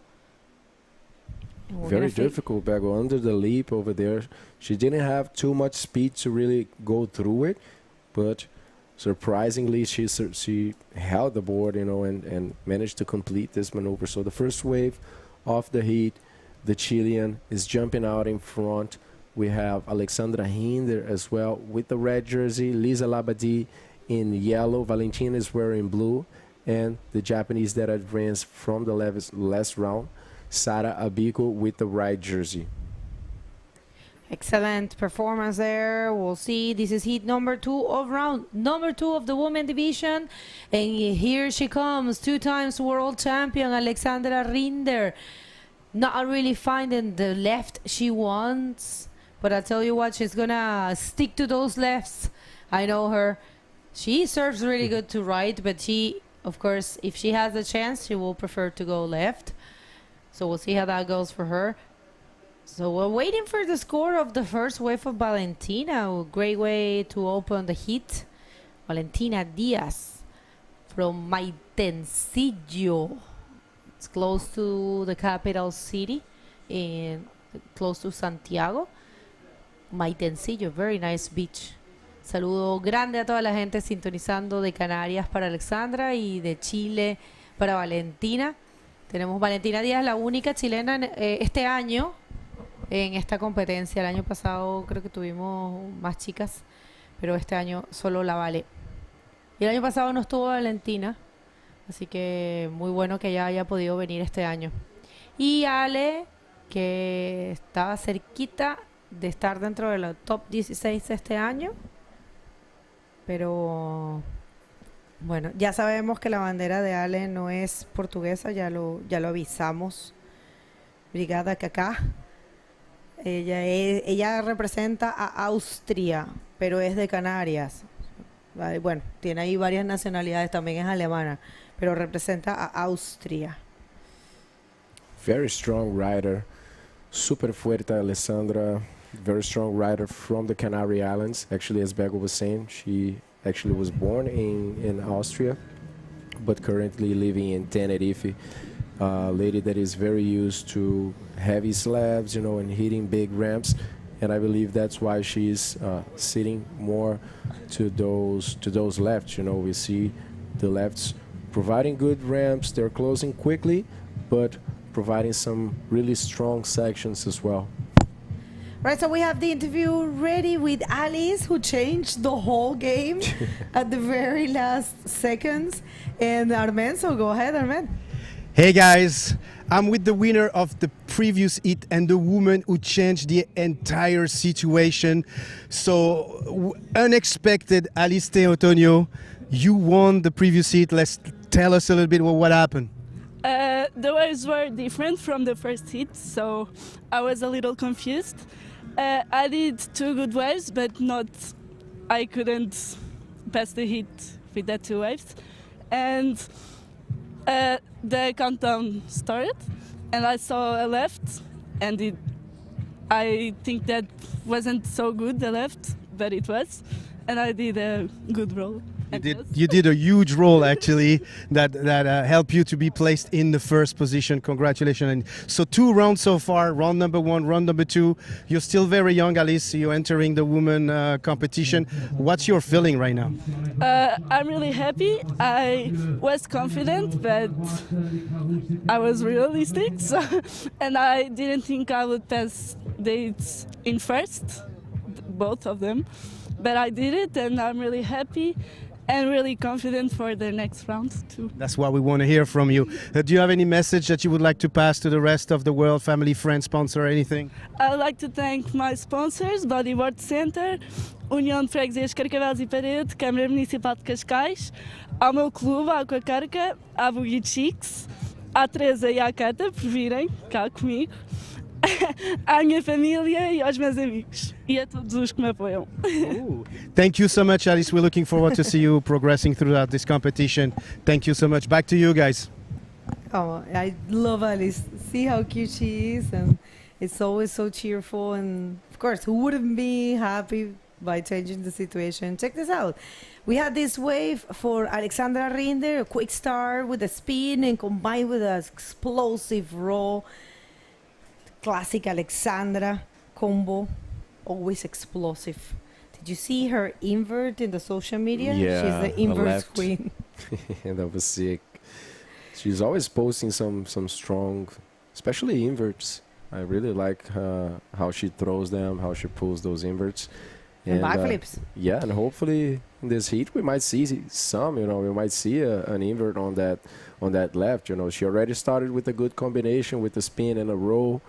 And these sections to the left are definitely providing some opportunities for inverts as well if she can get a lot of speed over there. So she's waiting for that score in the outside, but I'm pretty sure it's going to be the most expressive wave of the heat so far. We haven't seen such a strong maneuver. The wave had good size as well. So yeah, they corrected the flag. We're still waiting for that score though for Alexandra Rinder. Yep. no scores have dropped as of yet, and we would like to thank everyone for your great messages and for your support. Thank you, everyone. We have a good audience right now. I was just jumping to the YouTube because we follow through the website, and we have 600 people connected at the moment. Thank you, everyone. And thank you so much to the Royal Moroccan Surf and Bodyboard Federation for bringing this event, and to Taghazout Bay for being the title sponsor, and all the institutions and sponsors and local association for making it possible. We have $30,000 as prize money purse for the men and $25,000 for the women. We're gonna get to show you a little bit of an explanation, the bullet points of what the Prime Series means. Prime Series are the most prestigious events of the IBC World Tour, the events that, you know, are going to be for the top riders. Of course, anyone can join. They don't have restriction. But this calendar has been closed the beginning of the year. But we do have the Rising Series events, which are open. And if you want to celebrate a Rising Series event, organize a Rising Series event in your country, you are more than welcome to reach out. You can send an email to info@ibcworldtour.com, and we will explain you, we will guide you, and we will work with the budget you have in order to bring a Rising Series event to your country and allow your athletes to have the opportunity of, you know, gaining some points, because at the end of the year, the best 4 results of the athletes, counting, you know, the national events and the local events, are going to be taken into consideration for the rankings. Right, situation in the water. Alexandra Rinder, first wave was a 1, and second wave was a 6.25. That's why she is holding the first position. First wave of Valentina Diaz was a 3.75 and a 2.25, and she is second. We haven't seen anything from Lisa Lavadi and Sara Vico. Lisa, or Lily, she is the wild card for the IBC World Tour in this division. It's pretty cool that she applied among other ladies, and she got the wild card this year. So congratulations to Lisa. Yeah, the heat is starting a little bit slower. We have now 10 minutes gone, and Alexandra with a very good wave, 6.25, a low backup score of 1 point white that she will be working towards increasing. And Valentina Diaz on that first row got a 375, and after that she managed to find another small score, a 2.25. So in the meantime, Lisa and Sara didn't surf any waves at all, and we will take some time to thank our sponsors for this event. They are Taghazout Bay, the main sponsor for this event and naming sponsor as well. We would like to thank the Royal Moroccan Surf and Bodyboard Federation as well for the intense work for it to happen. The Regional Council of Sus Massa, Wilaya Sus Massa, the Ministry of Sports, the Municipality of Agadir, the Municipality of Taghazout, Red Bull, Rip Curl, Pride, Bodyboards, Radisson Blue. We also have Tequila Hotels, RDTR, the local tourism network, CRT, which is the Regional Council of Tourism, and we also have the associations involved in this event. Yeah, Imuran Surf Association, which were the first that contacted the IBC World Tour and brought the event here. We also have the support of Anza Blue Waves, and the ladies from here from Anza cook for us every day, and it's amazing. New Generation Surf, and our big role there for Alexandra Rinder. All right, Alexandra Rinder, definitely in the rhythm of things here. She was, you know, we had this conversation, and she was saying to me that she has been training super hard to get back to the tour. She feels last year wasn't her year. You know, she feels she was not too connected. And check this out, the split pace situation. We have Valentina to the left and Sara to the right with the roll. We'll get to see what Valentina did to that left. But yeah, at least Sara got her first valuable score, first wave actually. Yeah, and now we see a replay for that. A good roll on the first section for Sara Bico, and the wave just closed out on her. We would like to see as well this one. Valentina Diaz, looks like it's opening for her. She goes for a reverse to begin with. Now gone for the roll. Good wave for the Chilean as well. And now live action from Lisa Labadie.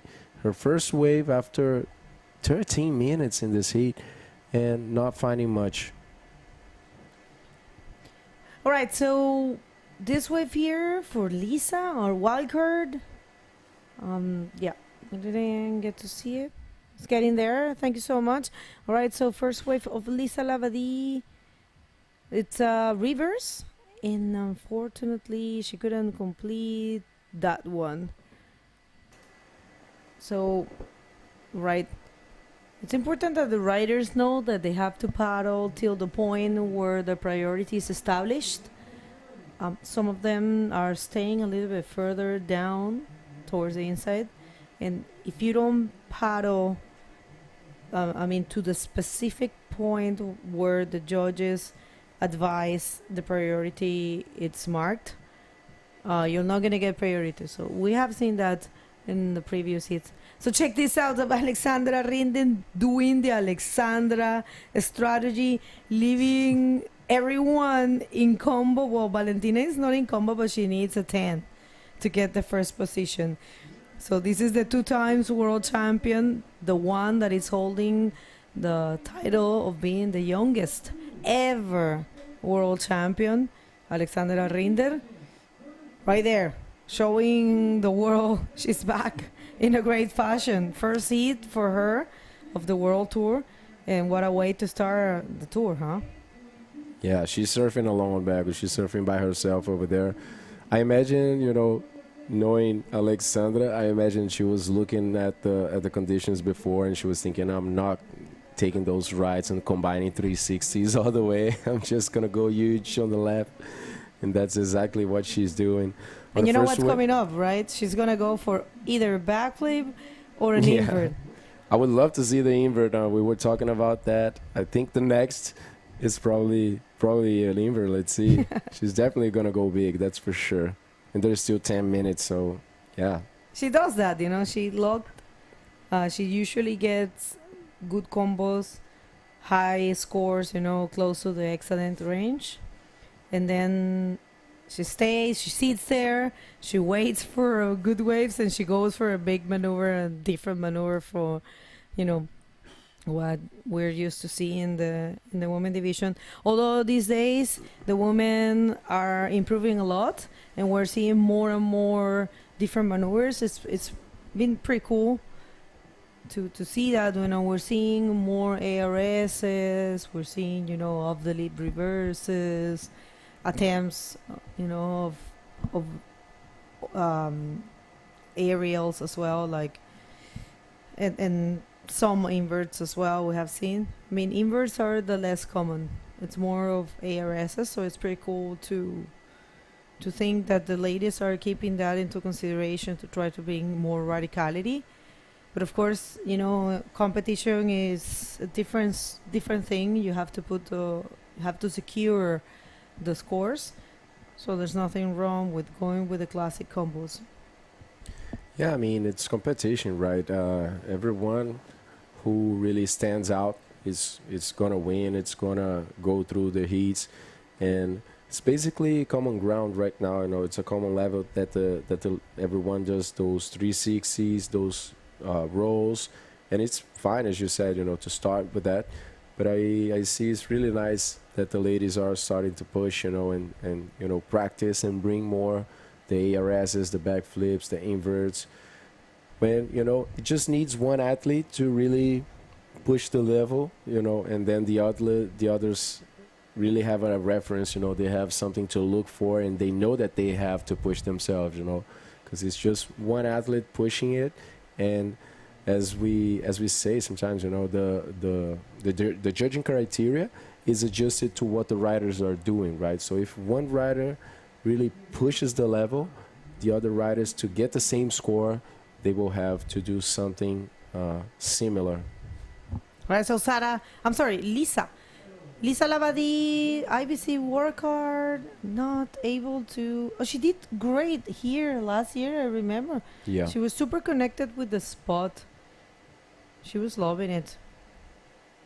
This is a full elimination round, people. This means that only first and second will be advancing, so they have to definitely, you know, play all the cards that there is in their, you know, in their game to try to advance, because the next round, which is happening today, it is a non-elimination round, and it's super important to try to get yourself there, because also you will get some prize money if you finish in the repecharge, you know, so which is pretty cool. Helps a lot for traveling, and also you will get more points, and since this is the first event of the Prime Series, it is important to try to advance as much as possible. Next heat, paddling or entering the water. I'm sorry, it's still not paddling. That will be a very good heat coming up. That will be Kaira Shirahase, Sukeina Ahueli, Teresa Miranda, and Manon Harry from France. So that's going to be pretty cool. Yeah, this one is going to be a very good one. Kaira and Sukena already seated over there. They will be facing Teresa Miranda and Manon Jarry. Also, Teresa was positioned in this heat. So let's see. Good looking wave for Valentina Diaz. She has been sitting for a while, connecting a 360 all the way up on that wave. Now doing a nice line for a roll, closing in the middle of all that white water, but managing to hold it and complete this maneuver. Valentina looks for a 7.86 to take the lead, but she is improving at 3.75. So let's see how far she will get from Sara Biko, who now needs only a 4.66 to get to the second position. Yeah, I really like Valentina's reading of this wave. You know, she used that spin to connect with this section, and then she found a way to perform this roll, and that's what she needed, like you said, to change her score. It is important for her to try to create the distance. One more look to the last wave, and you know, with that, she got a 4.85. And check this out, we have Alexandra. Let's see what she can do. Oh, that's not the wave she wants. She wants a wave for a huge maneuver. She's giving signs. All right, so 4.85, very smart for Valentina Diaz, because with that, she's leaving the rest of the competitors in need of a higher score. Right now, Sara Biko is looking for a 5.76 to take that second position. And Lisa, she needs a 9.36.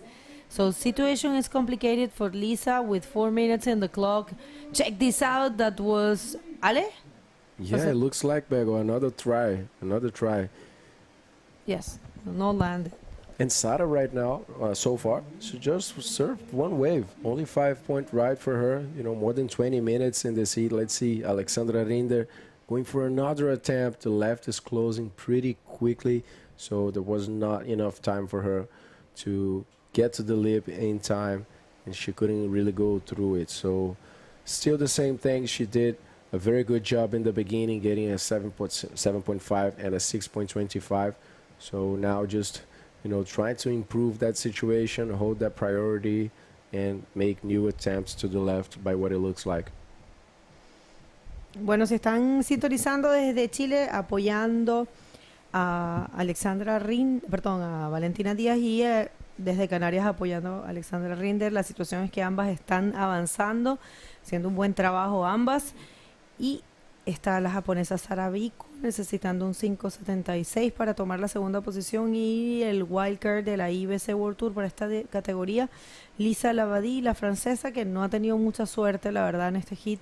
No ha podido completar las maniobras o encontrar las secciones. Vamos a ver, 2 minutos con 40. Este es el hit número 2 de la ronda número 2. Es una ronda de eliminación. Y la que viene es de no eliminación. Así que es muy importante tratar de avanzar. Yeah, so just remembering to you guys, this is an elimination round. So we are getting... we're finishing the first half of it. Let's see, Sara Biko, her second wave after 23 minutes in this heat. Looking at that section, a nice reverse off the lip, going all the way up. The wave's running in front of her. Let's see if Sara is going to be able to pass that and put a few more maneuvers into that combination, and she didn't really have a chance for it. But that was a very good first maneuver, but I think she needed something else there, Bago, to grant that 5-point ride.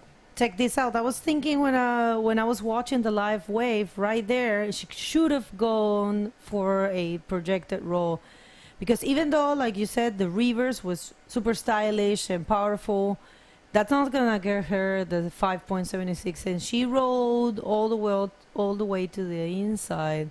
So she's going to take longer to get back. And Alexandra Rinder took this left. Let's see the powerful roll, but I don't see more points for her in that one. So I dare to say there's not going to be changes. Alexandra is leaving the competition area, and Sara is the one to watch right now, because Sara, last wave, of course, wasn't the score she needed. She still needs a 5.76.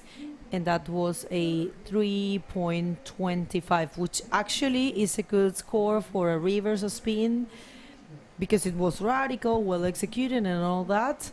But definitely she would have gone for a powerful roll. Probably she would have get the score.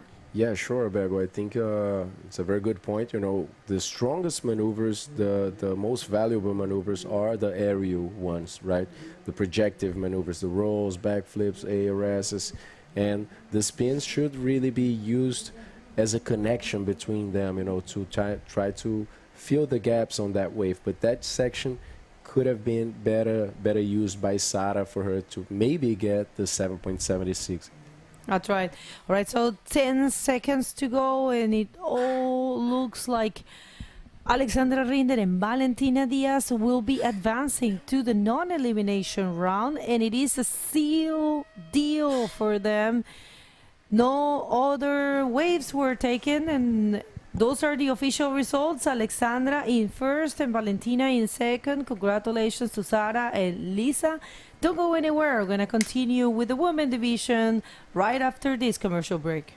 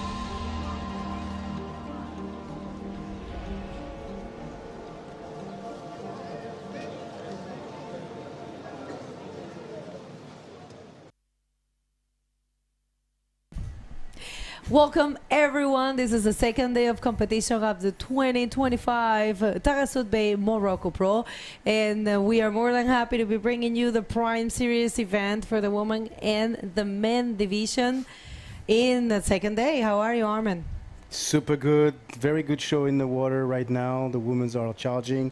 We are in the round number 2, hit number 3 of the women division, second day here at Anza Beach, the Morocco Pro Taghazout Bay. Fantastic. Let's hit the water. We will introduce this heat. We have Kaira Shirahase and red Soukaina Ahrueli. She is the local hero in this division. And we have Teresa Miranda, an amazing bodyboarder from Tenerife, right in front of here. And we have Manon Harry, who came from the first round, first heat though? Second hit. Second. Yes, of the first round. It's an intense heat for sure. Very eclectic, different nationalities, which is definitely defining the panel of the women all around the world. Right now, up and riding Manon Jarry with a nice forward spin, using the whitewash, recalibrating, slowing down, another forward spin. In the back, we see another rider surfing, which I believe it's the yellow Soukaina. And Manon didn't succeed to connect with the Rollo, but Soukaina is still surfing. Oh my God, and the exchange. Oof! Soukaina's Rollo was fantastic. And in the back, another crazy Rollo from Kaira. But Soukaina is not done yet. Crazy exchange in the water right now. And another roll from Soukaina, but incomplete. But that previous Rollo was beautiful, as well as the one from Kaira, Shirahase. Let's watch the replay right now. What an exchange. It was super explosive. The ladies, they're loving these conditions. They're loving the wave. That's Manon. Started with the spin and one more. And check this out. How many events have you seen that we have the possibility of having 3 riders surfing almost at the same time? Check that out. That was a super great explosive roll for Soukaina Ahrueli, and another excellent roll in the back of Kaira Shirahase. And Soukaina, she connected to the inside and performed one more roll, but not able to complete. So I have no idea of the scores are coming up. I'm not a judge, and I don't dare to say anything. But that, I fully agree with you. How many times we had the chance to watch 3 riders at the same time on the same way? I'm not talking about free surfing spots such as Mundaka, and we can name a few others, but during competition, it's beautiful. It's beautiful to watch. We, as commentators, we're losing it a little bit, but it's just beautiful to watch. And then especially when the riders are performing with that level, it's very interesting. Waiting for the score to drop right now. It's going to be very interesting to see how the wave of Soukaina is going to be granted, what score she's going to have compared to that one roll from Kaira. But yeah, let's see. So to remind you, this is the round number 2, hit number 3 of the women division, and the score are dropping, Bego. Yes, of course, and check that out. The local and great bodyboarder Soukaina Ahrueli gets a 6.75 first wave, and we do have the score for Kaira as well. There's a 5.75, and Manon, she got a 2.75, and Teresa Miranda still have, I mean, she only have a 1 point, right? And we'll see, because Teresa is super strong as well, so we'll see here. And Teresa served really good the rights and the lefts. She serves really good. Whatever she finds, she you know, she actually was runner-up in 23. So she's got some blood in her eyes coming back to the tour. Last year she couldn't do the tour because she was studying the master. She is she's licensed in math, so she was studying a master last year. She's the sweetest. Oh, she's amazing. If you have to, when you talk to her, like, she's like humble, generous, like she's really the sweetest rider. I encourage you guys to not only follow us, the IBC World Tour, but you should follow all the Instagram pages of all the riders. Of course, the one you like, that makes sense, but also all the riders in the community in general. Why? Because by having followers and the new rules in this century, you know, the sponsors, they look at the amount of followers that you have on your page, and that help them to get the funds to participate to a world tour. So the more they get followers, the more they attract attention, and the more the sponsors take that in consideration. All right, so sorry, I was looking at the wave, but it looks like she didn't take it. And we know we have Lucas ready with the interview with Alexandra. Let's just throw it and we get the picture in picture. Go ahead, Lucas. Thank you, guys. I'm here with Alex. Let us know. You basically surfed by yourself inside there. Found very good scores. How is it, your first appearance in the tour this year? How are you feeling, Alex? Oh man, I feel really good, to be honest. Last year was a little bit of a tricky year for me, and I started this year really positive, and coming back to this wave last year I didn't do so well, so just looking for a better result. But I'm taking it heat by heat, just surfing how I know and actually enjoying the competition. So yeah, I was lucky to find some lefts. The first one was not good. Then I was like, okay, Alex, calm down, you know there's some good ones coming. And yeah, lucky that no one else was really taking left, so I was pretty alone there. And yeah, just happy. Got my 2 ways and now focus for the next round. And how are you feeling for 2025? Did you change anything on preparation? Anything special or no? I'm just grateful. I think I just changed my mind into being more grateful with what I have and not being ungrateful with what I've done. And I think that changed a lot my mindset. And yeah, I have a really big support system back home, which I want to shout out to my parents and my friends. That have been a big key of me improving as a person and being happy. So big shout out to all of them. I love you. And yeah, just I think also the age, I think the maturity of growing older and realizing how lucky we are doing the sport and being able to travel. So yeah, man, just happy. I'm really happy in life. So I think that changes a lot. That's amazing to hear. Very forward to see you surfing this year. Any more shout outs for everyone? Yeah, just to my family, especially to my mom and dad and my brother that have been there every day, and I've been annoying them a lot lately. All my friends, Shannon and all of them, also big shout out. And yeah, just looking forward to this contest. I'm really enjoying the time in Morocco. It's a beautiful country and good food. So I think that maybe also improves the skills in the water. And just to my sponsors and everyone, Costa Deje, to Decathlon also. And yeah, just happy. Yeah, congratulations, Alex. See you on an elimination. Back to you guys. Love that interview. Beautiful words. Yeah, you can tell, Alex, it's, you know, she has a whole different look in her eyes. It's pretty cool to see that.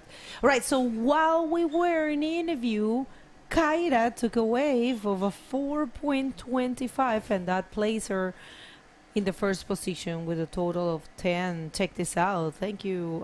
This is actually Teresa. Teresa Miranda, super strong as well with a huge roll. Did she land that? I don't know. We're going to see it in the scores. No. And this is the 4.25 for Kaira Shirahase.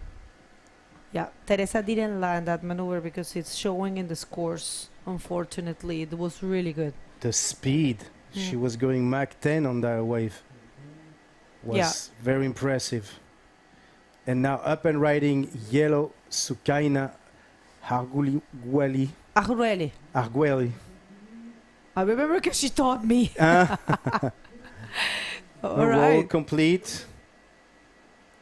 So she's been having a lot of combination right now, and then maybe another roll to finish this wave. She's going to hold the board now. And in the back, Manon Jarry is giving the change. Nice roll. Is that going to be complete?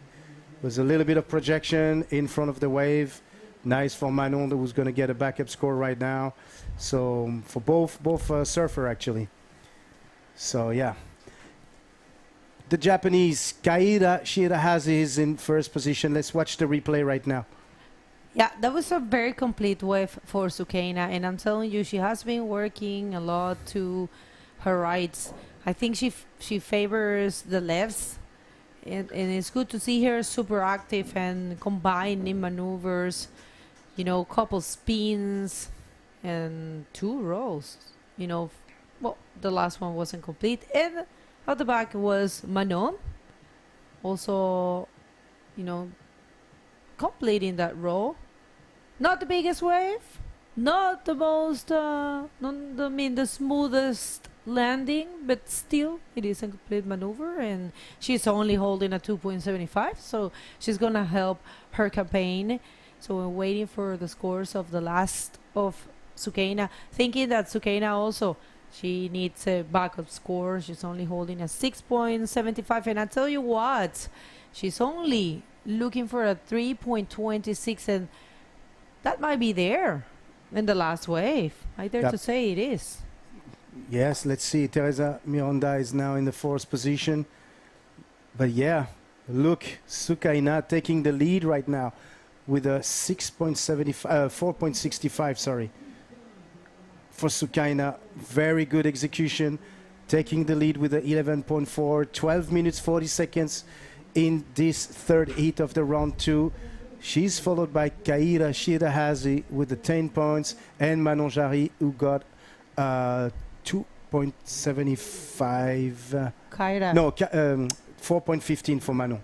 Yeah, but Kaira was surfing right there, but didn't complete the wave. I mean, the maneuver. Yeah. Yeah. Right, look at that. It looks like it's picking up. It's the tide thing, right?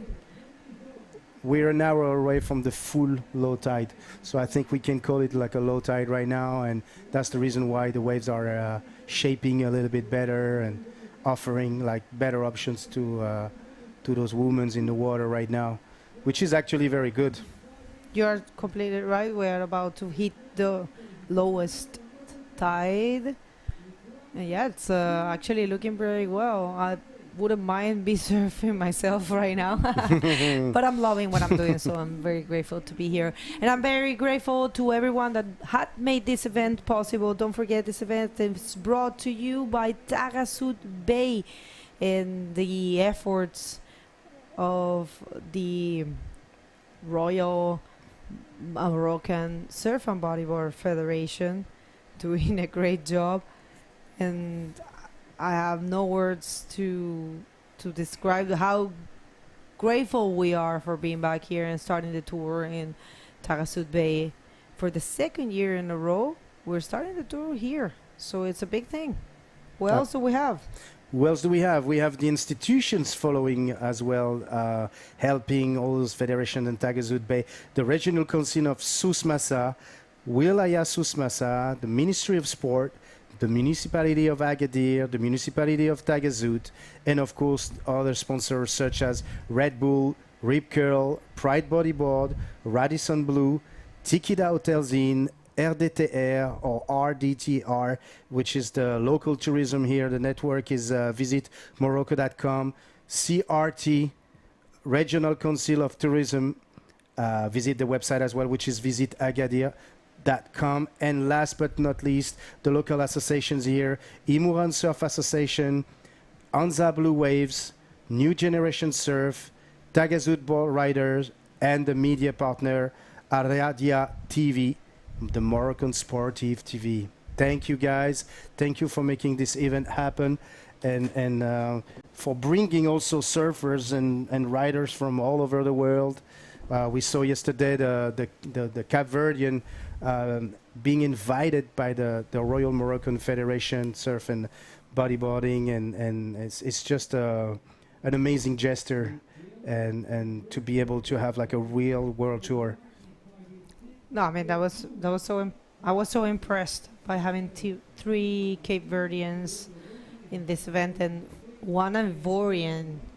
It's the first time that I meet a Ivorian bodyboarder and also Cape Verdean. I have met Cape Verdeans before, but not bodyboarders. So it was really cool for me and for everyone to have the chance to have them here in this event, and for them, beyond words. And check this out, Teresa Miranda going for this one, goes for a explosive roll.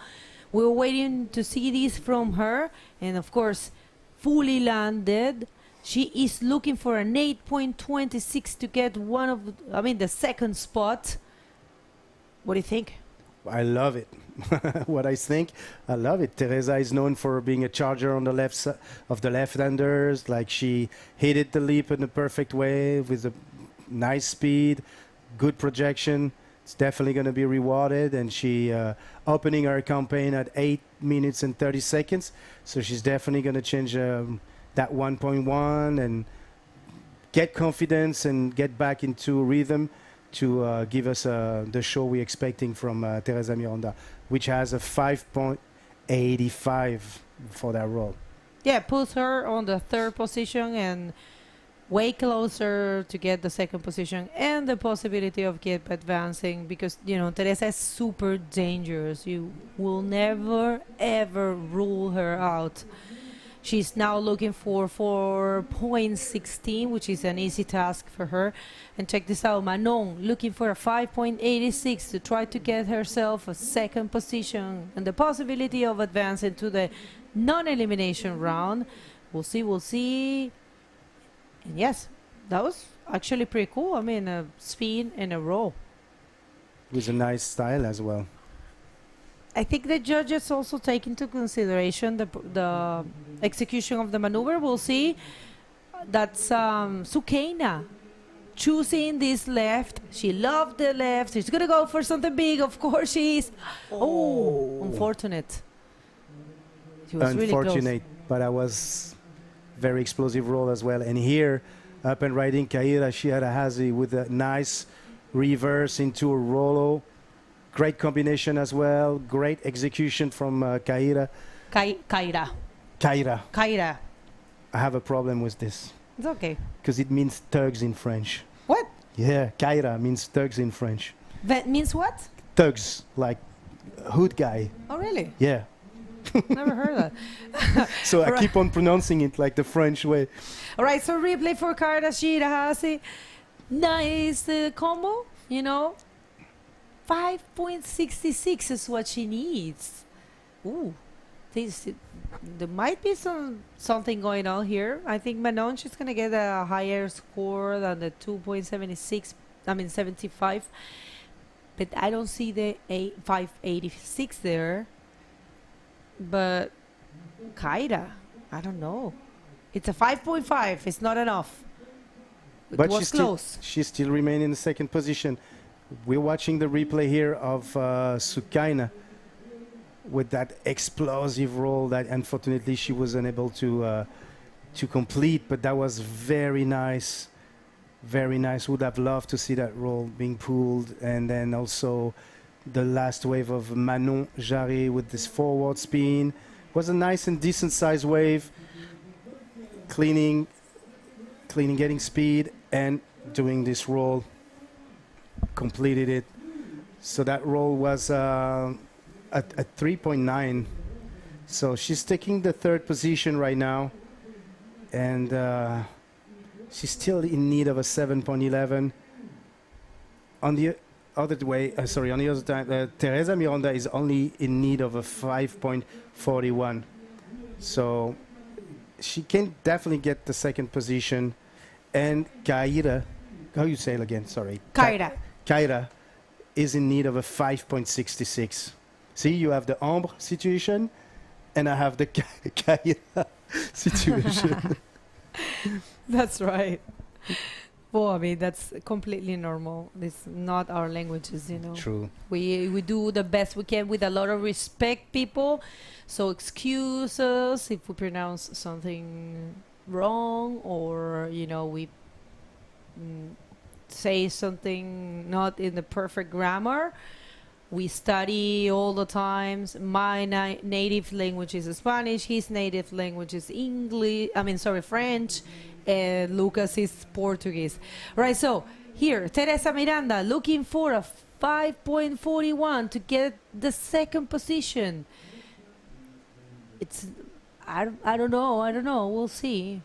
Because I don't know if that's going to be deemed as a complete maneuver. Yeah, it's not going to be considered as a complete maneuver, unfortunately. But it was another good execution from Teresa. Look at the projection here. Yeah, it's not completed. It was like a hair close to be considered as completed. Regardless, she may change that 1.75 though, hopefully, but not a 5.41. Yeah, it wasn't enough, unfortunately. Well, does she still have some time? The thing is that you see, Alexandra said that most of the girls were taking the rights. Yeah. And that favored her. I'm sorry, because she prefers the lefts. And I think Teresa, she can serve equally as good as well as Alexandra, but I think she also prefers the lefts. We'll see. Or it's also an advantage if you can serve equally as good to both sides, and you see that most of the riders are taking one of the sides, you can go for the other one, Maybe you get more chances. But right, situation in the water remains the same. Sukaina first, the local queen of bodyboarding, right there. And it was so cool to see her sister advancing also in the previous round. Actually, in the last minutes, she got to advance. And she's going to come up in the next heat. Remember, we are doing the round number 2 and the round number 3 for the women division. That will be it for today. We're coming back tomorrow. We have a check-in, I think 8:15 check-in. Tomorrow we'll see if we're going to keep running or not. So, but today, we still have 5 more heats today. Following up to this heat, we're going to have Luana Dourado from Portugal, Clara Pontes from Brazil, Filipa Broreiro from Portugal, and Ghislaine Aguali from Morocco. Ghislaine that we saw a little bit earlier. A nice projected roll completed from Manon Jarry. Beautiful roll here from Manon. The big change that she's going to be changing that 3.9, but is that going to be a 7.11? I'm not completely sure, so I'm not a judge. I'm going to leave that to the professional people behind their boards. Let's watch the replay of Manon. No, it's actually the replay of Sukaina with a forward spin incomplete. And then we're probably going to see Manon's last wave as well. But the waves are very good right now. I mean, like we're having a nice forecast for those ladies. For sure. I mean, there's rights, lefts, wind's not here yet. So I see a texture, but it's not affecting. And actually, even the windy days have been more of an offshore winds, and they're been pretty cool. I have been craving to try to surf here. I have been craving surfing. I haven't gone in the water. All right. So we have the replay of Manon Jarry right now with that big projected roll, امشي مع الصفراء والدمار الجاي. 4.25 from Manon. So she actually increases her highest score. Up and riding right now, Kaira doing a nice left with a big projected roll, and it's not gonna be complete, unfortunately. But yeah, Manon got like increase her highest score right now. She's got a 4.25. Not enough to get the second spot, but at least she's getting there. 5 seconds left. Wow, this could be the biggest upset as of, I mean, till now. Just watching Teresa Miranda not advancing. Unfortunately. Well, it's all good. Doesn't matter. Congratulations to her for her performance, and to Manon as well. Official results is Sukaina and Kaira advancing to the next round. Don't go anywhere. We will continue with a lot more for the women division right after this commercial break.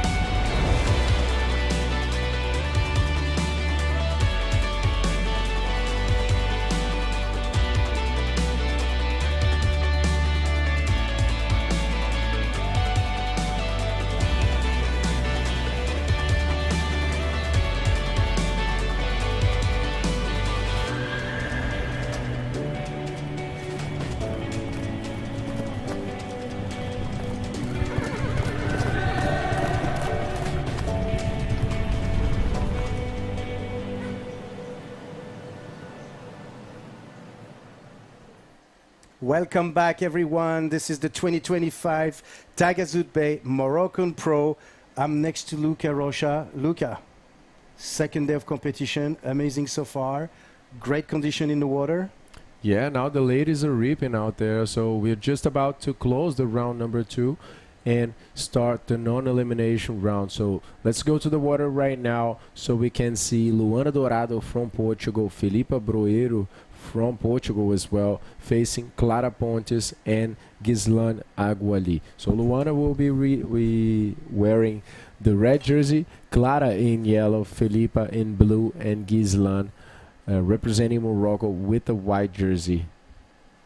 A very young surfer in the water right now, but so far right now in blue, Filipa Broeiro with a nice forward spin, trying to connect here, and is going to do a very nice roll under the lip, completed, opening. It's not finished yet. She's still connecting with another forward spin, kicking, and that's it. But that's a good entrance. Yeah, very good way for Filipa coming from Sintra. Check turn and a normal spin. Another check turn. Goes for a roll. And then she gets in front of all that white water to do one more maneuver. Combines a 360 all the way up. And as she goes for all the roll, she gets kind of stuck into the white water over there and can't really project the maneuver. 6-point ride for the Portuguese to start. Very good combination. She's coming from Sintra, you know, she knows how to combine those waves pretty well. She's from Praia Grande, so good first step for Filipa. And the young lady I was talking about, Luana Dourado, the youngest Portuguese woman in this competition. Luana is 16, if I'm not mistaken, and she's so good. Like, she has a lot of determination. Look at this roll, super projected, completed. It's very good from Luana, very great performance. Filipa got a 6-point for that first wave, which is a very high and good score. We're gonna see what Luana has to offer as well. Luana, coming from Porto, Club Naval is her club, alongside her very close friend Francisca Ribeiro, or Joel Rodriguez and Ricardo Rosmanino. All these guys, they all come from Porto and from that same from the same club. And then, yeah, talking about Filipa Broeiro, she I believe she has a new coach right now. She's been training very hard lately. If you, coming back to the conversation I had when I was with Begonia, if you follow Filipa Broeiro's Instagram, you're going to see a nice videos. Up and coming right now, in white, the Moroccan surfer, Gislen Aguali, but she didn't concede that 360, but there was a split peak situation. I believe Clara Pontes went on the left side. Not sure what she's done. Clara Pontes here with a nice and fast reverse, a rail-to-rail engagement, very good. And then keeping the speed with a nice roll. Is it complete? Yeah, it's unfortunately it's not going to be considered as complete. Wow, very good wave for Clara, just missing that landing, but a nice sharp 360, working that bottom turn as well pretty well. Looks like she's taking to the left. Let's see. It worked out for Alexandra, you know, but for now we see a 5-point ride for the first wave of the red jersey athlete Luana Dourado, the Portuguese, who was vice world champion last year for the junior women division. She had a very nice final against Luna Hartmann in Antofagasta, and definitely Luana is one of the top athletes on the junior division for the women as well. And taking a chance here, you know, not too far from home, so why not taking a chance on the women division and getting some more practice, because this girl is a competing machine, you know, she's a competition machine. Super strong rider. You could see that first roll, she landed it easily going through that lip despite being very small. So yeah, she's in second right now with Portuguese domination so far. Clara Pontes only 2.5 on that last wave, missing that last roll, and Gislen on the other side with the smallest score, 1.05, although she only needs a 3.96 to go to second, as each of these riders only served one wave for the moment. Thank you, Lucas, for the update so far. All the scores are here. It's a 6 point for Filipa Brodero's first wave, a 5 point from Luana Dourado, followed by Clara Pontes in third position with a 2.5, and Ghislaine Aguali with a 1.05 so far. Então, 18 minutes, 26 seconds. Sorry, bro. Sorry, go for it. Go 18 for it. minutes, 26 seconds, and Luca. I just wanted to make an update in Portuguese, for everybody watching for Luana, Filipa e Clara. Então a gente tem essa bateria aí, a Filipa começou com a vantagem, conseguiu uma boa combinação de manobras ali no início, garantiu para ela 6 pontos. Cada uma das atletas só surfou uma onda, como vocês podem ver ali no quadro. Luana Dourado começou forte também, com 5 pontos, fazendo um rolo ali através do lip, já garantindo uma nota mediana aí, a Luana, que é uma competidora excepcional.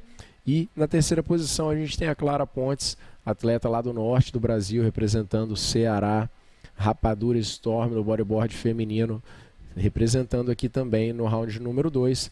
Esse que é um round eliminatório, portanto aqui avança apenas a primeira e a segunda, terceira e quarta estão eliminadas da competição.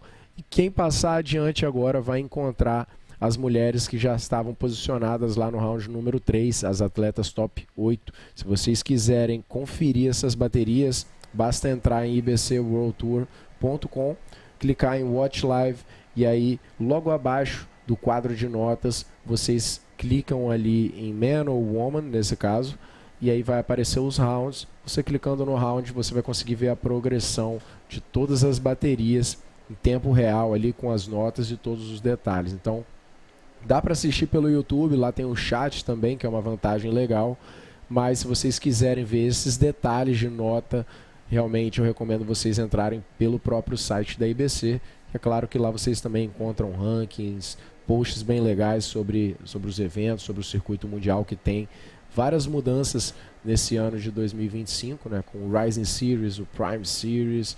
Agora a gente está aqui com a categoria feminina, já no evento do Prime Series, já que o Rising, que a gente viu antes, foi para a categoria júnior masculina apenas. Então, segundo dia de competição aqui, e a gente ainda vai ter mais bons dias nessa janela, que vai até o dia 16 de fevereiro. Então não deixem de acompanhar e sigam também as redes sociais da IBC para poder estar por dentro de tudo que acontece.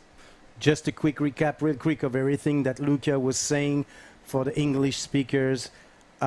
If you want to get the new information about the new format of the IBC World Tour, please visit the IBCWorldTour.com website, where you're going to be able to see the new, I won't say new rules, but I will say format of the Rising and the Prime Series, opening doors to smaller competition to be part of the IBC and accumulating points. I think for everybody, but most specifically for the junior division, to help them to be able to be qualified for the grand final at the Fronton King, and of course by visiting all the websites and the Instagram page, the social media, you helping the federation, the community, everybody. You having a QR code appearing on your screen right now on the left side. So if you have a tablet, if you have a phone, please scan that QR code and you will have access to all the links that we've been talking about with Lucas and Begonia. And it looks like we have the interview there ready with Bego outside and Kara Shirahazi. Actually, I'm not sure. With the winner of the last heat, you guys will check in a second. So on to you, Bego.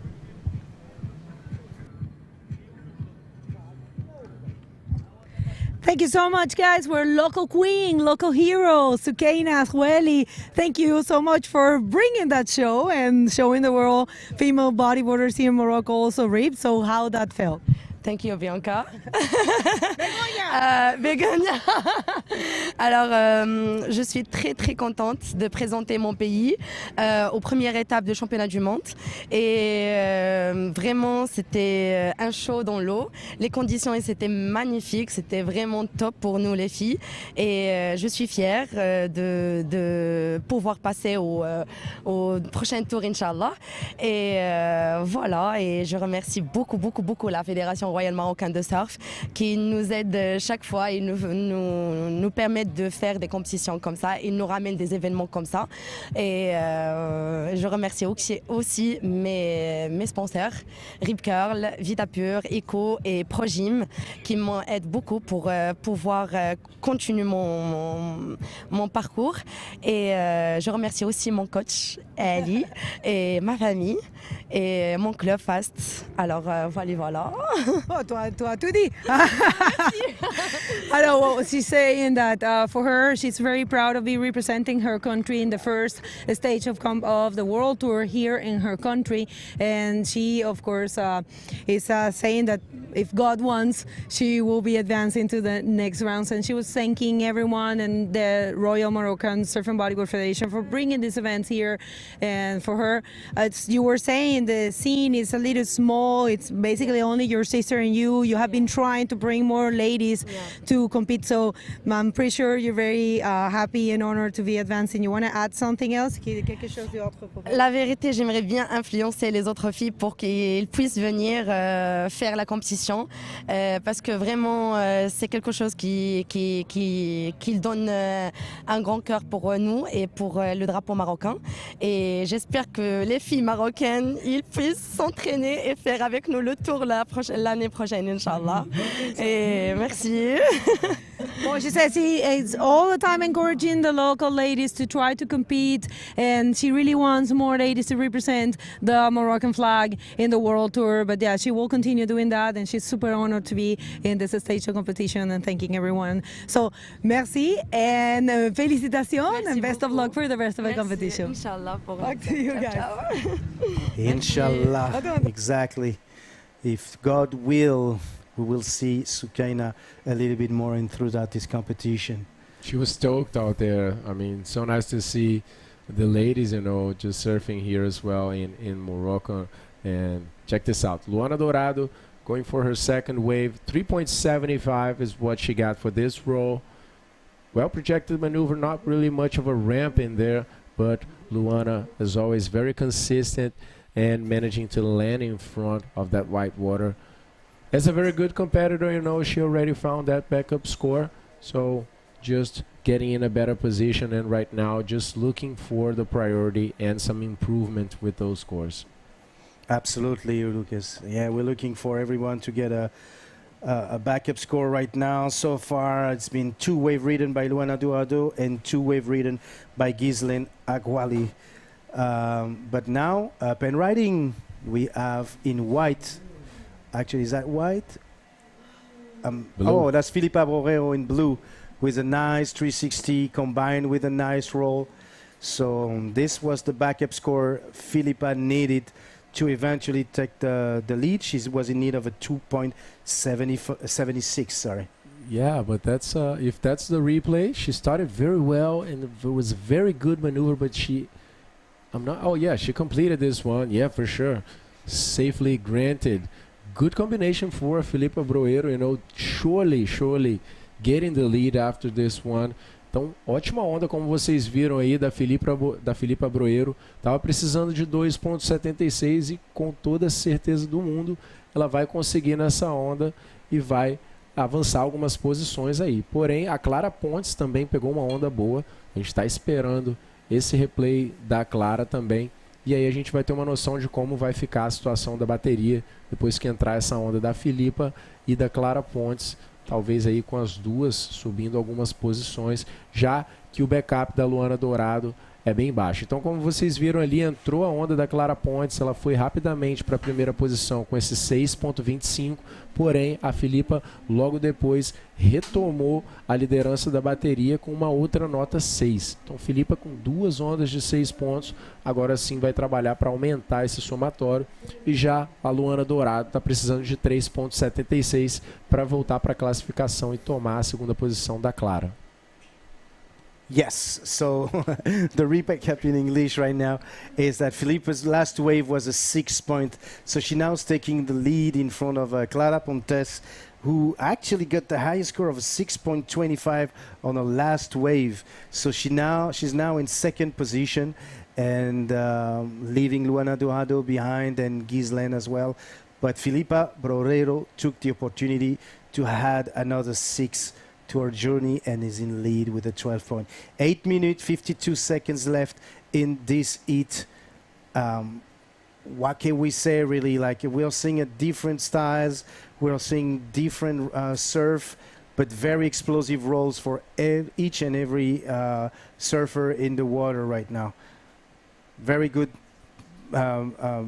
performance from Luana Dourado, which is a little bit like the youngest protégé. Her and Amy, I think, are the youngest in this competition, if I'm not mistaken.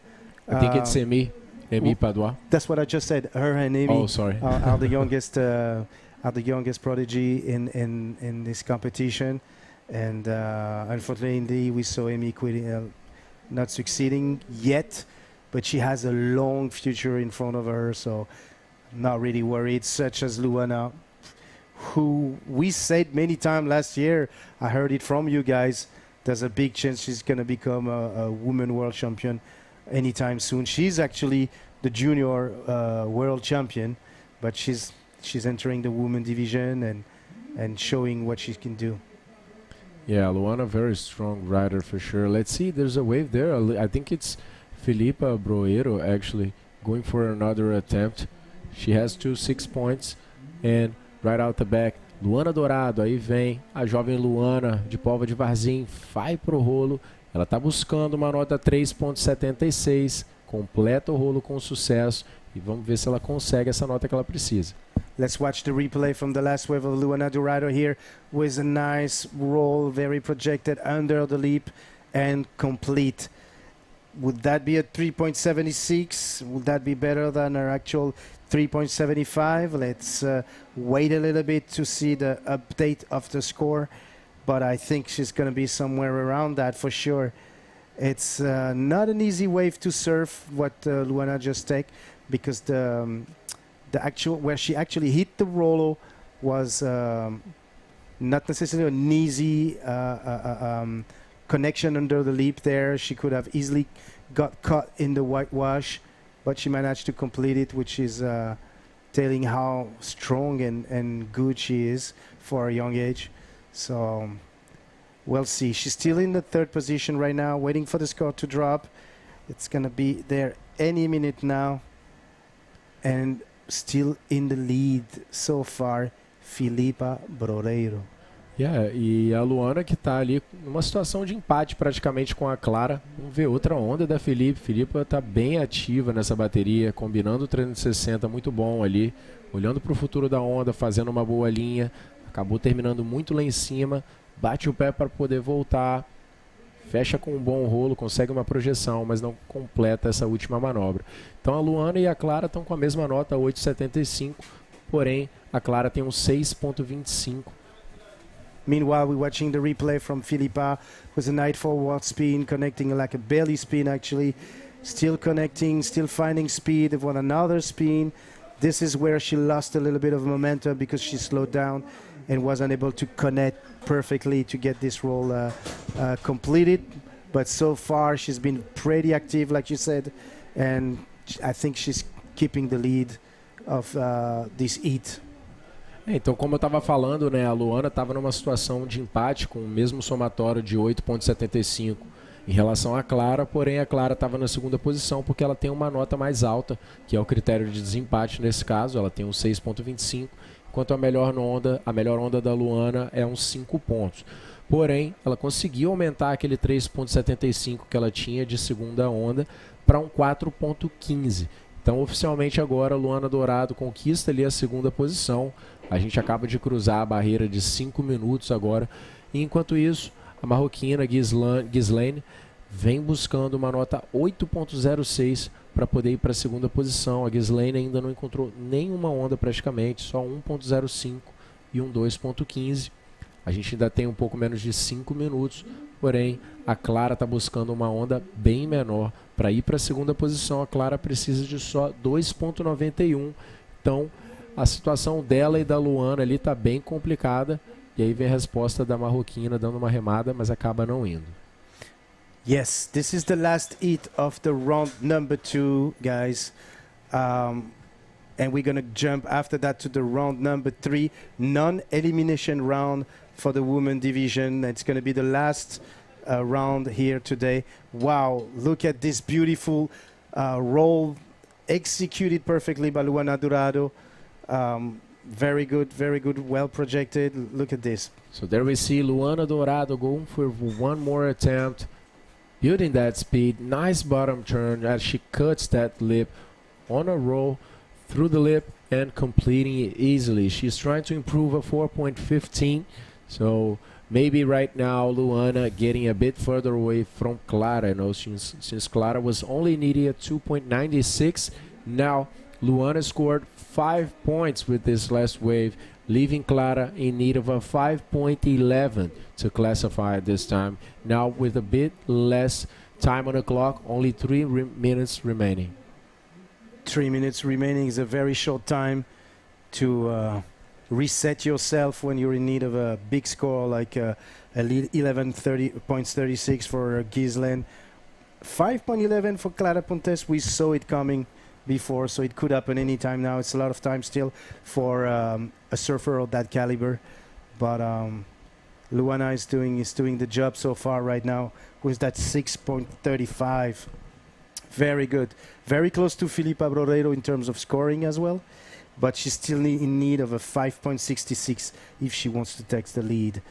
2 minutes 27 seconds. The Portuguese are leading this heat so far.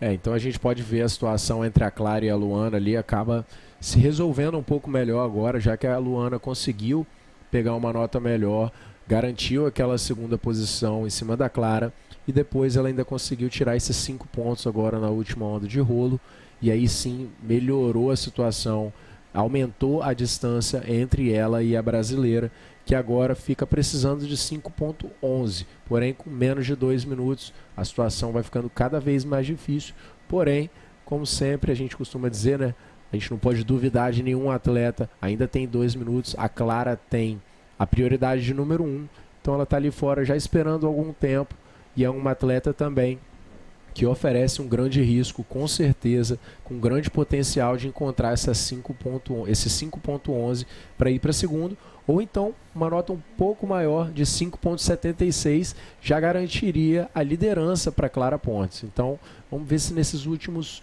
1 minuto e 20 segundos a gente tem uma série entrando aí para poder clarear o horizonte da Clara Pontes. Absolutely. 1 minute left in this heat, the last heat of the round 2. Like I said, we're going to jump into the round 3. That's going to be the last round today of the competition, non-elimination round for the women division. So far, right now, 54 seconds. Filipa Borreiro is in the lead with a 12 point, followed by her Portuguese compatriot Luana Dourado and Clara Pontes. Third position in Ghislaine Aguali, 2.15. Unfortunate, but this is the hard fate of the competition. Sometimes we're seeing people leaving the competition, and nothing is done yet, of course, because it's still 22 seconds, and we've seen a lot of situation changing. Even today, at the very last second, on the actual bell, situation changed. So 8 seconds left. Yeah, I believe it is decided right now. There's no waves at all on the outside. We are hearing the horn already sounding, and it's Filipe Abroero and Luana Dourado that are advancing to the non-elimination round that we are just about to see, and Clara Pontes saying goodbye to the competition, as well as Ghislaine Aguali, the Moroccan that didn't really find much in this heat. So guys, stay with us. We're just about to start round number 3, non-elimination with the top athletes. So right after the commercial break, we'll be back.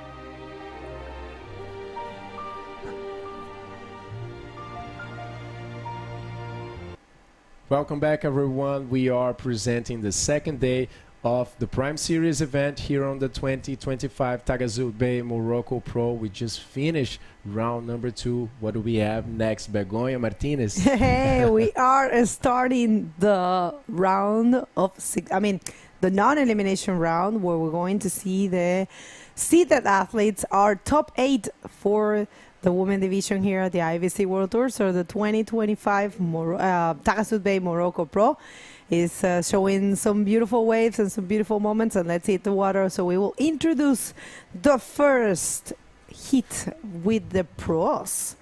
Right there, you will recognize the seeded rider by the color of the rash guards. Of course, we have Mayla Venturin in red, Yuka Nishimura in yellow, and who are coming for the early rounds, Alice and Valentina. We'll see this first wave for Yuka. Straight to the point. Not playing games here. It's all about the first and the second position to try to skip round number 4 and go straight to round number 5. Huge benefit. Yes, Pego, and you know, I went to see Yuka Nishimura surfing here, you know, because she's a very experienced rider, a very good one as well, you know. She works the combinations of spins and rolls very well. But check this out. This is Valentina Diaz on the first wave, just hitting a cracker over there, but not being able to complete this maneuver. And followed by, I believe it was Mayla Venturin, already on her first wave, the Brazilian also going for a roll. We are starting to see the wind picking up a bit.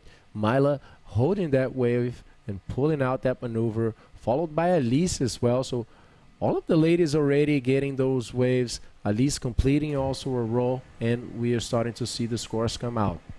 I don't want to be a judge now, you know, there's so much work. They're like, all right, people, get it together. We have to score all those waves. And the last for Yuka. So everyone took a wave, and the scores are starting to drop. So first wave of Mayla Venturin is a 5.25. First wave for Alice is a 5.10. First wave for Yuka was a 3.95, and the first for Valentina was a 1.25. Good thing about this round, no one's leaving competition. They will have one more chance in the reprecharge round, which is not happening now. Remember, we are only going to see the 3 more heats that belongs to this round number 3. It's 4 heats, and then we're calling the day off. It's 3 p.m. here. We have been here since 8:15. We started 8:45, and maybe tomorrow we will do the same thing depending on the conditions. But yeah, it's been a very good day. Definitely, Bego. Very good 2 first days of competition. Yesterday was a super long day with 20 heats. So much action, guys. I highly recommend you all go into the IBC social media and website as well, so you can check that highlight, you know, and see resume of all the action we saw here yesterday. So this heat started a bit quicker, you know, started in a good rhythm over here for these ladies, with Myla coming out on top. Myla is also a very experienced rider that is in a very good situation in her career. You know, Myla has been in the tour for so many years right now, but in 2024 she managed to finish 5th. So she was also Brazilian champion last year. So Myla is over the roof on her career, you know, and more experienced than ever. But let's see, this is Valentina. That's actually Yuka Nishimura working a reverse on an inside wave, waiting for that section to show up for her. And there she goes. 1 roll to combine with that 3.95. Yuka is now needing 1.16. Right, Yuka Nishimura is a dangerous contender, stylish, well-known Japanese rider, and comboing that reverse with a roll. Was it reverse or was a forward? I was looking to the charts. Reverse. I think it was a reverse. This one? Yeah. I was looking at the score, so. But yeah, she's very good rider. And definitely, you know, she's not looking for, 1.16. That's definitely there. So if you're just getting here, we have had a very good day of competition, and we saw our queens surfing for the first time. And these are the Prime Series events. The first one, we have a pretty cool explanation about the Prime Series. We're going to be showing you in a little bit.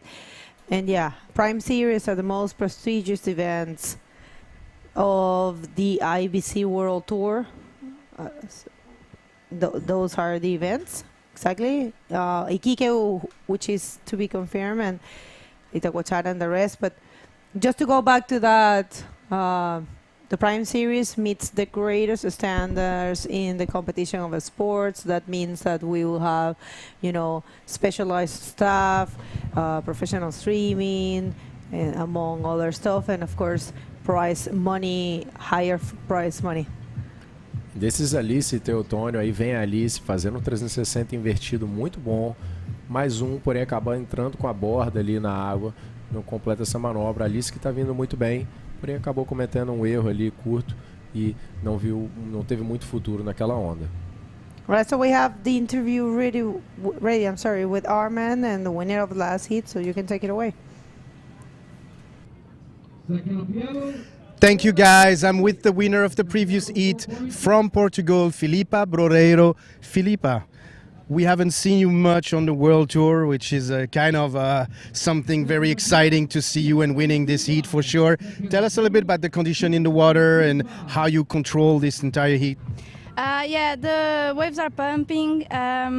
More like the rides are better, so I focus on that. And I think the waves came to me, so I only did the best I could in the wave. And yeah, that was it. I think the girls were ripping, but I'm so happy to advance. Yeah, of course. For the few people that are not familiar with you and the one that are following you on your social media, we've seen a massive progression in Filipa Broreiro's surfing. Is it due to a change of situation in coaching and things like that?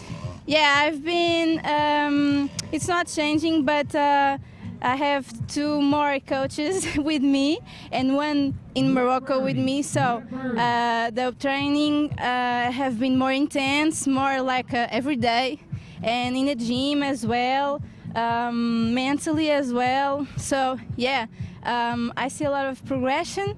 But I think I have way more to go. So I think I can do better.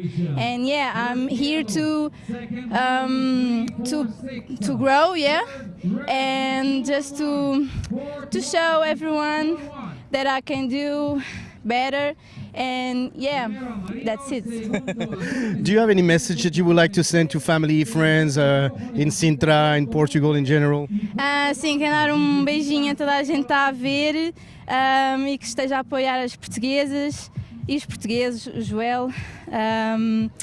E pronto, queria agradecer aos meus patrocínios, aos meus treinadores, o Estrela, a Andreia, o Tomás, o Tiago, tem sido uma grande ajuda, e um abraço à minha família, aos meus amigos, ao meu namorado, e pronto, é isso. Parabéns, Filipa. We're looking forward to see you in this rest of the competition. Thank you. Back to you guys. Thank you.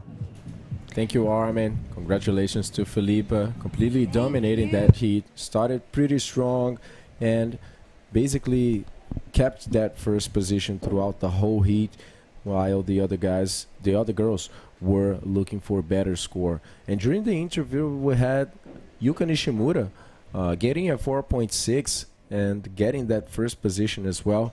I believe there's one wave from Valentina also being worked out by the judges. She needs 6.11 to go to the second position. So right now the Japanese took the first position, and she's being followed by Alice Teotonio, skipping that repertoire round for now with 14 minutes remaining. All right, if you're just getting here, this is the last round that we're going to have. We're going to finish with this round. So we have 3 more hits. It's this one, and yeah, this one and 3 more. So situation in the water, like you said, is Yuka. I mean, Yuka, like I said, it's a super dangerous contender, and she can definitely take the win at any given moment. But the good thing is that no ladies are leaving competition. This is a non-elimination round, in case you missed it. At the beginning of the heat, we explain it. And we would like to say hi and thanks to everyone. But first, we're going to do this wave. Going to check it out. Alice, who has been passing first all her heats today, goes for that roll, surfing really good. Sim, a Alice tá bem forte no dia de hoje, Bego. So let's see this wave once more. Just a nice quick turn and going for a roll on an inside wave. A Alice, como a Bego falou, veio passando todas as suas baterias em primeiro, né? Round 1, round 2 e agora o round 3. Ela que está fazendo 17 anos de idade agora, veio para competir na categoria feminina. And there comes Valentina Diaz on a smaller wave, going to the left for one roll. She's looking for a better score than a 1.25 that she has. This was not a very expressive wave for Valentina Diaz, but as we are seeing a very slow moment in this heat, you know, anything is worth. It's just a moment where the athletes really want to move themselves, you know, and unfrost, and try to get, you know, out of that paralyzed state where you can very easily see yourself, you know, in a case like this. So halfway throughout this heat, Valentina Diaz getting a 2.75 and maintaining the 4th position, but now she needs a 5.81 to go to classifying zone.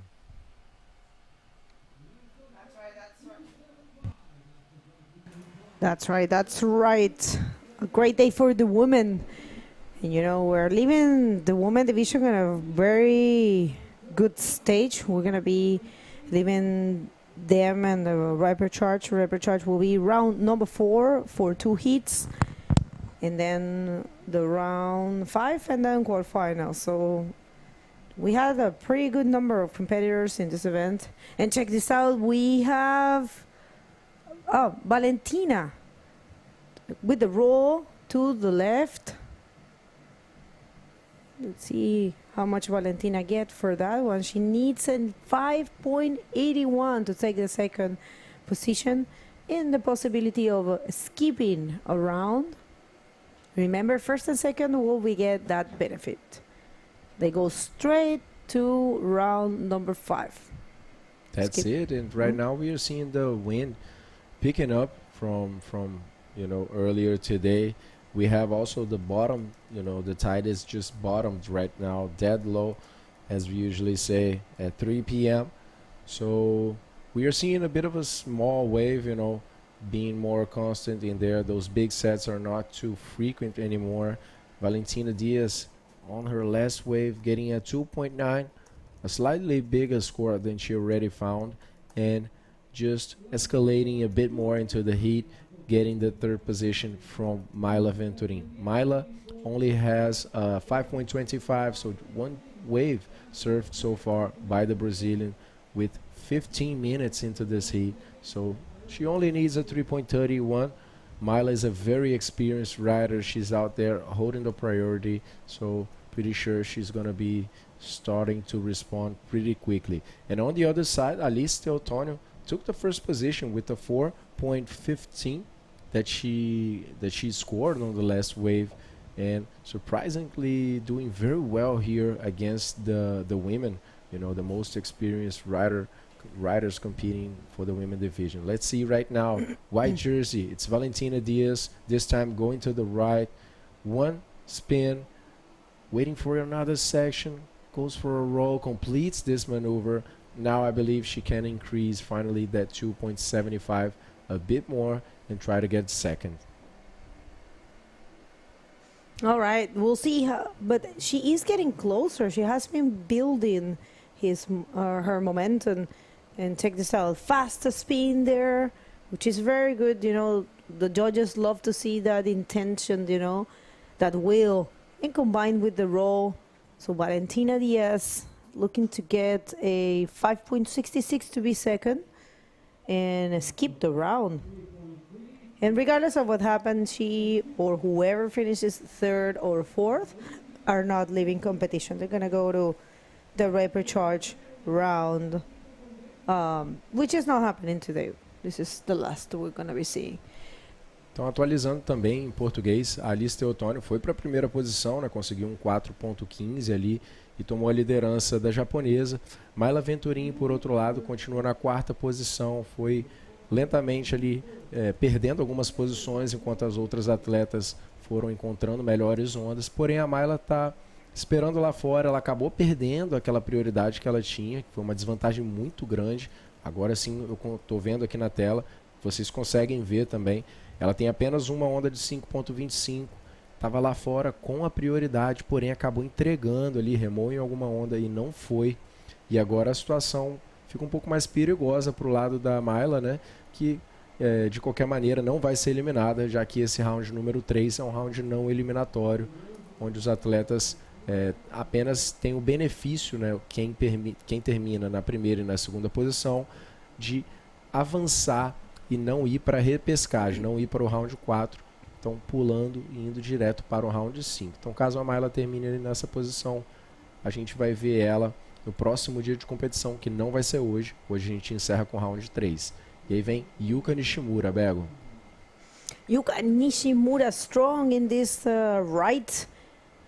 Just start with the spin and combine with the roll once again. And you can see the hair flick of her ponytail. And one more, is that going to be completed? Oh, super close. Good wave there for Yuka. Yeah, good combination, a nice takeoff. Putting herself in the right place on that wave. Very sharp reverse spin. And now, as the section comes over, she goes for a roll, getting some speed and going over that white water to go for one more roll, but this one was a tough one.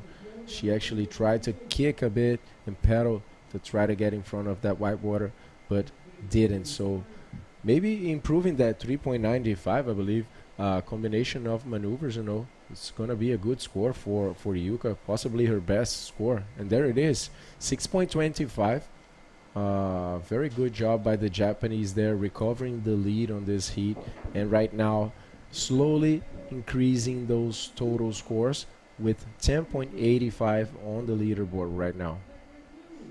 That's right. Good job there for Yuka. Yuka, you know, last year I was super impressed with her, and I'm actually loving Valentina's performance because she's super active. You see, she's searching, you know, looking for waves. And the good thing about the Prime Series format, and as well as a new format for the juniors, the Rising Series, is that they have no wave limit. So they can take as many waves as they want. And it's pretty cool, especially in situations like now that we don't have too much, you know, waves due to the low tide, and of course the swell is decreasing, you know, it's getting smaller. Tomorrow we might see conditions very similar to what we're seeing now. So that's why we'll see if we're going to be running or not. We have a check-in at 8:15 for a possible 8:45 start. As today, we're going to be assessing the conditions and seeing if we could continue or not. But yeah, checking for all divisions tomorrow. And there comes Myla Venturin with a lot of speed on that right-hander, goes for a roll. She's looking only for a 4.01, connects the spin and another roll. I believe she's going to get that score. Let's see. Valentina's right out the back, going for a roll. Myla leaving the wave, and Valentina connecting a 360, getting in position once more. One more reverse as the wave is losing all of its energy and just making Valentina very slow, not able to keep going. Right, so one more look here to Myla's last wave. 4.01 is what she's looking for. Started with the roll, combined with the spin, and one more there. That's a very complete wave. And out the back, Valentina with the roll as well. And she combined right there with another, with the spin. And one more reverse. So using the wave in full, these ladies are surfing really good, you know, with the conditions that they get. And Alice, right there in the back. Well, good exchange, actually. I don't know what's going to happen, but yeah. I like the last exchange between Valentina and Myla, waiting for those scores. And I think it's going to be a substantial score for Myla Vega, especially, you know. Let's see, Alice on this one. Just one reverse, didn't find much on this wave.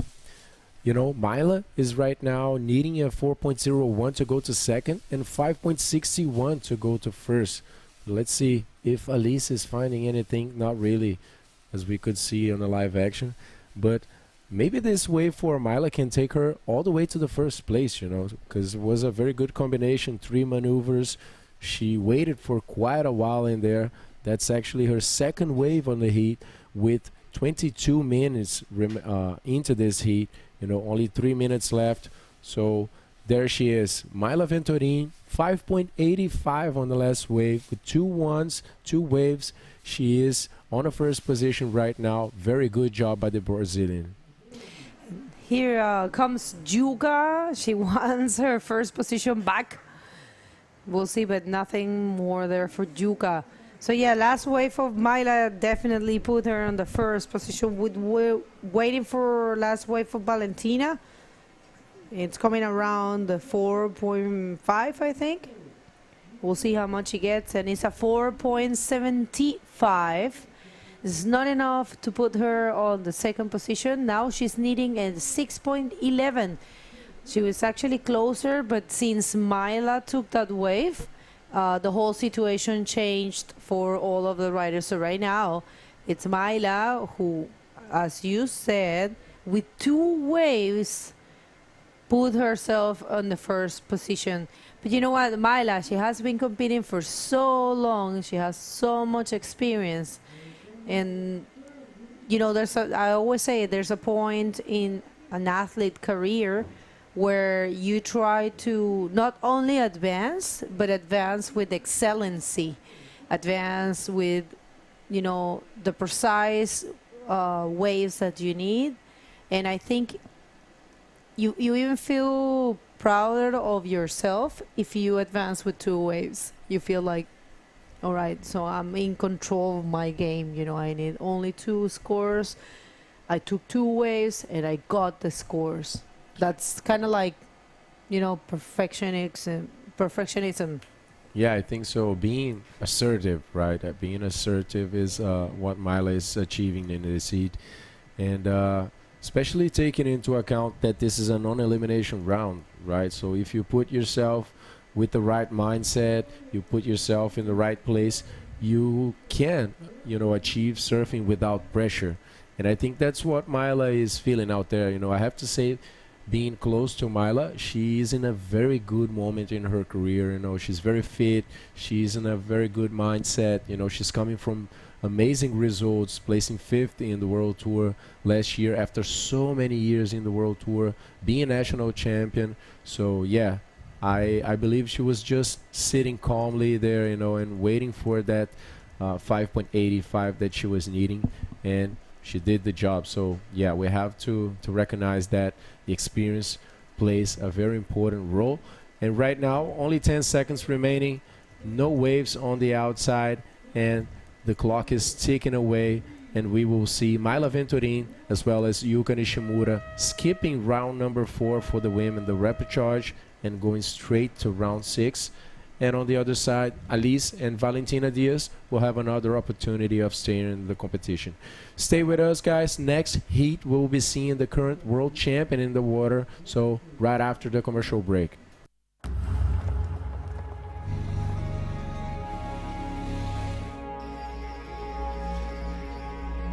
Les plus belles histoires commencent par une rencontre.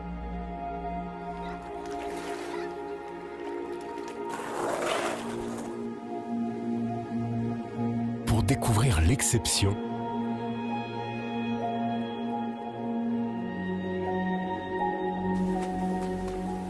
vivre l'exception.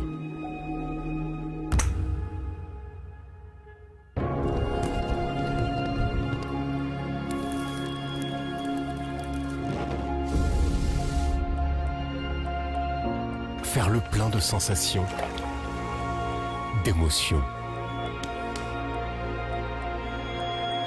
de souvenirs mémorables.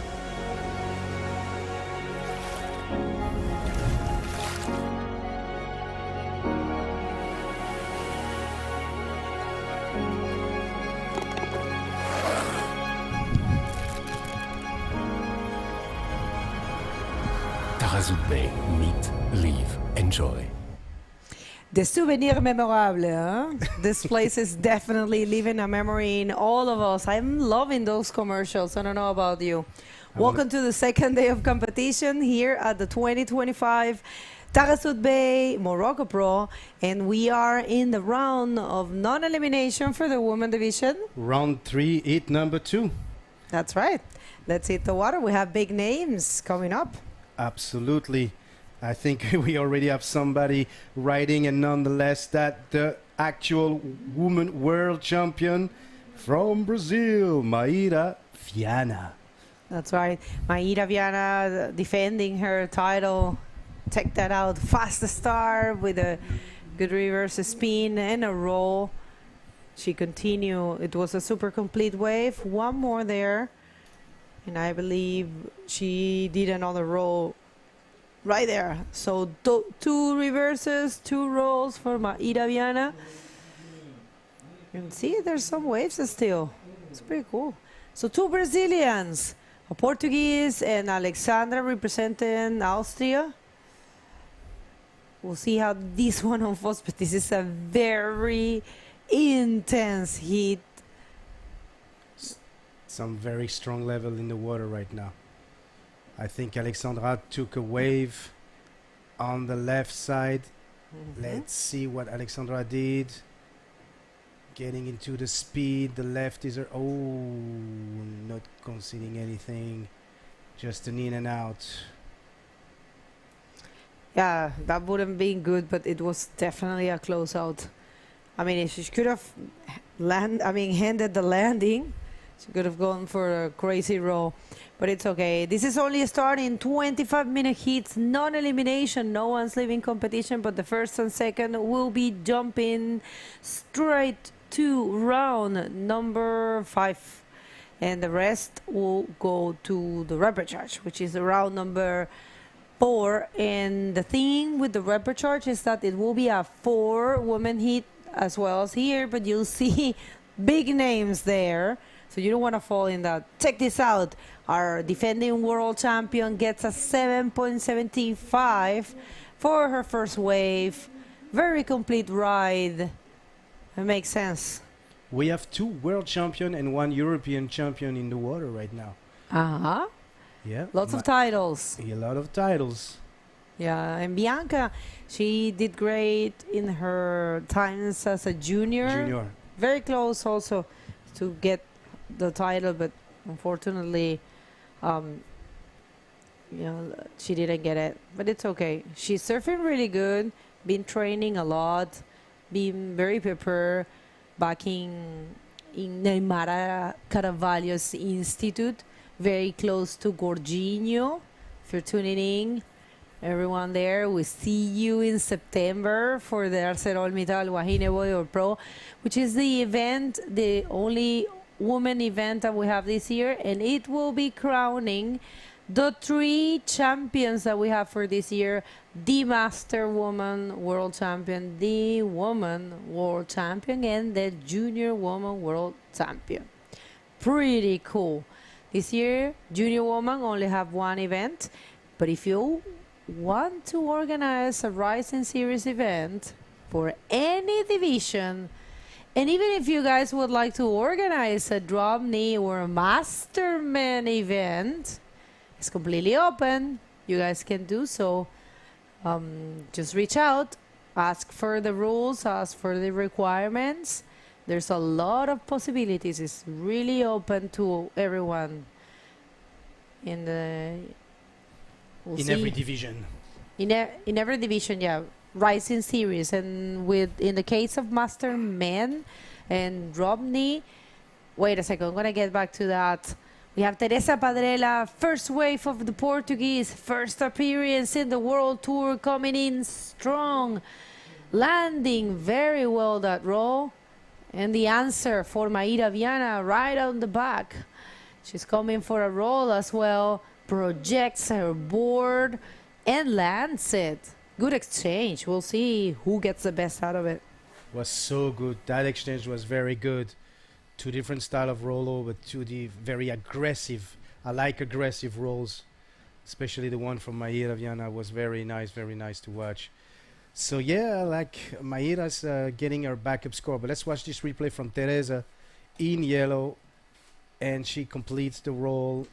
It's not gonna be necessarily the highest score because she stayed a little bit in the wash for a little while, but look in the back, Maíra Viana, the actual world champion, projecting this roll beautifully, and of course completed in front of the wash, claiming it and going back. Another crazy backing score probably for Maíra, the actual world champion in the women division.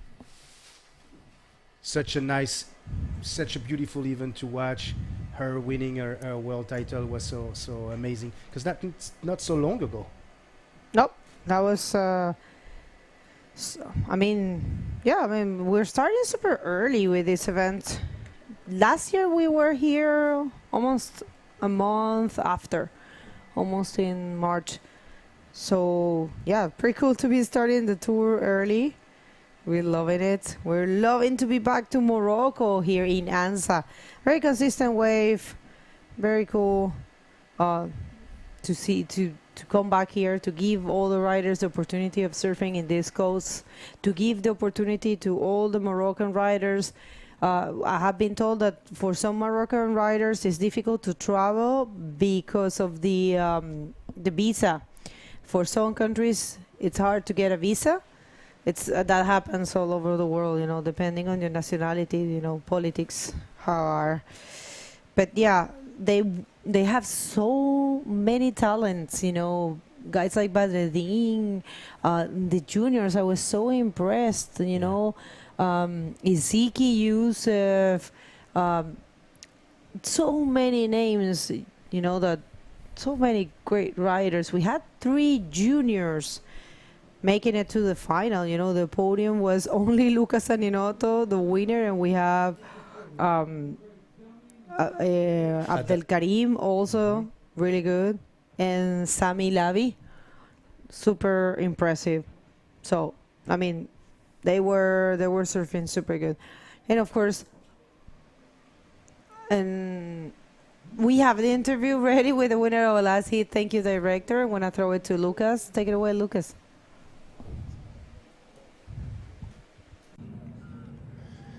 Thank you, guys. I'm here with Myla. We just saw the first heat of the non-elimination round, the seeded athletes going in. Myla, let us know. The conditions are very different right now, very low tide. How did you feel in the water in the first appearance? Wow. First, I'm glad to be here again in this event in Morocco. I like this place, the people and everything.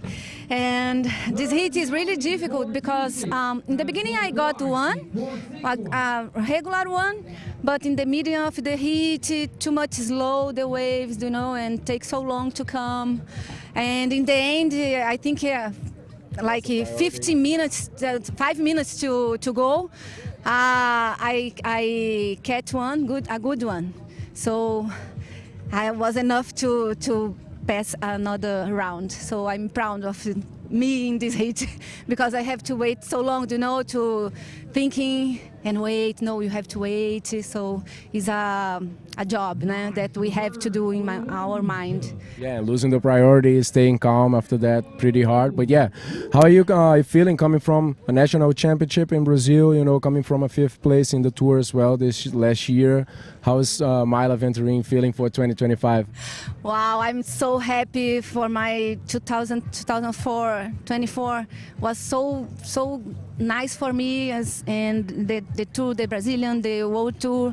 So I'm happy with my surf, you know, and the surf flowing, and I hope to flowing more in this year. Flowing away. Vou mandar uma mensagem pro pessoal do Brasil.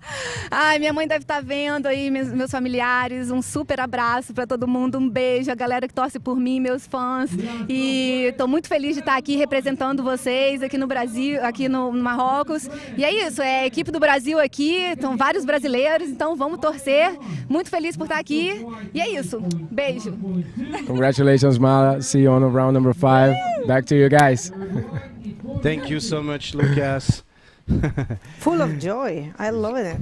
That's what it is to win a heat, I believe. You know, you get like super excited and find the strengths, you know, especially when you accumulate rounds over rounds like that, and you just want to go for it. But let's watch some replays here. We have Bianca Simoes, who just did an in and out, tried a forward spin here. Another wave for Mayra Viana with a beautiful reverse, carving reverse almost, and then she connected with another crazy roll. She's on fire. I mean, she's unstoppable right now. And then another wave from Teresa eventually. No, it was just an in and out. So far, look at the score. 14.75 for Mayra Viana. She's followed by the Portuguese Teresa Padrella and Alexandra Rinder from Austria now, with almost the same, like very similar score than Teresa, and Bianca Simoes in 4th position. So Mayra Viana, this is crazy. I mean, it makes sense, right? We were knowing exactly what we were expecting from her. She is our current world champion, defending world champion, and she has been training even harder than before. She really wants to do well this year as well. It will be amazing to watch her get a 2nd title. Why not? She definitely could have the chance to get it. We'll see how that goes for her, but yeah, so far, killing it in this heat. She's been having the best wave selection so far. Excuse me. That's so key, you know. Yeah, it's very important, and then she's just delivering like at a very high level. You see the difference sometimes between some riders and some others, but like she's been so focused, and then the wave selection, the patience, like her riding is really astonishing. I agree with you totally. Wave selection key. We have been saying that all the time, and I'm pretty sure you know that. And if you're new to the sport, usually, and that's the format that we get, I'm sorry, it's 25-minute heats, no wave limits, and your best 2 waves are counting, your best 2 results. So what we tend to explain people that when you have a rider that takes 2 waves and they get the score, that's actually close to perfection. And in the case of Maida, she has taken 3 waves, and the 3 of them have been higher than the mid-range, you know, they have been closer to the excellent range. She has a 7.75, a 6 and a 7. So, you know, it's definitely an outstanding performance for Maida. Absolutely, absolutely, Vego. 7.75 and 7 is more than a decent score. It's you're getting average to the highest, you know, when you reach the 15 and the 16s, you know, that's when usually we get those scores towards the end of a competition, and we're still very early stage with the round 3 right now. So imagine this is day 1 for the ladies. For the women. Amazing. Absolutely. So yeah. A little bit slow right now. I think we reached the point of the low tide for the past 20 minutes, so it's going to be another tide changing. So the sea is going to adjust more or less. The rider's going to have to adjust, be patient, wait for the series to arrive, and try to optimize whatever comes to them. Once again, wave selections.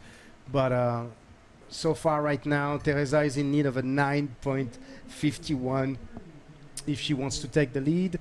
Alexandra Reiner is only in need of a 1.11 to take the second place. And Bianca Simoes hasn't really got the chance to perform at her level, but she's in need of a 5.41. So once again, this is competition.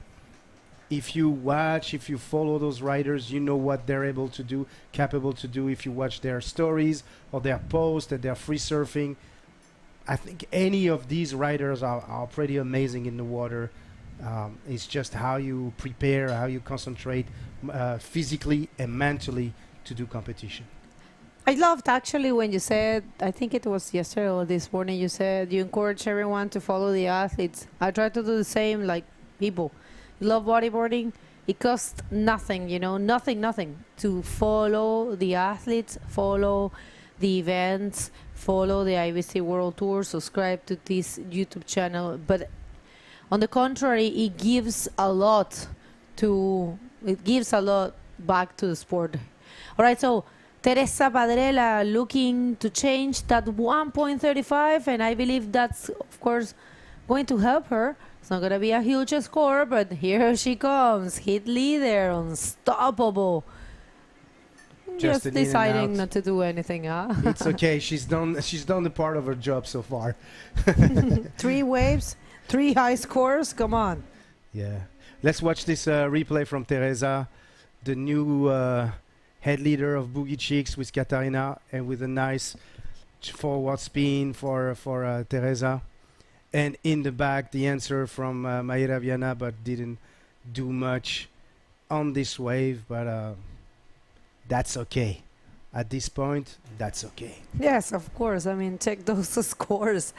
14.75. But right now, of course, Teresa increased a little bit her total. She got a 2.65. Still needing a huge score, a 9.51 to be first.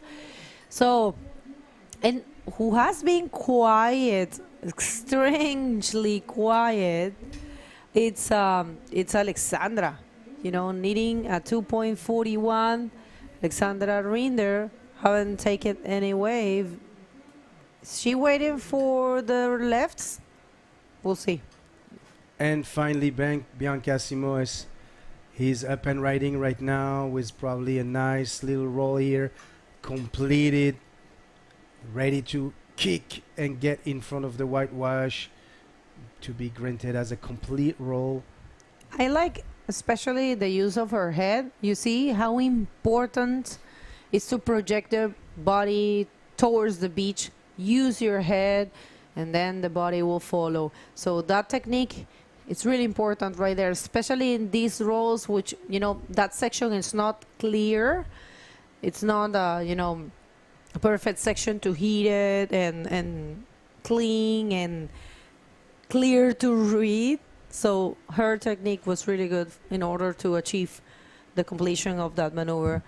I don't see that's going to be a huge score, but since she's not holding much, it's going to help her build step by step the scores. You know, I mean, still looking for a 6.71. Although, if she doesn't make it to the second or the first, it's okay. She will have another chance on the repocharge.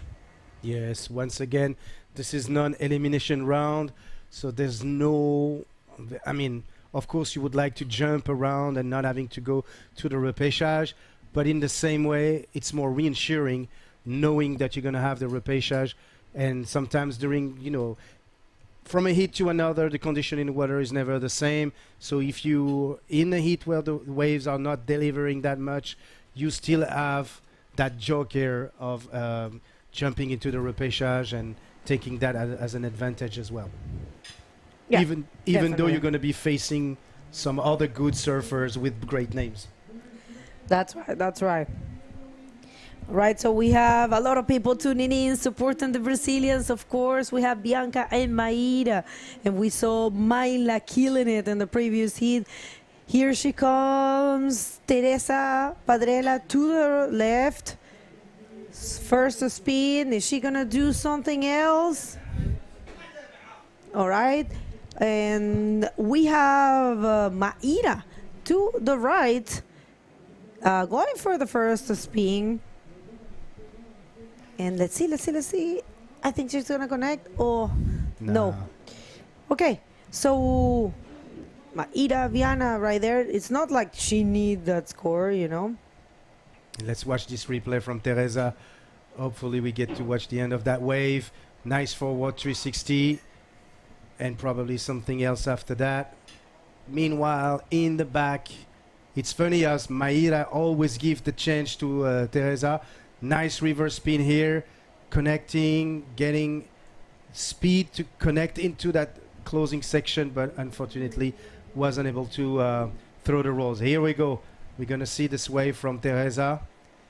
Ooh, nice speed and very projected roll. Oh, unfortunately didn't complete it. Yeah, I mean, Teresa, she really wants to get that first position, and she will try to, you know, put the biggest roll possible. And she is doing great ARSs as well on the free surf. I've seen her. And it's like what we were saying, I think it was with Lucas, that, you know, the level for the ladies is being raised.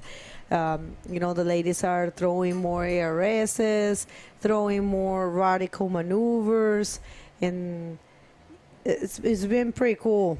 Yeah, it's funny because when you guys said that during the live, I was listening, and then I was like, yeah, the Portuguese right now have been very motivated by Luana Dourado.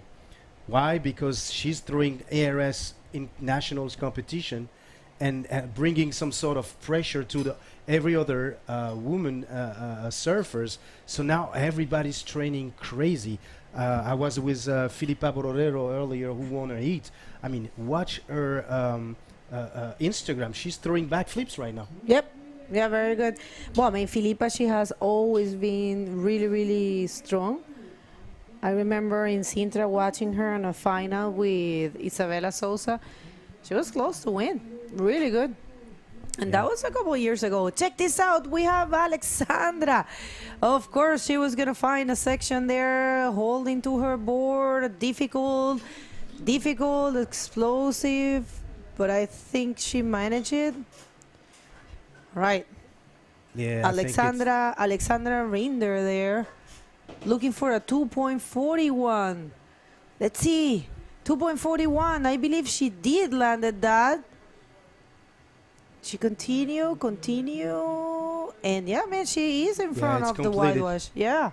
It's completed, and it was like a very nice and projected roll. Very close to not to be completed, actually, because of the whitewash coming from the wave closing on the left side. But she hold the board and kick as much as she could to complete that roll. So fantastic. I think she's going to change the situation right now. Right, 1 minute and 50 seconds. What's going to happen in this heat? Quiet Alexandra Rinder looking for a 2.41, and I have to say there's gotta be there, you know, that score gotta be there. I see some numbers dropping. I don't know yet how much she's going to get, but yeah, she will need that 2.41 to get the second position, and you know the possibility was keeping around, and a 4.9 of course.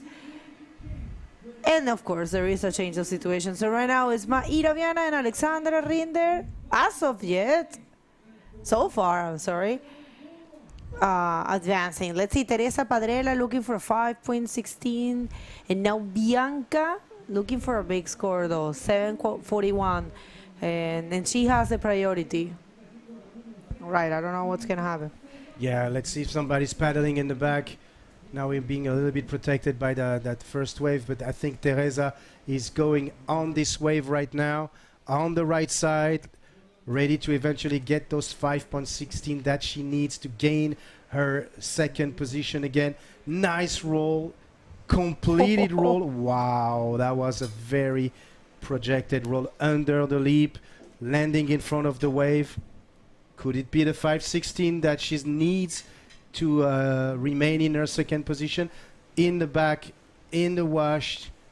Bianca. Bianca Simoes, yes. Bianca betting for the left. We'll see. We'll see. She's aiming for something. It's a pocket roll. Very nice. She gonna find something else. She has to try to get something. Yeah, I don't see the 7.41 there. Right, so we're waiting for the scores of Teresa. And that lasts for Bianca. But yeah, Bianca needs a huge score. The only one that could have a chance is Teresa. But yeah, I don't know. Unfortunately, that was a wave. Who was that? Oh, that's Maira. Replay. Yeah, so let's take it over. Like we're waiting for the score of Teresa. Will that be a 5.16? This is what we're working on right now. Maybe we're going to have a quick update after the break. We're just going to go for a quick commercial, so don't go anywhere, and we will update you. See you in a few.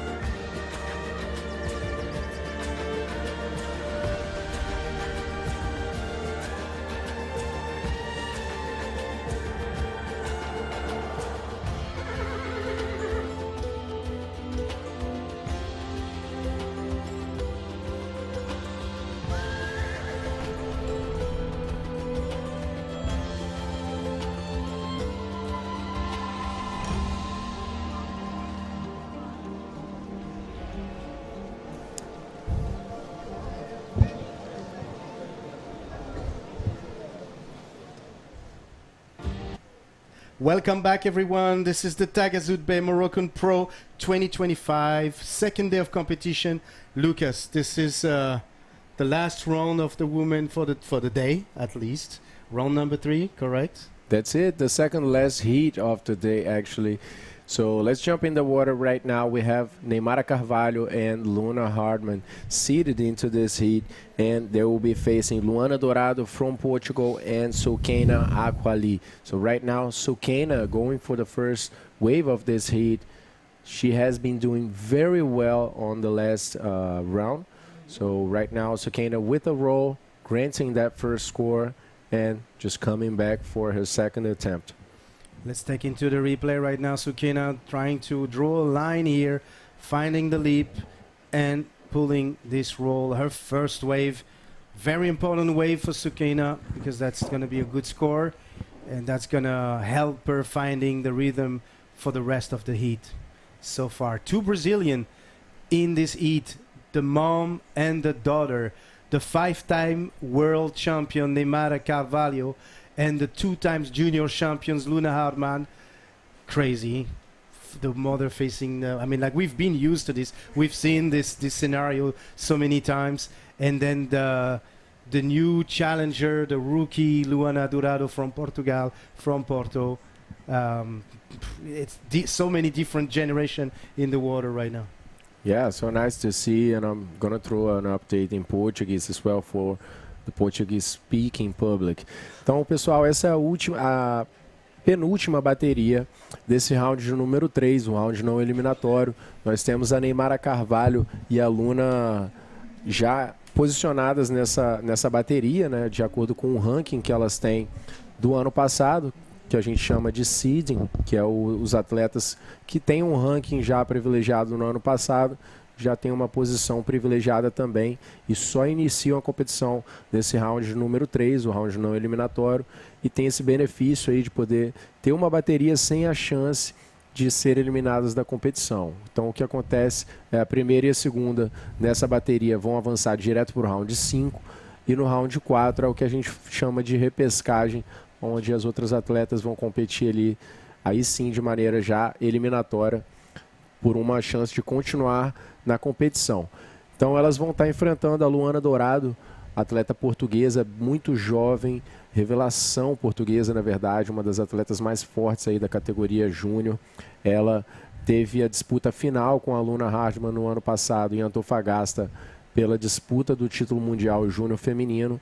E elas vão estar enfrentando a Soukaina Aquali, que é a maior representante do bodyboard feminino aqui no Marrocos. Soukaina vem muito bem da sua última bateria.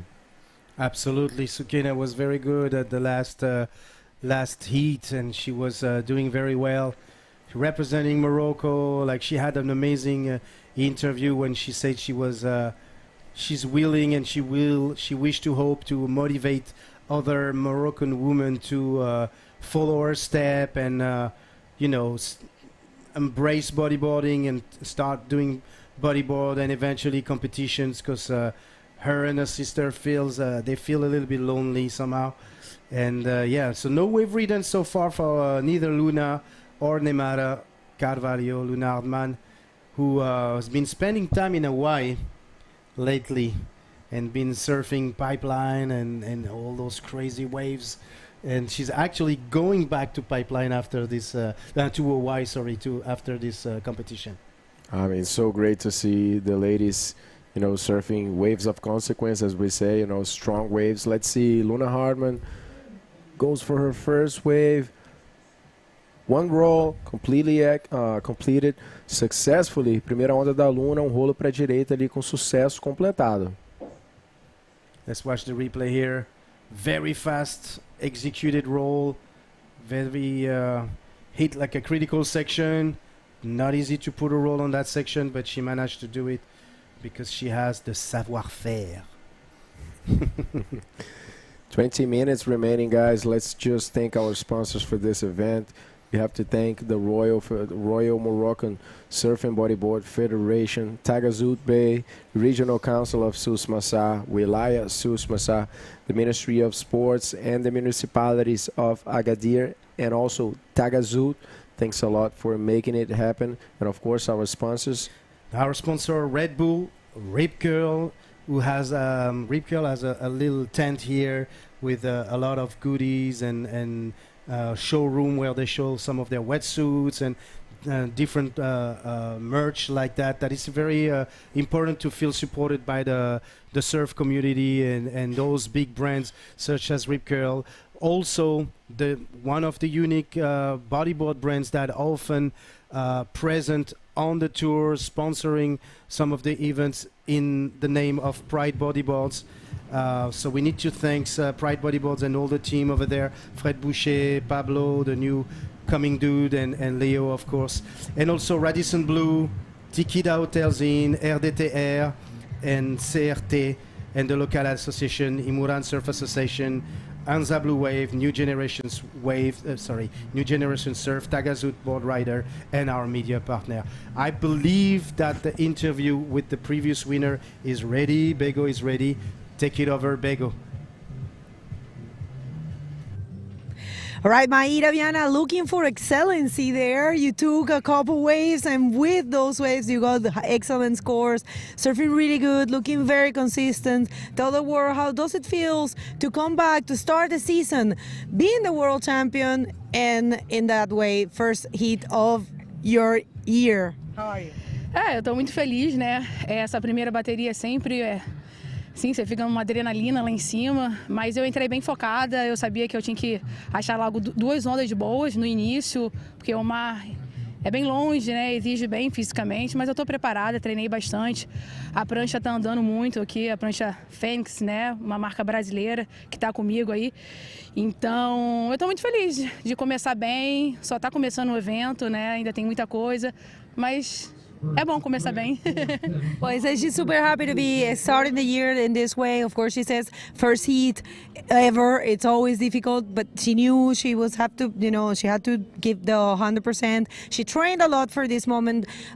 There is a lot of, it requires a lot of physical effort, this wave. It's a little far away, so you have to battle a lot. You have to be super active, and she showed a lot of skills on that one. She's very happy to be starting the year in that way. Any pressure by being the world champion and he's starting the year thinking I have to do the second title? Is that in your mind right now, or you just taking it step by step, event by event?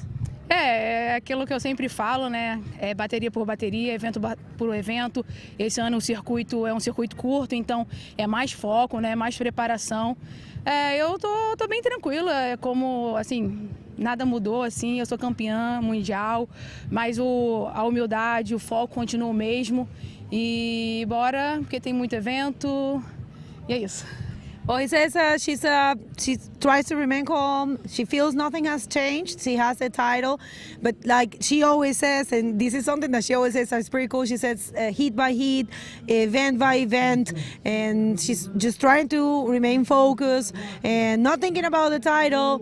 Just we have a short, I would say short calendar this year. So for her, it's easier to focus and keep going. Do you want to say hi, hello para alguém? Eu quero mandar um abraço para minha família Fênix, que está lá no Brasil. É uma marca que apostou em mim e eu acredito que a gente ainda tem muito a crescer. E é isso. Mandar um abraço para a galera lá do Espírito Santo também, meus alunos. E bora. Valeu, galera. Parabéns, Mayra. Best of luck for the rest of the competition. Back to you guys. É isso aí, Mayra Viana, campeã mundial 2024. Pela primeira vez na sua carreira aí, depois de tantos anos lutando, a Mayra conseguiu levar esse título para o Brasil, para o Espírito Santo mais especificamente. Ela que trabalha com bodyboard ali constantemente. Então, passando essa primeira jornada aqui no Marrocos, evitando aquela repescagem, já conseguindo o privilégio aí de avançar para o round 5. Meanwhile, let's watch some replay here with Luana Dourado, the young Portuguese charger who didn't complete this role so far and only got rewarded 1.35. And also in red, another wave for Luna Ardman. So she got a backup score that we're waiting for.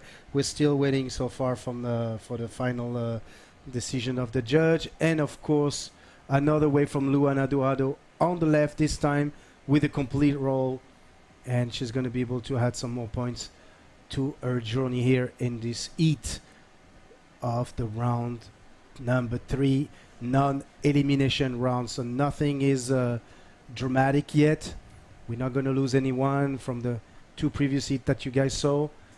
Everybody's going to go to repêchage. I mean, the position 3, position 4 are going to go to repêchage. So far, Luana Hartmann, sorry, got a 5.5 for the last wave, and Luana Dourado got a 3.7.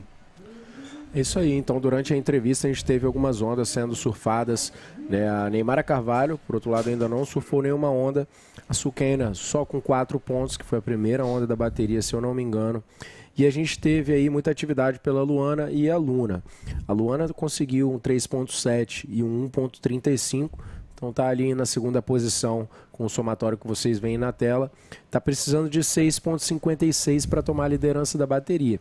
E quem decolou na frente aí foi Luna Hartmann, que tirou um 5.5 na última onda. Ela já tinha um 4.75, então começou com o pé direito aí, já com 2 ondas medianas, né? Porém que com essa condição que está um pouco mais difícil agora, a gente está saindo da maré bem seca. Tem praticamente 40 minutos que a maré secou aqui em Agadir. Então o mar deu uma travada, né? O vento aumentou um pouquinho mais também, a condição está mais difícil realmente. Porém, bom trabalho pela atual campeã mundial Pro Júnior feminino, Luna Hartmann, que já conseguiu entrar e colocar 2 notas no quadro lá. Daqui para frente é só melhorar dentro desses 12 minutos e 45 segundos. Absolutely. Like you said, Lucas, the tide is very low right now, which is not helping the condition in the water right now. It's kind of difficult. Neymar hasn't been able to take any wave yet. But once again, it's not something that is very... we shouldn't be worried for that, because we know Luana, in 2 waves, she can get back to the score and completely change the situation. It's the same kind of for Suquena, who actually got only 1 wave and got a 4-point. So she needs a backup score. A backup score is actually a 1.06 to take Luana Dourado's spot at the 2nd position. So 12 minutes left, a lot of time. All we need is to be patient right now, praying for Mother Nature to bring some sets and have the chance to see a lot of these riders surfing together. I mean, watching all the surfer being able to surf, like one takes the first wave, the other one takes the second, and the last take the third wave, and you see 3 riders surfing at the same time it's just an amazing show. Yeah, with the high period swells that we have over here, it's usually like this, right? We have a flat moment, and then out of nowhere a big set comes, breaking very far on the outside, you know, and yeah, just changes completely. Sometimes you get here and look at the waves, and then you think it's one thing, but then the set comes, and Neymar taking a look at that wave, just not going on this one, and I believe she's going to lose that priority. She had a priority, but I believe she's going to lose it after paddling on this wave. And there she comes, getting that priority. Nice carve to spin, very Neymar style to begin with. You know, just trying to unfrost after 14 minutes without surfing a wave. Neymar just getting out of 0 for now. Absolutely. Let's watch the replay. That rail to rail and lifting the nose before she does her reverse, but she couldn't get much out of this wave. It was a very she had a good reflex by losing the priority and just taking the first wave that came right behind it, so she didn't lose so much of that momentum and trying to start putting some score on her journey here, and that in that heat on the round number 3. 10 minutes left. What can we say about this heat so far? That it's been very slow, like you can see as well, like us. And Luna Hartmann, who did an interview, and I believe Bego asked her some questions about who she was seeing as a world champion this year, and the answer was her. Of course. She has a champion mentality, you know. She's in a very good moment on her career. She's working out pretty well, you know, training every day inside, outside the water. I mean, whoever followed Luna's, you know, on Instagram, and whoever saw her performance last year here, you know, and throughout the whole tour. Her final against Luana Dourado in Antofagasta, you know, she made the final of the event against Luana. Luana took the event, and then she went for a tiebreaker, another final for the World Tour, and then this one she managed to win after an accident. She hit her head, you know, she just hit the reef. Yeah, I remember. With her hair. It was very tough, and yeah, I mean, these young ladies are being forged pretty well, you know, both Luana and Luna as well. So champion mentality, you know. Who's the champion? Me. Who's the future champion?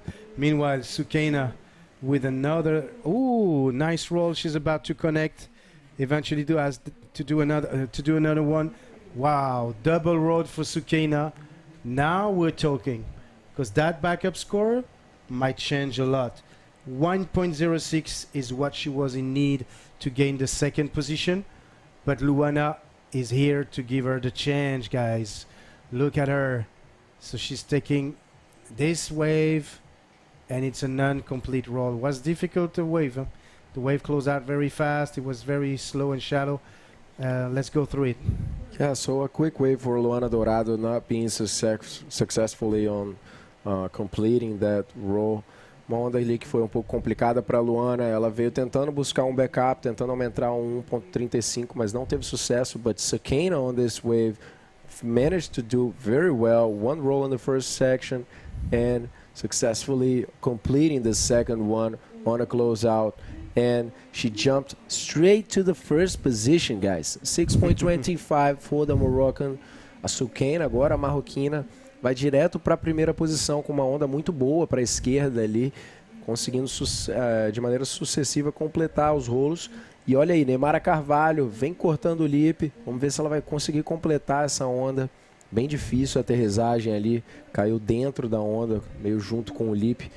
Então acaba não completando Neymara Carvalho, que vai ficando um pouco para trás agora nessa bateria, já que a Luna começou forte, a Luana está ali em terceiro e a marroquina decolou na liderança da bateria agora, está empatada na nota total com a Luna, porém tem uma nota maior, 6.25, que no critério de desempate joga ela na primeira posição. 6 minutes and 50 seconds left. Sukaina didn't say her last word, brother. You know, the Moroccan have been fighting a lot throughout all the days and the competition, from the junior to yesterday to today. I mean, they really showing the entire world that Morocco has wonderful surfers, beautiful surfers, great technique. You know, they really want to show to the rest of the world that Morocco should be put on the map of a big bodyboarding country. Yeah, for sure, Armin. And, you know, coming from the last event that I also worked in here, I've been saying that a lot, you know, but we have to mention how the Moroccans in all the divisions, the juniors, the men, and now the women, Sukaina just leaving it very clear for everyone, how the Moroccans stepped up, you know, how they really raised the bar, and they're very strong. Siki Youssef placing second, you know, and, you know, Badreddin, a guy is a monster, you know, just scoring 18.25 yesterday. He also found the first 10-point ride of his career, and now we were just missing that, you know. On the women division, Sukaina also putting on a show over here with a 6.25 on the last wave. So very good job by the Moroccan, representing in the best way her, you know, her home country over here. Yeah, I know. Bego was looking forward to see Sukaina in the water, because she knew Sukaina was so good, and she was actually right. Like Sukaina right now 5 minutes away from the end of this heat, and she's leading with actually the same score that Luna Hartmann, except that she has the highest score, which is why she's in the lead with the 6.25 on that double roll that we just saw. And also in a very sensitive situation, you know, because Luna only needs a 4.76, which is very achievable, you know. We haven't seen those very high scores, you know, in a while right now, above 8 or something like that. But, you know, those 5, 6, even sevens are very constant, and I wouldn't be surprised if Luna came up with something bigger than a 4.76, or even Luana, you know, with a 7-point ride or something like that, which could make a whole lot of difference in this heat.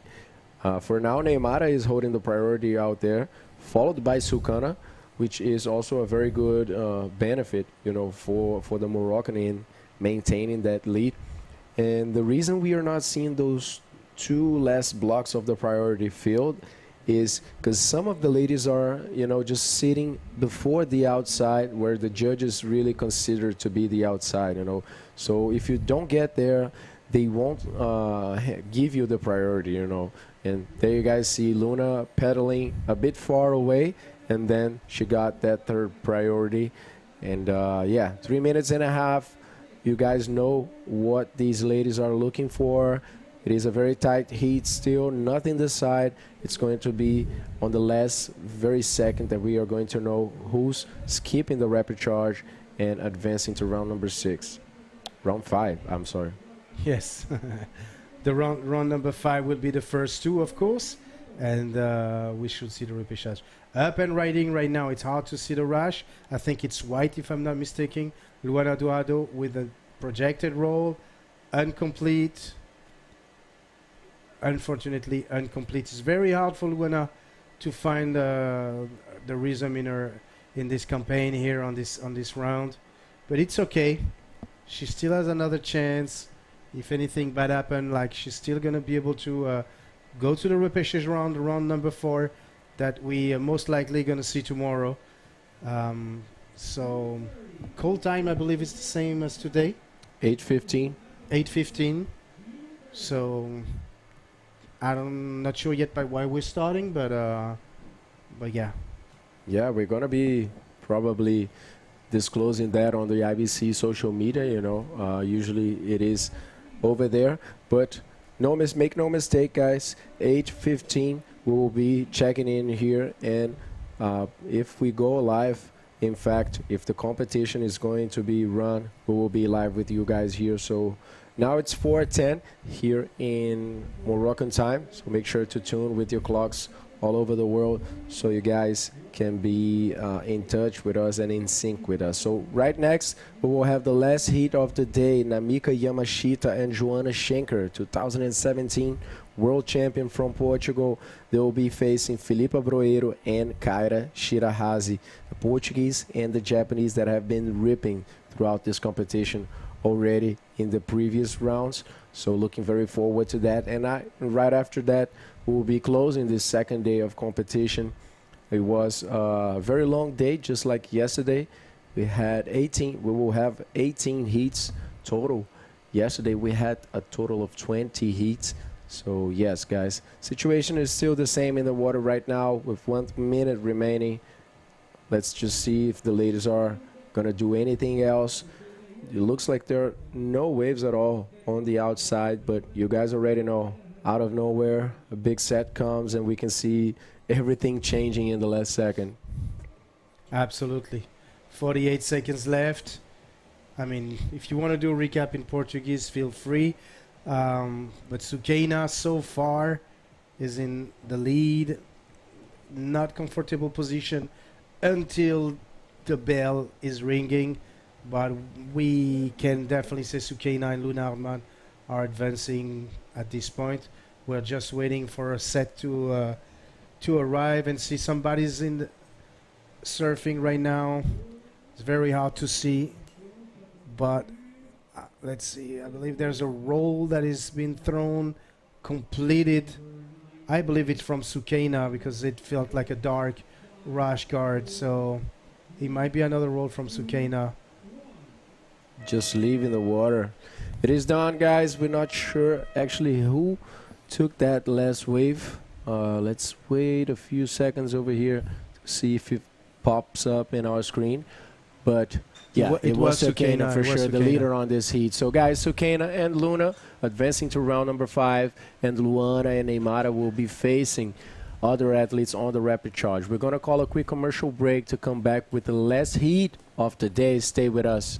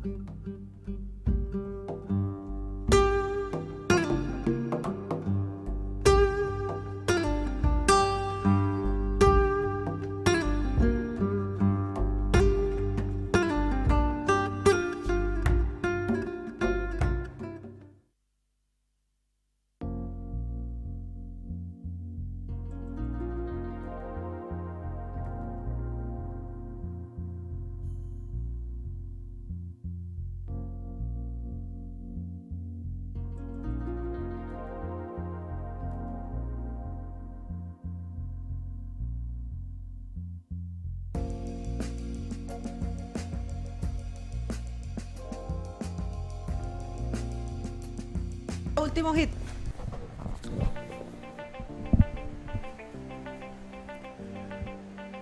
Welcome back, everyone. These are the final moments of the second day of competition here in the Prime Series event of the 2025 Taghazout Bay Morocco Pro. What do we have next, Bago? Last heat of the non-elimination round. We have heat number 4, and I have to say I was so proud for Sukaina, you know, and Luna advancing, you know, for her to be in the non-elimination round and advancing in first towards against these amazing riders is something that worth stand out. But let's hit the water. We want to introduce you the next heat, which is of course on fire as usual. And we have Namika Yamashita, who even Sario Hara said is the next Sario Hara. That's what they say. I don't know. We have Joanna Schenker, 2017 World Champ. We have Filipa Bruero y Kaira Shirahase. Tough heat right there. Yeah, that's going to be a tough one for sure, Bago. Filipa and Kaira already, you know, showed what they came for. They are pretty strong in the previous heat with very high scores, securing that position on a non-elimination round.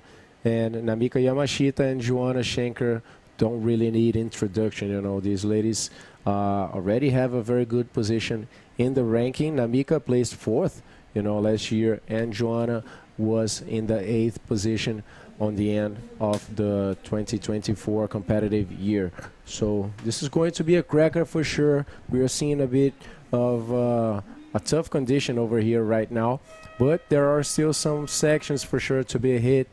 The heat just started. We have 2 Portuguese riders and 2 Japanese on this battle. Então temos Joanna Schenker, campeã mundial de 2017, e a Filipa Bruero, que vão estar enfrentando as 2 japonesas, Namika Yamashita e a Kaira Shirahase, sendo que a Filipa e a Kaira já surfaram na competição, né? Vieram do round de número 2, avançaram muito bem, foram atletas que já mostraram aí consistência e vão estar enfrentando agora a Joanna e a Namika, que já tinham uma posição ali no seeding, então vão estar surfando pela primeira vez aqui no Marrocos, nesse momento agora na água. All right, and we have official confirmation tomorrow, check-in at 8:15, all divisions, men and women, for a possible round 4 of the women, which is the non-elimination round, 2 heats. I'm sorry, the repecharge round, 2 heats, and then round 5 repecharge for the men, which is 4 heats, and probably round 5 of the women. So we might run tomorrow the 2 repecharge round for both divisions, all right? Repecharge day tomorrow. Yep. Usually very competitive day. I mean, these rounds are maybe some of the most competitive rounds. You know, it's where the riders, both the ranked athletes, the seeded athletes, and the ones that advance all the way are, you know, having that waking up experience, you know, that shock of not going through and skipping the next round. So usually these guys just activate the beast mode. They just release everything, come risking everything, you know, and trying those big moves. So yeah, definitely we're into an exciting day tomorrow. Very exciting for sure. So right now, no takers. So yet, nobody have taken any wave. We'll see what happens. 25-minute heats. We'll see which 2 riders will be skipping a round, advancing directly to the round number 5. Pretty cool. 2 Japanese, 2 Portuguese, and check this out. Joanna Schenker take it off in this one. She loved this place last year, did great, and of course, oh, that's well, she didn't make it there in that one, but it's starting her campaign. It was looking pretty good. She came pretty well in that wave in a nice stance, a nice position, but ended up not getting any projection in that role. And, you know, looks like there's a interview with Armin and Sukaina coming over. So please, Armin, take it away. Thank you, guys. Thank you so much. I'm with the winner of the previous heat, the woman who's holding the Moroccan flag in the women division, Soukaina. Congratulations, Soukaina. That was so good. Tell us a little bit about this heat because you were facing some serious adversary like that. Merci beaucoup d'abord. Et vraiment, la série, elle était vraiment... Franchement, au départ, j'ai dit, ah là là, je suis avec la maman et sa fille, alors ça va être difficile.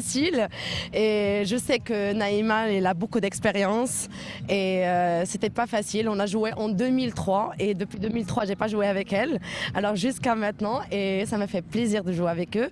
Et je croyais que ça va être difficile, mais j'ai essayé de garder mon calme et j'avais confiance en moi. Et voilà, et le travail, ça paye. So she's actually saying that when she entered the heat and she was a little bit nervous because she knew she was facing Luna and her mom Nimara. She actually faced Nimara in 2003 and she was like, wow, it's going to be a redo, and then she was trying to get focus, but she said like work always pays off, and she managed to win this heat with incredible left. So Begonia was saying a lot of the time that you feel more comfortable on the left side, correct?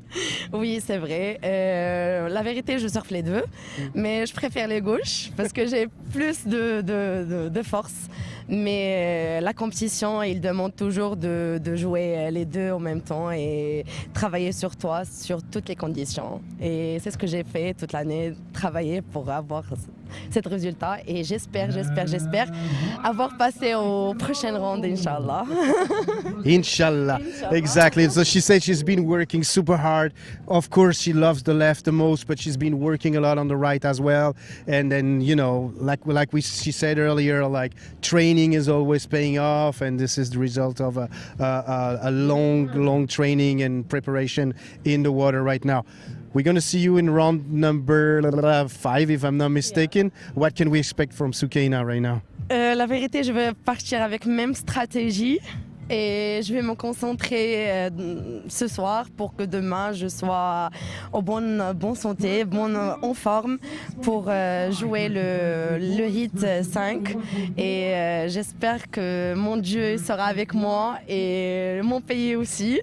Et d'avoir le courage de plus pour prendre le drapeau marocain sur moi encore une fois. Inshallah. So wow, it was beautiful what she said. She says that she's going to rest tonight. She's going to rest and concentrate to make sure that she's going to hit the next round. She's going to prepare. She hopes that our God's going to be on her side because she really wants to hold the Moroccan flag and represents Morocco in this competition. Last word for the friends, family. Oui, je remercie toujours la Fédération royale marocaine pour le soutien pour cette compétition qui est vraiment top de top. Et je remercie aussi mes sponsors Rip Curl, Vita Pure, Ico, Progym et Fast qui m'aident pour faire mes entraînements et continuer mon parcours. Merci beaucoup Soukaina, on espère te voir bientôt dans la compétition. Thank you so much guys, back to you. Thank you, Armin. What a great interview there. Super amazing to see Soukaina, you know, advancing. I was talking with Armin during the interview, Bago, that we already saw the Moroccans improving so much their level, their game in the junior division, in the men division. You know, we saw Isiki Youssef in the juniors. We saw Badreddin, you know, doing amazing with the men. And we were just missing the woman. So, yeah, very good to see Soukaina just winning both of her heats, you know, and doing so well in the competition, representing her home country. She's running a school and she does an amazing job. If you guys don't know her, go and check it out. If you type her name in the social media, you're going to get her Instagram and you can follow the job she does. It's amazing. And alongside with her sister, they run the school, do a great job. Right, so Namika Yamashita in this one, good and fast reverse spin, and right there, the roll, she got stuck. So you see in the back is Filipa Brueiro. Check that out, who is actually finding the best waves so far. I think Filipa with that one, she's going to be very solid in the first position. And or maybe it's at the 6.65. And this is the last for Kaira. Yeah, I believe that was the 6.65 by Felipe. You know, very good maneuver. Kaira double Shirahazi roll. as well, getting a very good score for this this first one. We are still waiting for it. It's already It's starting almost to there. pop up, but it's looking good. I mean, it was 2 explosive rolls. So yeah, good job there for Kaira Shirahase. There you have it. It's a 7.25. Very good wave there for Carla. Kaira. Oh my God, I started calling her Carla. I'm sorry, guys. It's been a very cool and long day. She's So many names go by our heads, you know, and talking all this time. So yeah, sometimes we get a little confused, guys. Just talking so much, but it's a big pleasure to be here, honestly, and seeing all of these riders, you know, the best in the world, showing themselves, you know, showing the limits of the sport. And let's see right now, Joanna Schenker going and trying to look for us 5.26. Nice roll. Is she gonna keep going on this one? She's holding it, and there she goes, pulled out by Joanna Schenker. That's gonna be her best score in the heat so far. For sure. We were expecting to see this Joanna that we know. And yes, of course, she knew exactly what to do right there. Explosive roll, difficult to pull, but definitely completed. So yeah, Joanna Schenker looking for a 7. Actually, not anymore. She was looking for a 7.76, and right now she got a 4.90, and now she's looking for a 4.26. That's it. That's so cool. Yeah, the first solid wave for Joanna in this heat. We are basically 10 minutes into it. Let's see who's coming on this wave. It's Namika, I believe. That's her coming on and going for a roll. She's definitely going to change that 3-point ride. Not going to be a big score, but I believe she will improve the situation, Babu. Yeah, same here. Check it out. Classic kick and the hair flick. So definitely powerful roll. All right, waiting for those scores to drop. Super active heat. The last of today. If you missed it, you're more than invited to scroll back, and you'll see a lot of excitement, a lot of great moments. And I mean, right now we have a little bit of wind, and conditions changed a lot. But I have to tell you, everywhere we go, we get wind, you know, at some point, because we run a lot of hours. And in here, it took a lot to actually show. You know, right now it is a little onshore, but it's still super surfable and contestable. So for tomorrow, we're looking to run probably the repecharge rounds for the men and the women, which is going to be 6 heats. I'm sorry, starting early, 8:15, and then we will see. We'll be assessing if continuing or not for the round number 5 of the women division, with 4 more hits. That's going to be decided tomorrow. But yeah, we might run. It all depends, of course, on the conditions when we get here. If we get here and the technical team believes it, you know, it's not good to run, we're not going to be running. Então, no dia de amanhã, nós vamos ter um check-in às 8h15 da manhã aqui em Anza Beach. Vamos começar, caso o evento venha realmente acontecer, com o round 4 das mulheres, o round 5 da categoria masculina, ou seja, os 2 rounds de repescagem, né? 2 baterias para a categoria feminina e 4 baterias para a categoria masculina. E possivelmente, talvez teremos um round número 5 depois dessas 2 repescagens. Não está confirmado ainda, está um stand-by. Porém, alinhe os seus relógios aí, onde quer que vocês estejam, com o nosso horário aqui do Marrocos, porque às 8h15 vai haver um check-in, onde a comissão técnica vai analisar as condições, como já é de praxe, e aí a gente decide se vai ter competição ou não. Já que o swell está abaixando bastante, quem acompanhou no dia de hoje viu que mudou bastante. Namika Yamashita going for another roll. A good section there. A bit of an insider, not a set wave, but Namika making the most out of it. just a roll and a reverse, trying to get a bigger score than a 4.65. Yes, very strong as usual, well projected and powerful, and use this area to perform a fast reverse spin. So we'll see Namika Yamashita. We'll see if that's more than... Actually, I think she might. I don't know. What do you think? Change the 4.65? I think maybe, but not too much. And I think it's not going to be a big difference, but definitely increasing anything is good. So Kaira right out after Namika, going for a roll. There's something else for Kaira there. She already has a very good score and goes for another roll. Good job by the Japanese. You know, she is needing 1.91 as she fell to third. So definitely getting the second. Very fast, Kaira. Surfing really good. If you think about it, she has been the only one performing 2 rolls, so finding the sections. So yeah, now looking for a 1.91. Of course, it's going to be more than that. So maybe she even goes to the first position.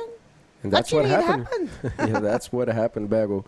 Kaira's doing a very good campaign in this heat, a 7.25 and the 4.7 already. So Japanese supremacy so far. Filipa Broeiro went to second position, but not for too long. Então a Filipa Broeiro acabou indo para a segunda posição, porém a Kaira nessa última onda encontrou aí um 4.7 que foi suficiente para jogar ela não para a segunda, mas para a primeira posição.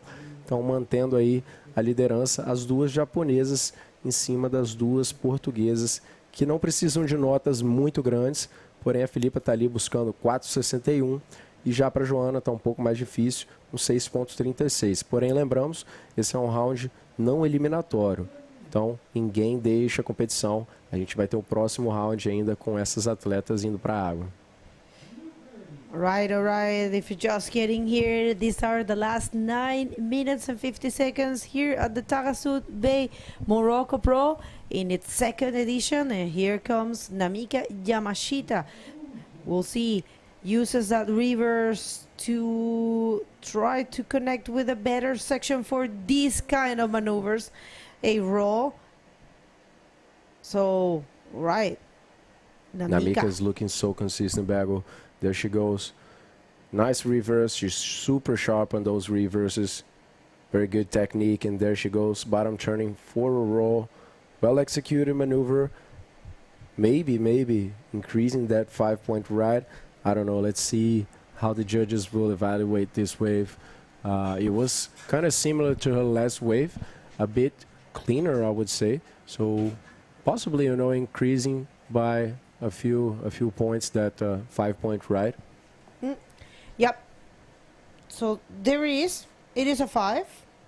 Is it? Yeah, no. 5.6. That's it. All right. So not enough to take the lead, but still, you know, increasing her total a little closer right now. She's looking for 5.71. Filipa 5.21, and Joanna 6.96. Because Joanna is holding a tiny backup score. Pretty sure she's going to be changing that. Joanna Schenker surfed really good last year here. Check it out. Here she comes. Kaira. We'll see Kaira. Forward spin. Maybe she will connect. I think she will. And a roll. Very strong Kaira Shirahase. Yeah, Kaira has been doing a very good campaign in the tour recently. Let's see one more time. Looking at that lip, it didn't show up, so she connected at 360. And right now, as the wave became hollower and offered a ramp, Kaira closed it with a roll on the last section. But not sure if that's going to be enough for her to get something more than a 4.7, you know. So maybe not making a big difference for Kaira Shirahase. Although there's still plenty of time, 7 minutes and 30 seconds. And we are seeing Filipa and Joanna just sitting for quite a while, not responding too much. So maybe the action it's held for the last minutes of the heat, Pego. Yeah, you can rule any of these riders out. That's why they are part of the top 8. I mean, if you if you follow, for example, Joanna's career, she has, a number of excellent results. I believe, if I'm not wrong, that she has been 7 times national champ in Portugal.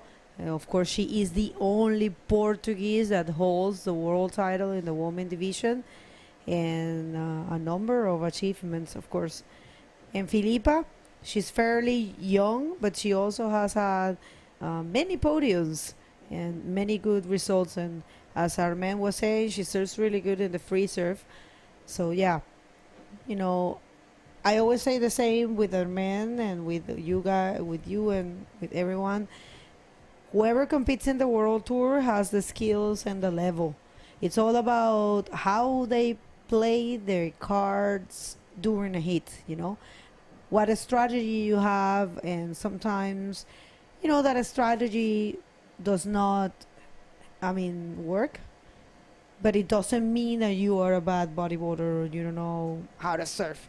You surf really good. Everyone that is in the World Tour surf really good.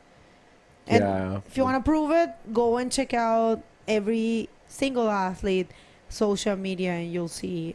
I believe if you go and check anyone, you'll find good pictures or videos, bodyboarding, because everyone has a level.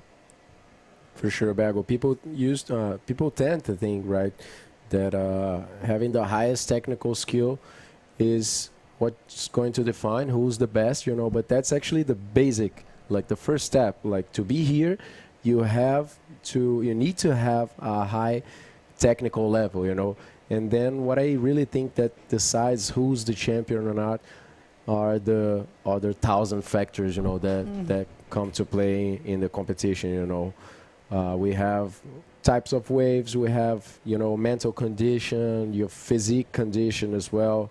We have lucky, why not? Luck, sometimes you just need a wave, you can have the best technical level, but if a wave doesn't come to you, if you're not in the right position or it's just not favoring you, you can do much, So, yeah, having the technical level is just the first step, and then everything starts to happen from there. 100%, I agree with you. All right, so one more wave here for Filipa Brueiro, looking for a 5.21, but got stuck in that last spin. That's not going to help her campaign. So let's see. As atletas portuguesas, de maneira não muito familiar, né, estão ali bem quietas nesses últimos momentos.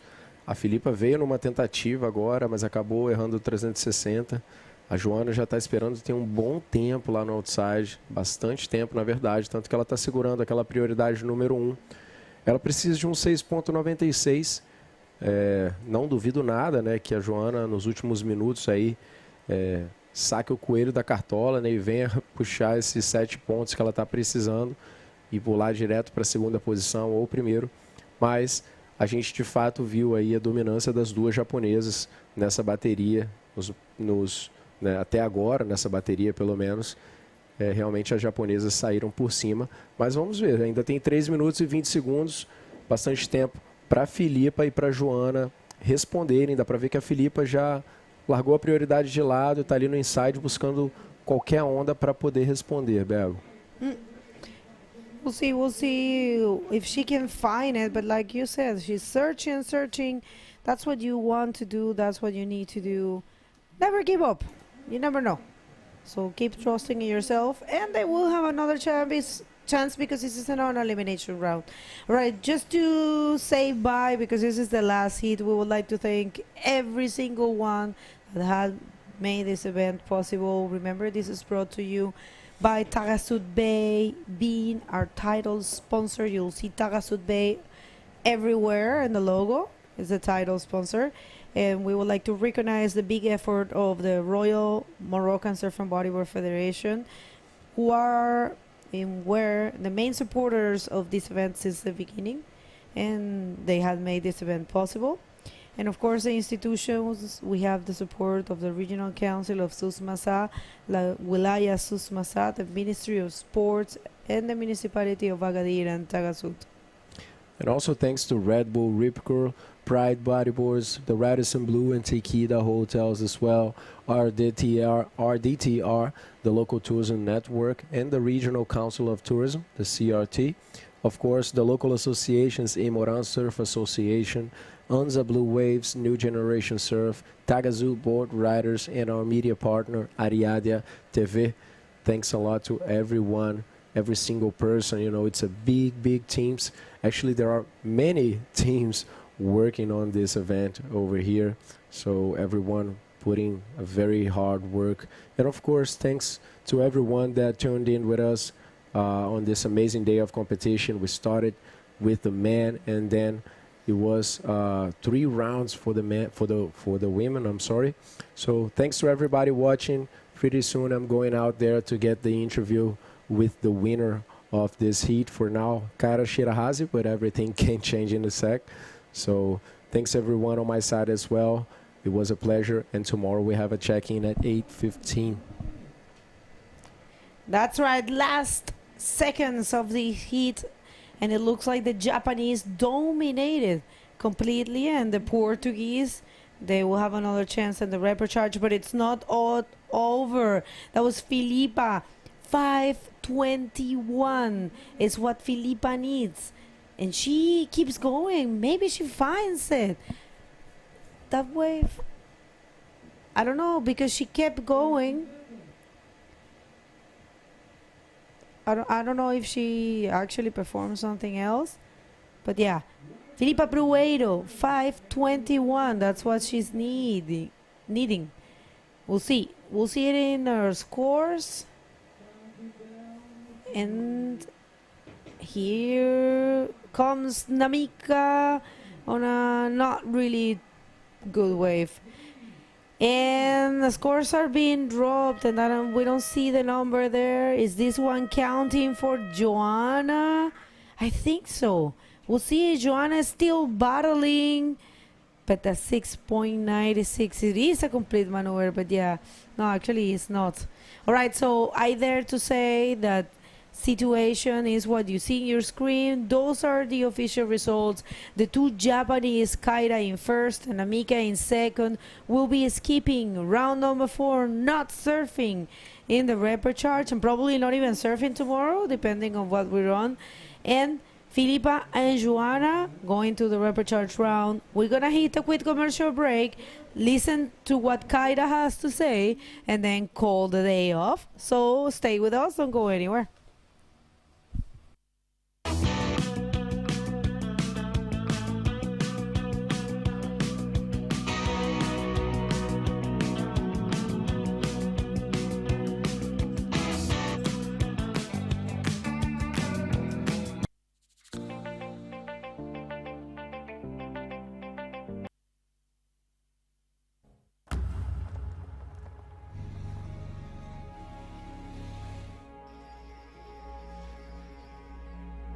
The most beautiful stories start with an encounter.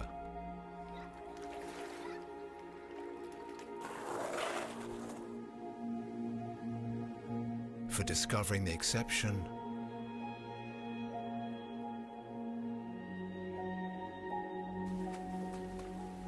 living the exception.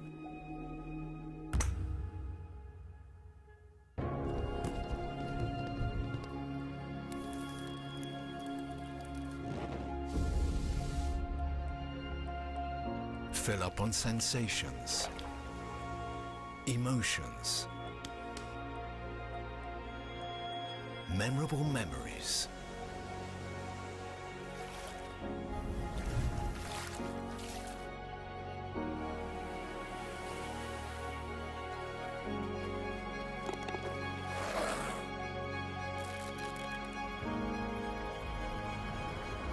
Taghazout Bay. Meet, live, enjoy.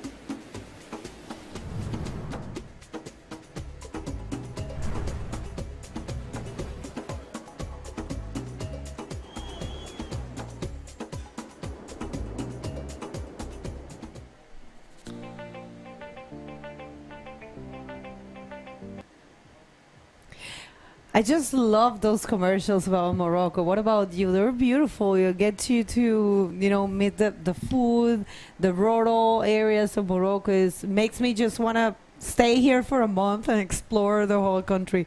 What a beautiful commercials. Thank you to the Office of Tourism here that has made that possible. All right, so just going over an amazing day that we had. We run the round number 4 for the men, which is the non-elimination. We saw some impressive performances. Tristan Roberts killing it in the first heat of the day. We had a couple Moroccans advancing in first and leaving big names behind for the repechage. And don't get me started with the women. We saw really impressive performances from young French riders, which unfortunately some of them failed already, and a couple of sets. Teresa Miranda not advancing. We have seen an outstanding Alexandra Rinder and Sukeina. Let's talk about Sukeina. I think she deserves to be talked about because, first of all, each of her interviews were very inspiring. The things she said, like her being the trying to motivate more women to embrace the sport, the bodyboarding sport, and of course entering competition. The things she says in general, like she really wanted to participate to a world tour because she feels inside of her that she definitely have the level to participate to the world tour. But like you mentioned, in many countries, it's just not Morocco, but even for Tristan, having a visa to travel sometimes can be very complicated. So it's not necessarily what we can imagine, because it's Morocco, they need a visa. It's everywhere in the world, in countries like we may not imagine, like Japan needs a visa, many countries needs a visa to travel. So she really was hoping that the Federation and the Royal Moroccan Surf and Bodyboard Federation will start helping her. They've been proven that they are very efficient. We hear for the reason they've been inviting many riders from Capo Verde once again and many other countries. So Sukeina was very inspiring to me. Same, definitely. Probably the outstanding moments of the day to see her advancing in that way. No one, it was not that because she's from here she got something for free. Nothing was for free for her. She worked her way and she's really good. And right now, watching the two Japanese right now, leaving two great names from Portugal in the repechage, also really impressive. Neymar also failed in the repechage. But yeah. Tomorrow, we might run repechage round for the women and the men. We're going to see. We have an 8:15 check-in, and we'll see. Do we have an interview ready? We do. So we're going to throw it to Lucas to hear from Kaira. Thanks, guys. I'm here with the last winner of this day, winning the last heat of the non-elimination round. Jump in the repechage. Kaira, how was it for you now with very different conditions in the water? The two Japanese overcome the two Portuguese. How was that for you? Yeah, I feel so hard is, but my motivation is my way. But so in the water is so good, feel is good. Okay. And after we saw you last year, showing up in the World Tour, having good results in many events of the tour, how do you feel? You feel any different for 2025? More experienced? How is it for you? Yeah,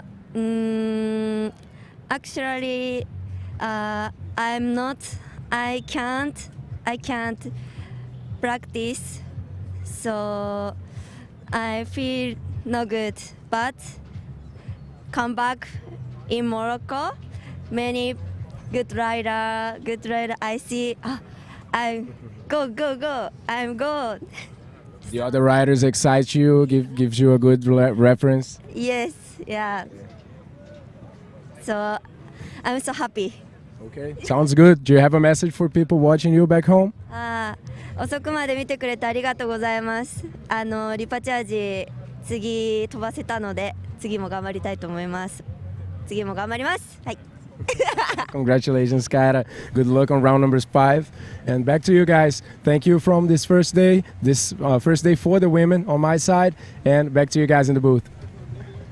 That was so cool. I love these interviews, and we can actually sense what she was trying to say, that she has been very busy. She's working as a model, so she has been traveling and working a lot, so no time to practice. So she was feeling that she was not in her best moment, but when she came here, she saw everyone and saw that everyone was surfing so good, and she said, I can do it myself. I am good as well, and that's what she showed. So pretty cool to have Kyra advancing, and well, it's been a very great and successful second day of competition, first for the women, and we're looking forward for tomorrow. 8:15 check-in, and we are looking to go for the repecharge of the women, which is 2 heats, and repecharge for the men, which is 4 heats, and we will see if we will do round number 5 of the women.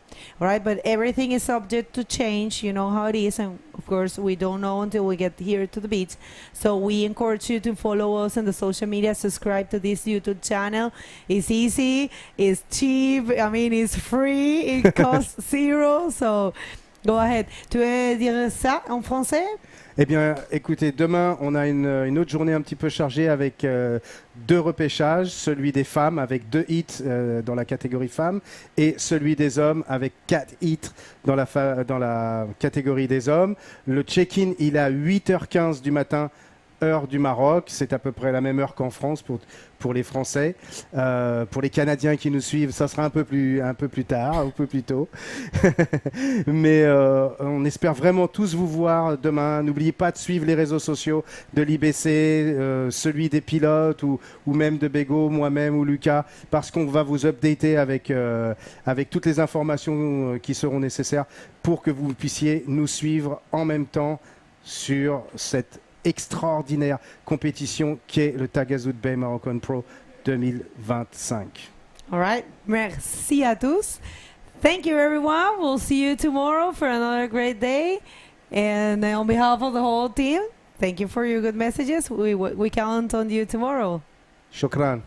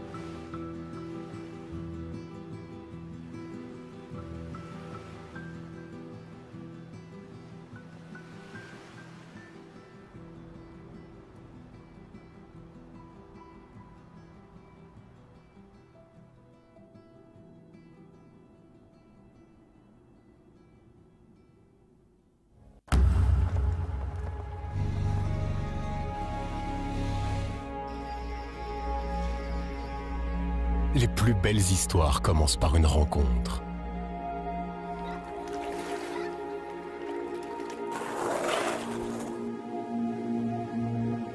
Pour découvrir l'exception,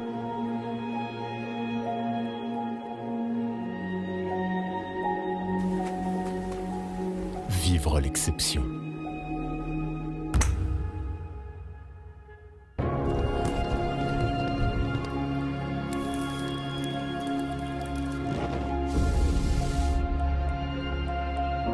Faire le plein de sensations, d'émotions, de souvenirs mémorables.